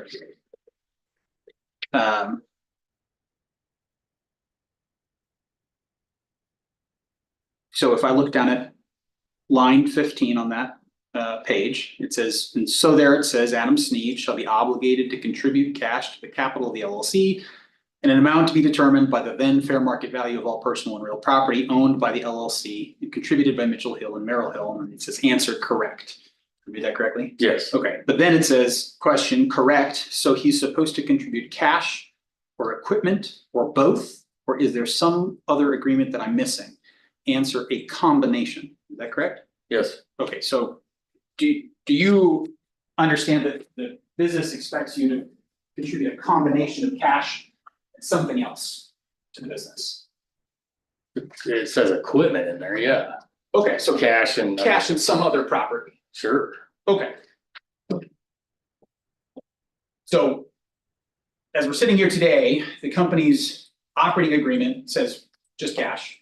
But you guys have agreed, you and Mitch and Merrill have agreed that there's something else, some other agreement in place in terms of what's being contributed to the business, correct? If like some equipment was needed to make the business work, yes, sir. Okay, so you have agreed to modify what's in the operating agreement, sort of by verbal agreement between the group of you? I don't know if we modify anything, but like I said, whatever's needed to make the business function. We can look at the deposition again, we just read it, but it said a combination of cash and equipment, you said that was correct. Or Okay. cash and property, and that was correct. And so that's not what the operating agreement says, right? No, I Okay. guess, yeah, so yeah, it's. Sure, I mean, I'm not trying to mislead you, I'm trying to make sure I I understand. think, yeah, I mean, maybe we just discussed it, but it was a discussion of.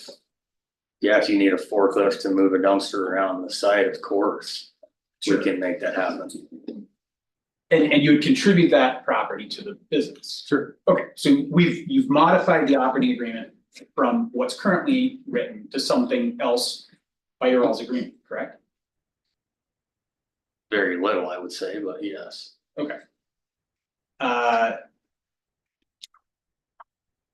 think I heard you say this before, you've agreed to personally guarantee the LLC's debt as well, correct? Yes, Okay.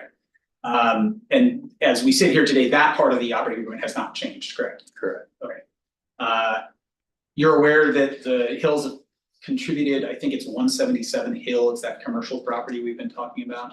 They contributed that to the LLC, correct? Yes, And you're aware that that property is encumbered by a home equity line of credit, correct? I'm not.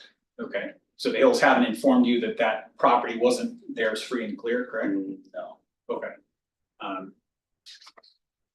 Have you reviewed the documents that your business disclosed in connection with this hearing?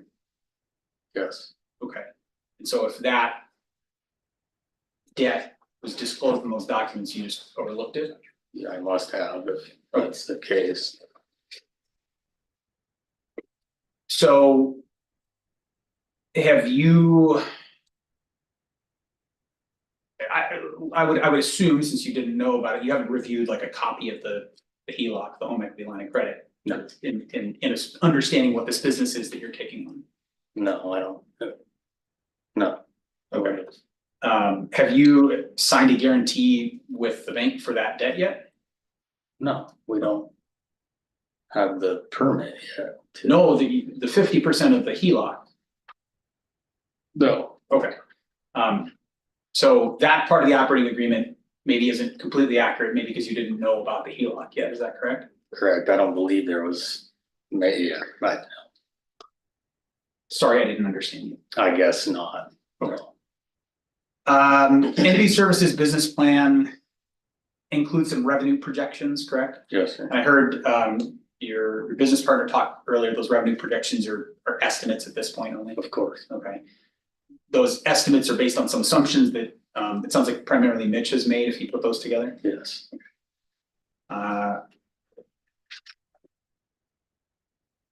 Entity services doesn't have any data to sort of quantify how many customers would actually use their roll-offs as we sit here today, correct? We don't. Okay.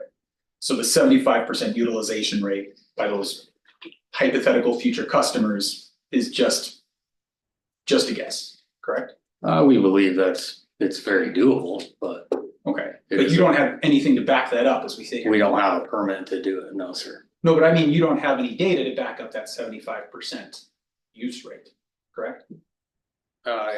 We have what you would call hearsay, I guess, but So, so no. no, okay, thank you.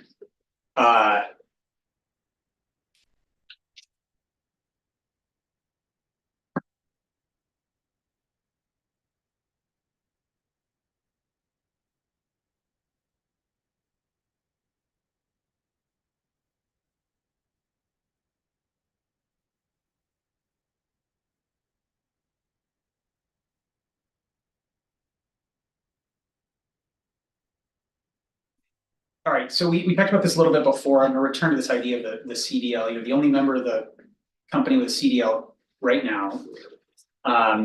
So is it fair to say that Mitch and Merrill are depending on your experience as a licensed commercial driver right now? I think Mitchell can very easily go get his CDL. Okay. And there'd be two of us and we can hire a driver. Sure, but he doesn't have it right now. Not right? today, no, sir. Okay, so they're depending on you as we sit here right now. We're gonna hire a driver, but as we sit here today, yes, sir. Okay. Can you turn to exhibit B? It looks like page 202.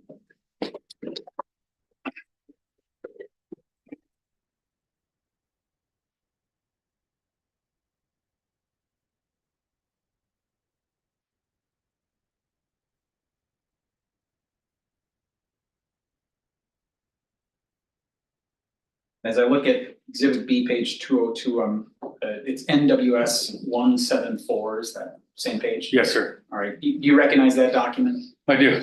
Okay, what's the document you're looking at? That's our DOT number for Northwest Services. Okay. When you say a DOT number, it looks like it's maybe an application submitted for a DOT number? Correct. Okay. If you flip back, and then we're gonna come back to the beginning here in just a moment, but if you flip back, I think it goes all the way to B 232.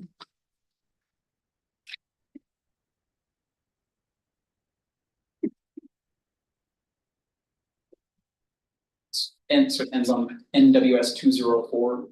The Yes. last page in that application. Yes, sir. Okay.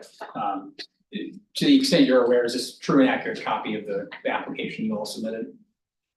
Yes, sir. Okay, To my knowledge.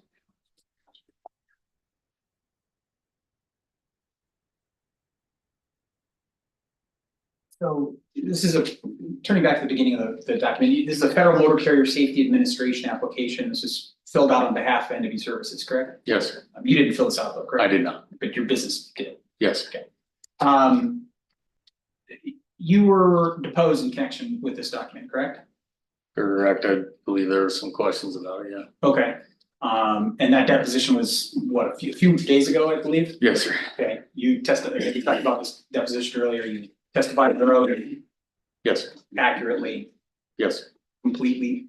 Yes, sir. Okay, and you testified during that deposition, or you were asked rather, whether you were familiar with these Federal Motor Carrier Safety regulations, correct? Yes, Okay, and at the deposition, you said that per the book, you're probably not very good, correct? correct. Okay. Possibly. I don't quite recall. And we can review the deposition? No, I believe you. I believe you. Okay, so when you were asked what you meant by that, you said, I'm not one to sit down and read every rule, correct?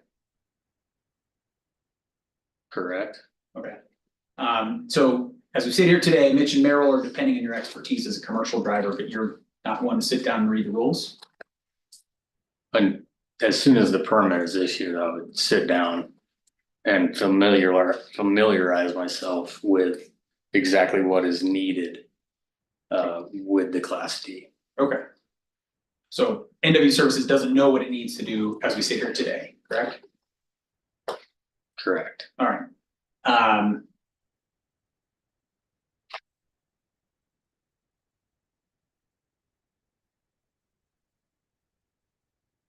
If you give me just a moment, Adam, I got a couple of questions on my notepad here.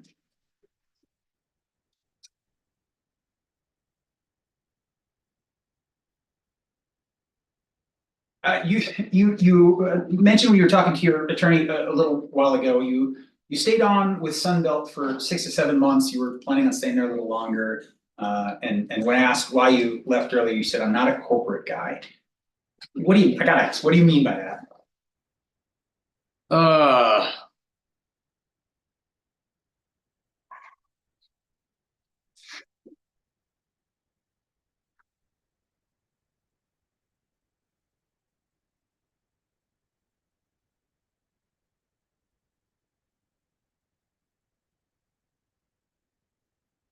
It was really hard for a real customer service oriented person, and I had built that business pretty much based solely on that.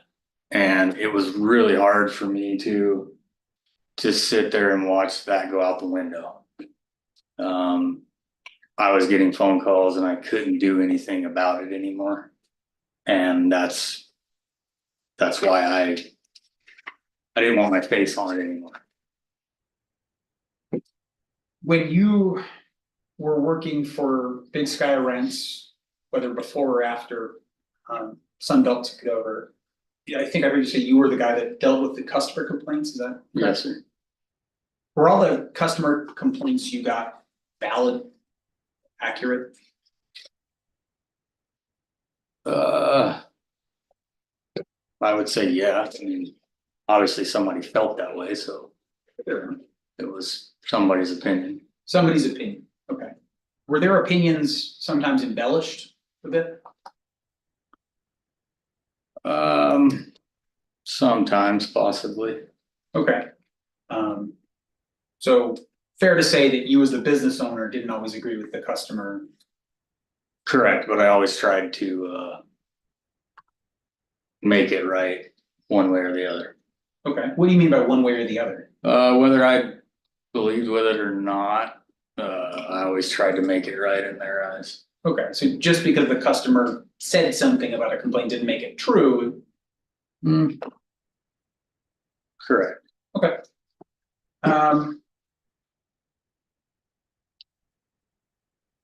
You talked with your attorney a little bit about, you know, Rob, Lisa, you know him since last 6 or 7 years, and you have a current loan with Trail West Bank, is that correct? I do. But that's not disclosed on your financial statement, correct? Yeah, it is. Okay, so if we turn back to that financial statement, I think it's NWS 170, it's part of exhibit 29.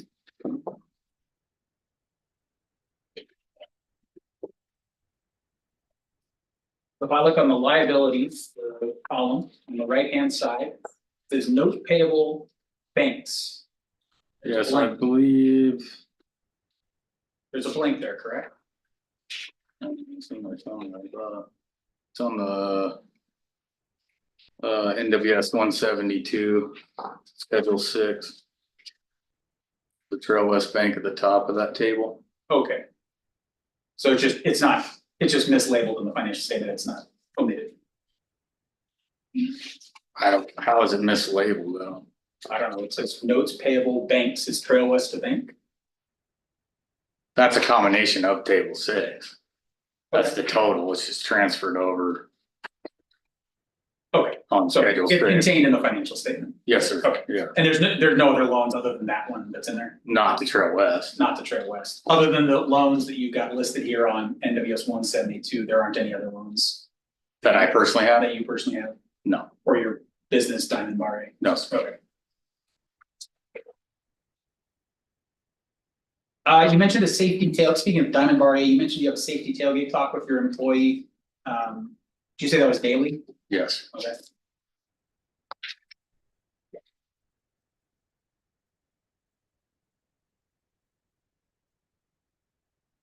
And then the last question, I think for me, Diamond Bar A, I heard you talking about working maybe fluctuating hours through the year, 40 hours during the summer, or maybe a little less during the winter months. Do you have a rough idea of what that looks like in the winter months in terms of time? Like how many 20 hours per week? Oh, it depends on the weather mainly. If the weather's real bad, it'd be 0. That or I'd be doing maintenance, so. Maybe 20 hours. Okay. Does that 20 hours include the maintenance you'd be doing, or? That would be the maintenance, yeah. Okay, so an average. Not even a week, I'd say it'd be less than that. All depending on the weather. Understood, so if it's nice out, you'd be working closer to the 40 hours, because you could get out there and do the Yes. jobs. And then if it was poor weather in the winter time, somewhere around 20 hours a week. Sure. Do you, when you're working for Diamond Bar Ray, do you use your CDL as part of that business? I do. I've got no further questions for the witness at this time. Thank you, counsel. I don't have any questions. No questions? No. Right, thank you. I have no questions, Ms. Owen? No, no questions. Mr. Sandry? I have a few Right. questions. Adam, you were asked questions from Lucas about the HELOC loan. The suggestion is that Hills hornswoggled you into making a deal based on a piece of real property that had a HELOC against it. And I think you said, correct me if I'm wrong, that you didn't think there was a loan against the commercial property that the Hills conveyed to Northwest Services. Correct. Okay. Could it be that that HELOC's actually against the Hills personal residence? That would be my assumption. You understand that you've got an obligation, based on the first amended and restated operating agreement to contribute, if things stay the way they are right now, $500,000 to NW Services? Yes, sir. Okay, what's this all about the equipment and stuff? I don't know. That's Lucas's suggestion? I, Do you have a deal in writing that you're supposed to contribute, in addition to the $500,000, some equipment? no, sir. You would loan equipment to NW Services? Of course, it was needed to get the job done.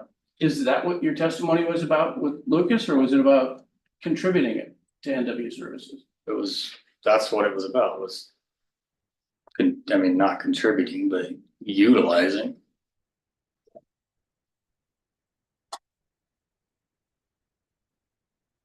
you have any reason to believe that NW Services entering the Flathead County roll-off market will cripple or otherwise hurt Evergreen or Republic? No, sir, none. How about L&L? No, sir.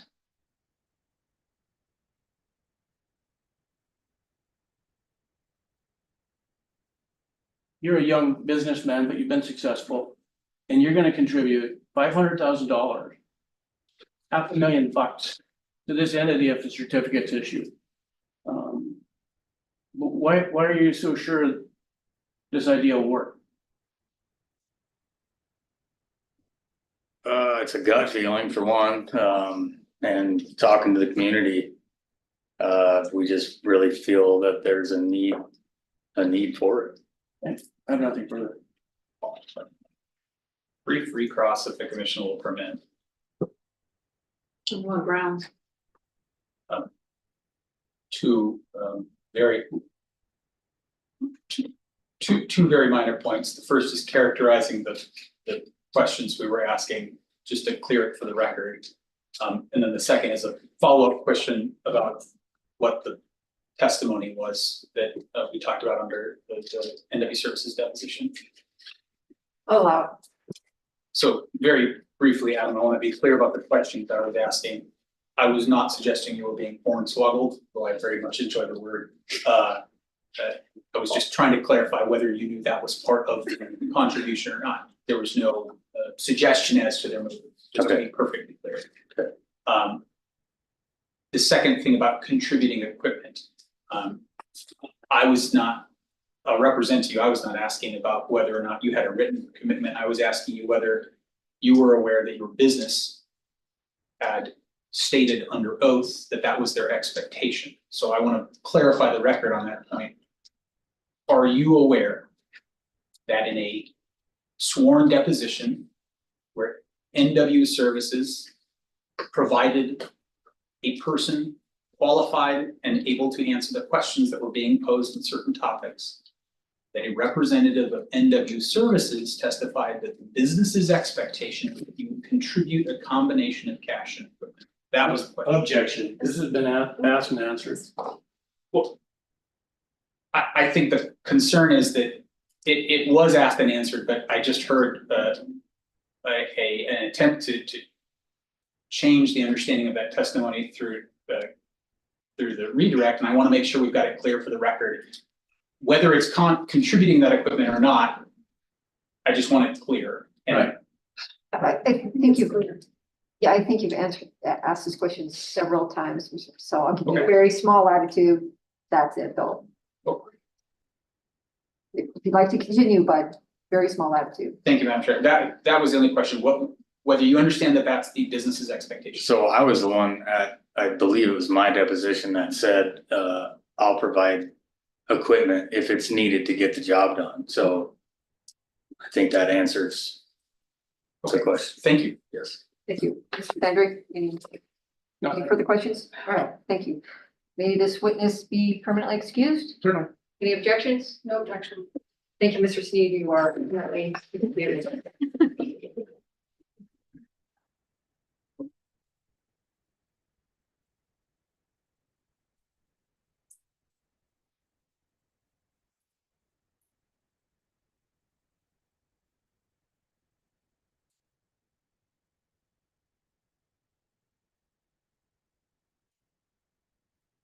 We have another witness. We do. right. Rod Lease. Madam Chair, would it be possible to take a 5-minute break? I know we're getting close to the end of the day, but would that be possible? Will that wish with your, Yeah, I've got a couple minutes. all right, let's take a 5-minute break, please. The time is 4:38. You're all, thank you, call that out.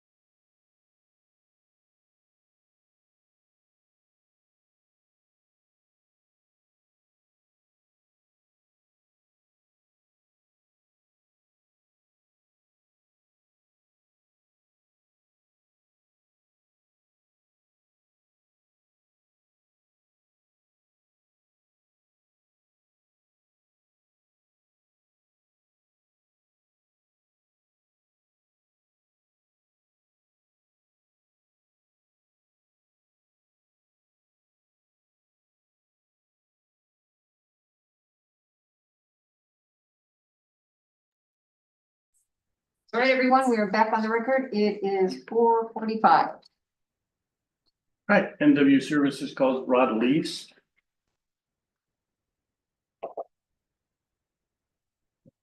Right, you'll be right up there, yeah.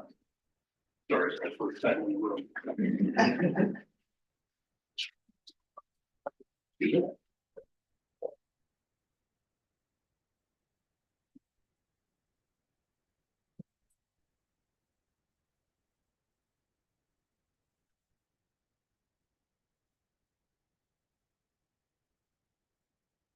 Lease, Leese. That's insane. Mr. Lees, do you swear the testimony you are about to give is the truth and nothing but the truth? Yes, Thank you. Please state your name. Rod Leese, Leese, Rod, where do you live? Creston, Kalispell, Montana. And what's your occupation? Commercial loan officer, senior vice president, Trail West Bank, And how long have you been engaged in banking occupation?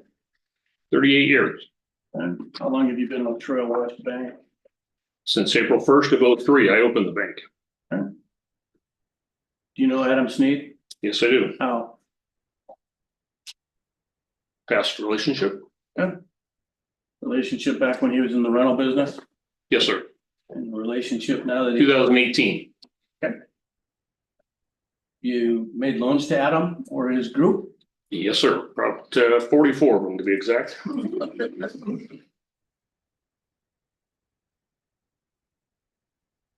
Did Adam approach you about his idea of a commercial roll-off business in Flathead Valley? Yes, Okay. Did you think it was a good idea? yes. Why did you think it was a good idea? You're talking to a local banker, a community banker. You've got, as evidenced in the executive summary, something called Republic or Waste Management. I go up against Wells Fargo, US Bank all the time. People like an option. An option may be Trail West Bank, a little local community bank that can do things better, a little more customized than some of the big boys. Did you have a chance to take a look at Mr. Sneed's personal financial statement? Yes, I did. Okay, did you also receive a personal financial statement from Mitch and Merrill Hill? Yes, I did. And you took a look at the business plan? Yes, I did.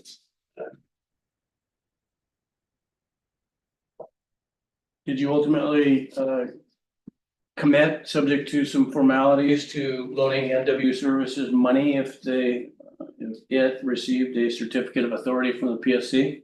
Yes, we did. Okay, why don't you take a look at Exhibit 28? That binder.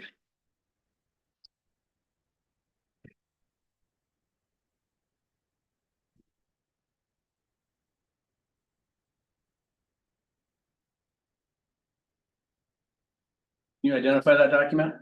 Yes, document pre-approval that I submitted to Adam and Mitch, April 27th via email. You talked to both Adam and Mitch Yes, sir. prior to issuing this April 27, 2026 correspondence? Yes, sir. Now, you haven't talked about interest rate or terms, repayment terms? We have not. How would you figure those out? How would I figure those out? Additional meetings with these individuals. We've got options, whether it be a 5-year, 10-year, based on useful life of the equipment and or any other assets available on the balance sheet, which are multiple. In any event, on behalf of Trail West Bank, you've made a determination that you would loan up to $1 million to NW Services to fund their operations. Yes. And move for the admission of Exhibit 28. No objection. Evergreen, I'm sorry, I didn't hear you. No objections? NW Services Exhibit 28 is admitted. That's all nothing further.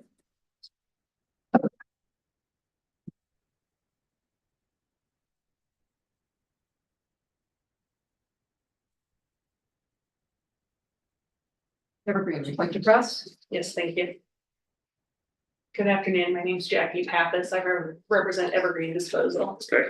Would you prefer I call you Rod or Mr. Lee? Rod. Okay, Rod, thanks. Ron, I just wanted to ask a couple clarifying questions based on what Mr. Sanders was asking you, okay? Yes, He asked if you had made loans to Adams Group. What does Adams Group mean? I've made loans to Adam and, let's see, individually. And I've also made loans to him as part of a business entity. And do you know what that business entity is? Yes, it was Big Sky Rents. Okay. Adam has a company currently, which I have a loan to as well.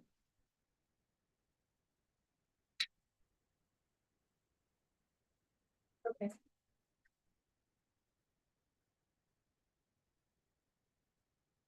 And you said that you were asked by Mr. Sandry if you thought the roll-off business was a good idea, and I believe your testimony was that being from a smaller bank yourself, you felt like different options can be good, and you like to compete with, I think you said, the big boys? Of course. Okay. Have you had discussions with Northwest Services about what different offerings they plan to make for services as compared to any existing haulers? I have not discussed anything other than what's been in the executive summary that was presented to me. And the executive summary was presented to you, you didn't have any role in creating that, is that correct? No, I did not. Okay.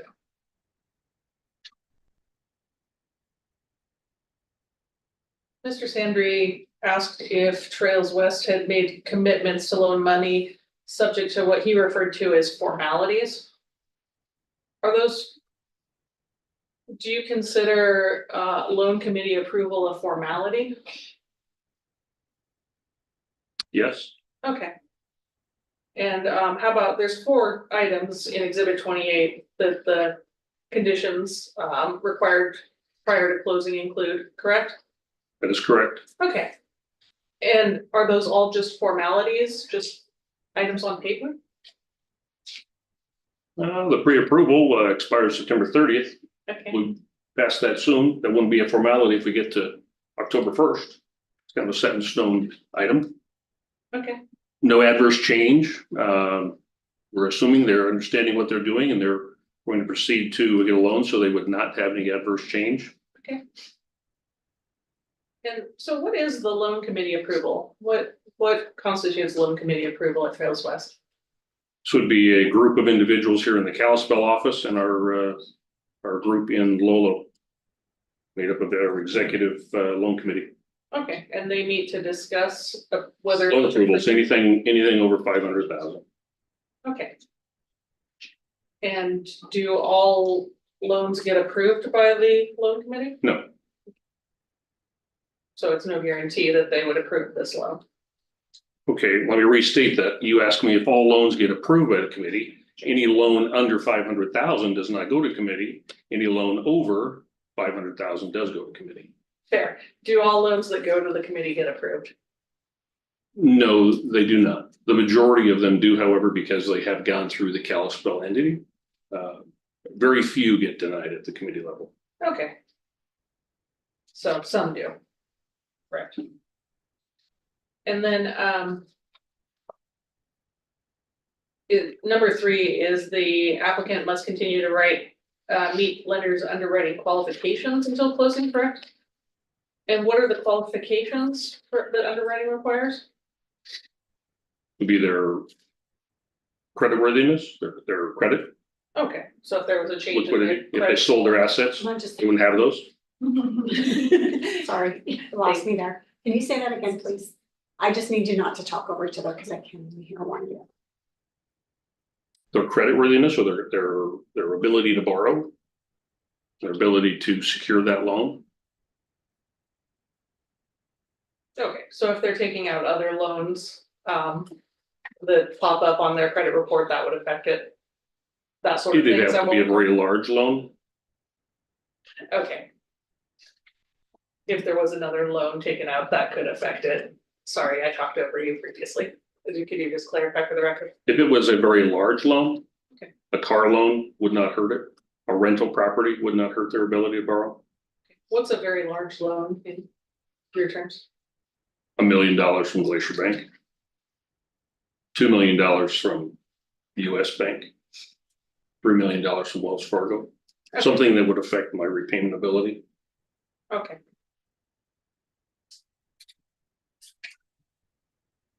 And I think you covered this with Mr. Sandry, but I want to clarify, you haven't had discussions with NWS's principals about what term the loan would be given on, correct? I had a discussion last week with Mr. Sneed. I believe we discussed, actually it was with Paul, I'm sorry, it was a 5-year, but I'm not limited to that. Okay. And when you issued this letter back in April, does that set their interest rate? No, Okay, so the interest rate is dependent on whenever it closes? yes, Okay. And have you discussed what the interest rate would be with them? With them being NWS's principals? I have not at this time. Okay.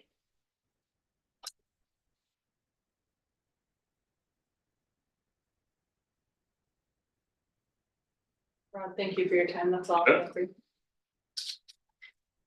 Council for Republic, Katie Cross. Yes. Madam Chair. Hi, I'm Alexandra Weber and I represent Republic. How are you doing? I'm doing well. Do you prefer to go by Rod or Mr. Lee? Rod, please. Rod? Okay. Just a couple of questions to follow up on everything here. You've spoken about your relationship with Mr. Snee, but to clarify, did you have a prior relationship with the Hills before they sought out a loan approval with you? No, I did not.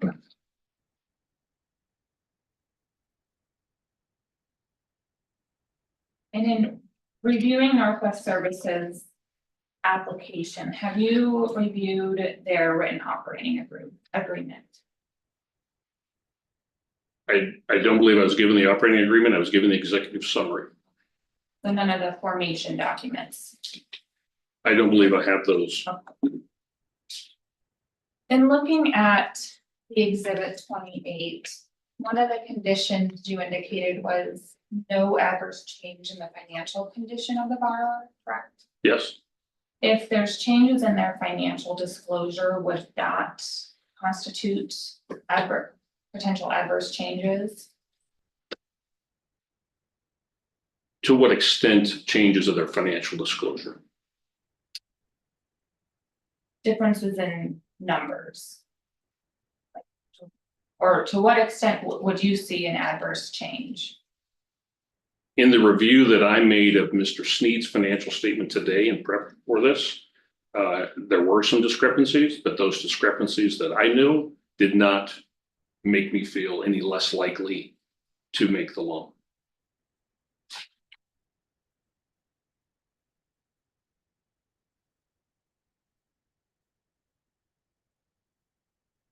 This point, you talked that final loan committee approval is needed in the underwriting qualifications, correct? Majority of the underwriting qualifications have already been done. They just need to maintain them.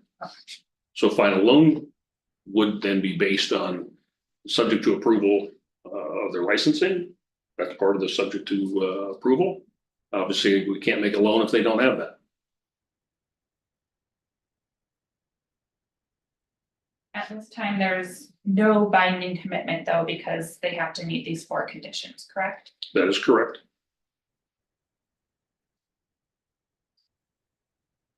No further questions. Thank you, council. Council for LNL, any Cross? Mr. Lees, my name is Allie Garrett. I represent LML Site Services. Can you tell me why you wouldn't have already discussed the interest rate with Northwest Services? I've known Adam for some time. He knows that I typically, he gets some of the best rates available. In this particular case, we're doing the financial statement today.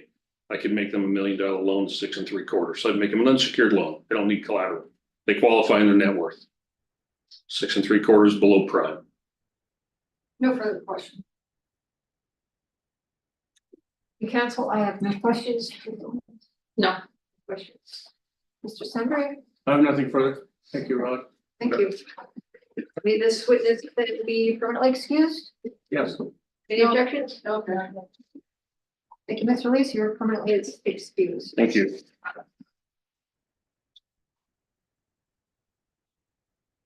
Do you want to stop for today, or do you have another witness? I ran out of witnesses. Rod, All right, well, that then. Starting time tomorrow. Do the parties have any particular preference for starting tomorrow? I'm gonna say my preference, but I'm not tied to it at 9 AM. but Is that all right with everyone? That. I know we have a lot of witnesses to get through. Is 9 o'clock going to give us plenty of time to get through everyone's witnesses by Friday? I think so. If we keep on pace. All right, well, tomorrow morning then we'll start at 9 AM and adjust accordingly the following day if necessary. And will we break for lunch tomorrow? Yes, we'll have a lunch. Is an hour enough for a lunch break for everyone? So from 12 to, 15. at least it's 1:15. You'll drive time, because we're not all gonna stay here for lunch. Yes, maybe, 12-ish to 1:15 or so. Okay. Everybody should- Trying to figure out when I should get the witnesses to show up. Okay, so that'll be a plan. Start tomorrow morning, 9 o'clock, take lunch around 12 to 1:15, and then proceed until the end of the day. So we are off the record now with 5:01.